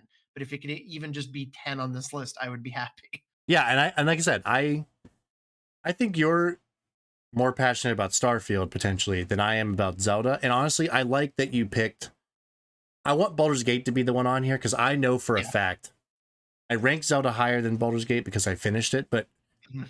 when I finish Baldur's Gate 3, I know I'm gonna like it more than Tears of the Kingdom. And because it's Yeah. our combined list here, I love that 10 and 9 is like our both very high Yes. on our list, but we know the other person has no Yeah. interest, didn't play it, didn't really Mhm. click with them. So I think that's the right. I Yep. think 10 and 9 is perfect. Okay. All right. Now I'm at peace with it. Now the rest of it is where it gets complicated yeah, because we both have all these games on our list. Dredge isn't in my top 10 though, by the way. Which it's not. was it in your top 10? You know what's Was it like insane is it did not make my top 10 either. But it feels like when it's both of feels ours. like when it's both of ours, it should be okay. So, how about I propose this then, just to make it a little bit easier? Would Okay. you be okay with putting Dredge at number 8 since it didn't actually crack our top 10? I'm fine with that. I was actually going to Okay. suggest that along with let me how do you feel about this? Yeah. Yeah. Because Alan Wake was lower top 10 on my list as well. I can't justify putting that in top 5 anywhere close with these other games. Yeah. Cuz we I want Hogwarts to go up by a lot, and I want Dead Space to come down to 6 if possible. If you're cool with that. Would I you think or I would could you I think I'm down for that. Definitely Hogwarts going up. I think I'm with you on Would you put Spider-Man 2 above Dead Space is the question? Because I would put Dead Space above Spider-Man 2 only because it was my number 2 game of the year, but Spider-Man 2 is right. still in my top 5. That's where I feel like we need to make up our minds here is like as a collective list, like all these games now are in our top 10. Yeah, it's tough. So I So definitely it's tough. Yeah. 7 down I feel good about because we love so much about Alan Wake, but our issues There's enough issues to keep it away yes. from being a top 5 game, Cuz which it was like my I number said, 9. my expectation going into this year is that that was going to end up being one of my favorite horror games of all time, and now it's just not, unfortunately, and I don't like, you got the platinum for it and everything, I have 0 interest in I can't replaying that believe I did game. that. It just kind of Which happened. it's such a fucking great accomplishment. I mean, you were close enough, you might as well. Like I had Right. missed just enough little things. Like I didn't pay attention to the trophies. Yeah. It was because I got far enough in it where I was like, I just want to see this through. Like the game's going on a little bit too long. I have just enough gripes with it. Yeah. I think So okay. I want to ask you this. So I think 6 is where we're at a standstill. I feel like Yeah. it's either, in my opinion, I think it's either Spider-Man or Dead Space at 6. Where is Spider-Man 2 on your list? I think it's top 5. Let me look. So this is basically like before we do our ANG recording tomorrow, you're going to be the only one that knows my list going into Yeah. this, unless the other boys, because I don't. John's not watching. I don't think Ben's watching. I don't think Aaron's still watching. So I think Mm. you'll be the only one going into tomorrow who knows my list. But it's only fair because I basically know yours too. Oh, so Like you'll I, know my official order too yeah, through this. Spider-Man is my number 5, Okay, and it's my number and 4. Dead Space is my number 2. And it's my number 10. So we're like both close in the middle on Spider-Man, but you're higher on Dead Space. So I guess, okay, just to get them in the right spot, do we feel I think with everything that we've said, it like would be 5 and 6 insane like if that? Hogwarts isn't top 3. Hogwarts is top 3. I agree. I think Hogwarts has to be top 3. So I think as of today, I think Zelda was my video that went up today. So that was my number 5. Mm-hmm. Spider-Man is 4. My top 3 is number 3, Sea of Stars, number 2, Hogwarts Legacy, and number 1 is Final Fantasy 16. That's crazy. I Damn. was really torn on that top 3. And they are they are like 1A, 1B, 1C. I flip-flopped them all over the place. Here's the wrinkle I'm going to put into it is because I got to Sea of Stars late. It Yeah. is like my number 11 or number 12, but the only reason I'm not as passionate about it is because I haven't finished it yet. So And I think that should count for something. It's my 3. You haven't even finished it. I think it should be. It's absolutely top 5. Like there's no question about that. Yeah. I think we could put it. Okay. I think. Oh man. Oh shit.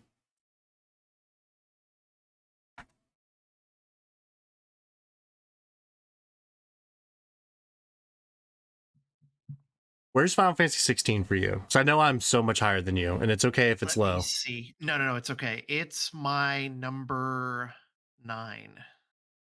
For 1 for me and 9 for you. That's fucking nuts, dude. And Resident So Evil's great. your number 1, I'm assuming. Yes. Yep. And it's my 6. Is Hogwarts your 3? 3? And it's my 2. Is Hogwarts the winner? Hogwarts our number 1? It's the one that we both ranked. It's the closest. Yeah, it's got the lowest number. Yeah, we've raved about it all night. We both absolutely love it. So oh man. Okay. I'm happy with the list right now, 5 through 10. I'm happy with that order. Are you happy with 5 through 10? Yeah, I'm good with 4 through 10 even too. I think 4 Sea through of 10 Star. even? Okay. Yeah. Yes. How would you feel about, because I want to work with you on Final Fantasy 16 here since it's your game of the year and my RE4 is game of the year. Yeah. So do you think, man, that is crazy that it'd be like number 1 would be our like lowest combined, and then 2 is one of our game of the year, and 3 is our other game of the year. How do we even like average this out in a fair way? I guess is like, how do we? I think I don't like being as like I don't know what the word is about like mechanical about it, but like technically, Final Fantasy 16 has a 1, a first, and a 9th, and Resident Evil 4 has a first and a 6th. So like in that way, it makes me feel like it should be. It's, if we go by that, it should be number 1 Hogwarts Legacy, number 2 Resident Evil 4, and number 3 Final Fantasy 16. But what I think the actual order should be that. I think that's the actual order. What I have right here. I think that's the order. If you're not mad at it, I'm not mad at it. I think that's the actual order. What do you think? I'm fine with it too, because I agree. Like Resident Evil 4 feels like, I think collectively we liked it more. Yeah. And at this point, we're comparing like how much do you love that versus how much do I love Final Fantasy 16, and like that's the impossible conversation. Yes. But I feel like I feel good about this. Hogwarts, especially being 2 and 3, that's by far the most impressive. Yeah. The next like most consistent one would be like Spider-Man. Which I like at 10. And it's just it's not that the Spider-Man's not as good as these other ones. It's just I don't know. Or I don't know. We were really close on the list together for Spider-Man. Like we were very close on our placing. Mm-hmm. But I feel like it would be hard to argue that Spider-Man is better than any of those top 4. Yeah. So I feel I like that's why Spider-Man is where it's at. If we were doing the ranking thing for Spider-Man, then it would probably be higher than Sea of Stars, but I can't argue that Spider-Man 2 is better than Sea of Stars because of how high it was on your list. I'm honestly, if I think if I made any change right now, Mhm. I have the more we've talked about it and the more I've thought about it in general making my videos because I reference Dead Space so much. Yeah. I wouldn't even hate Dead Space and Spider-Man swapping. It feels weird, Yeah. I'd be 100% but down with I that. Yeah. just fucking love that game so much. And like again, I It's get very real good. like certain things like make me like a game more and like I owe all of my horror, like survival horror to Dead Space. Like if I would have played Dead Yep. Space and hated it, Yep. maybe I don't play Resident Evil. Maybe I don't play Alan Yep. Wake 2. Like Yep. that means something to me where it's like Yep. it might not That's the be one a that better started it game, but all. it's like my favorite. Like I like it more. Like I love the idea of it more. It started everything. It started the snowball of you playing Resident Evil 4 and Alan Wake 2 last year. Yeah. And Alan And Wake. Yeah. yeah. And this also puts our top five is your top two and my top three, which also feels right. Yeah. Yeah. So I think, is this the list? I think this is it. I think this is the list. I think this is it. I It think we feels figured good. it out.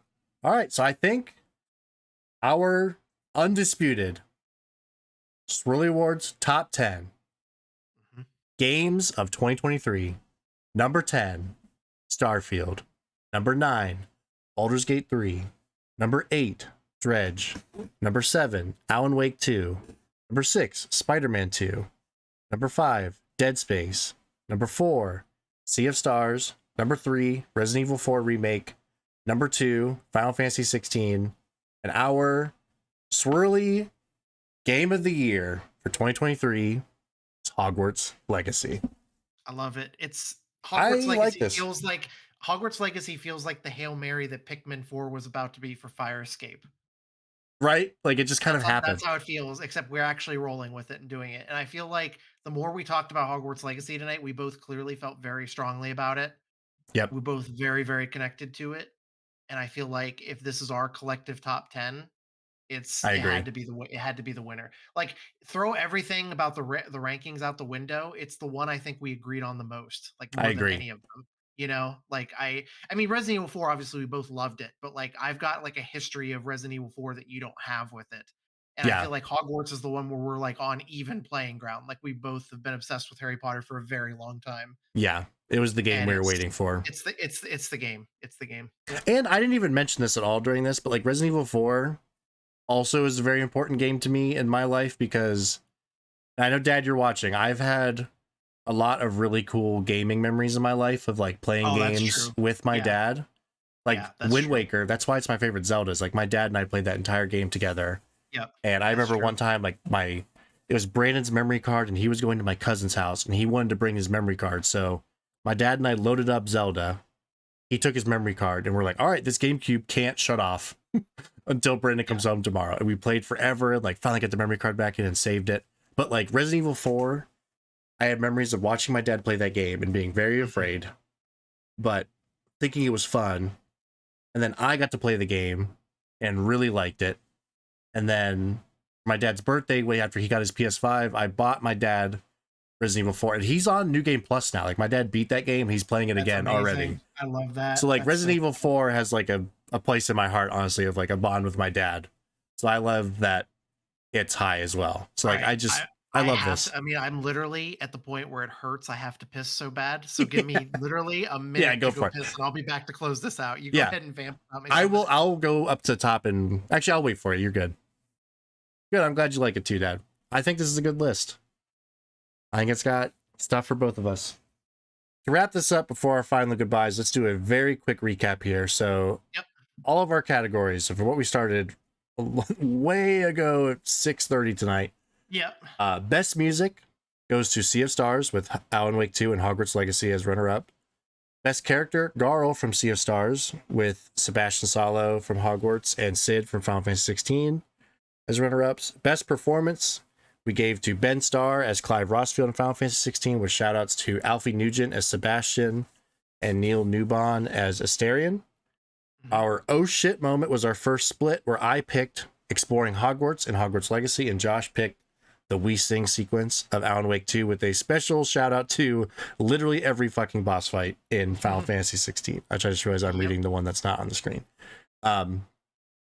Our biggest bummer, Josh gave it to Diablo 4. I gave it to MLB The Show 23 with its Diamond Dynasty mode, with the runner-up of Assassin's Creed Mirage. Our Too Much Hate game, Josh spoke on Starfield, I spoke on Forspoken. I forspoke on Forspoken. I forspoketh. Yeah. Our best remake / remaster went to Resident Evil 4 with shoutouts to Dead Space and Super Mario RPG. Our best boss fight went to Bahamut from Final Fantasy 16 with shoutouts to Verdugo and the Icon of Fire fight from Final Fantasy 16. Our best style and vibe, Alan Wake 2 took this one with shoutouts to Dredge and Sea of Stars. Our best out of nowhere game, Dredge won that one, which I'm very happy about that in hindsight. I think that was the right call. Yeah, with for sure. Sea of Stars and Dave the Diver. Indie Darling, the same 3 nominees, except Sea of Stars took that one, with Dave and Dredge being the runner-ups. Josh's best Steam Deck game went to Vampire Survivors with shoutouts to Dredge and Moonstone Island. The best game to stream, we picked Rocket League with shoutouts to Rock Band 4 and Mario Party. The best dump, the best pooping game, I picked Wordle / Connections, and Josh picked Monopoly Go with shoutouts to Pokemon Go. The game we wish we played more of / at all went to Pikmin 4 with runners-up of Chia and Palia. Our best non-2023 release, The Last of Us Part 1 Remaster with Mario Kart 8 and Mario Party Superstars as runner-ups. And one final time, our top 10 official Swirly top 10. Number 10, Starfield. Let's read this. Oh shit, I was gonna say let's read it from number 10 on, and I'll start with Starfield so that I get to say it one more time. Oh so yeah, you know what? You do it. You do it. Revel in this fucking moment, man. You do it. Number 10, and I'm so happy it made the cut at all, is Starfield. Absolutely. Well deserved. Number 9, Baldur's Gate 3. Number 8, Dredge. Number 7, Alan Wake 2. Number 6, Spider-Man 2. Number 5, Dead Space. Number 4, Sea of Stars. Number 3, Resident Evil 4 Remake. Number 2, Final Fantasy 16. And our Swirly Game of the Year for 2023, Hogwarts Legacy. Which feels right. We did it, dude. 4 hours. My God. Great fucking stream. Every time I get together with my friends and record or stream, it's always fucking 9 hours long. And I love it. There's no in between. No in between. Maybe next year we have,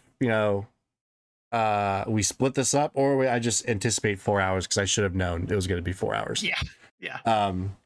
Yeah, that's it. So I'm going to post the VOD of this. That's also going to be insane. I'll probably be able to cut some stuff out of that at some point. Yeah, I wanted this to be up on YouTube because I think that'd be fun to look back on. Yep, for sure. But thank you to everybody who watched. I know, Crystal, you were here. Mom, Dad, Brandon. Shout out to Riley. Everybody from the Discord that showed up. I know Dylan was here for a while. Yep. Yeah, thank you guys so much for watching. I really appreciate it. Mike stopped by for a second to call me a sexy piece of ass. Yeah. I love that. Got to look back on the best moments of the stream. That was definitely one of them. I think he's currently waiting for me and Krista to play Warzone with him. So yeah. I gotta go do that. Oh my God. Yeah. Sorry about that. Yeah, we can, no, it's okay. We can get up out of here. So be sure to follow Josh and Krista both over at the Adjective Noun Gaming channels everywhere. YouTube, Instagram, Twitter, basically everywhere. You can find Twitch as well. Yep. Thank you guys so much for watching. We appreciate it. Until next year, for the second annual Swirly Awards, we'll see you guys later. Bye. Bye.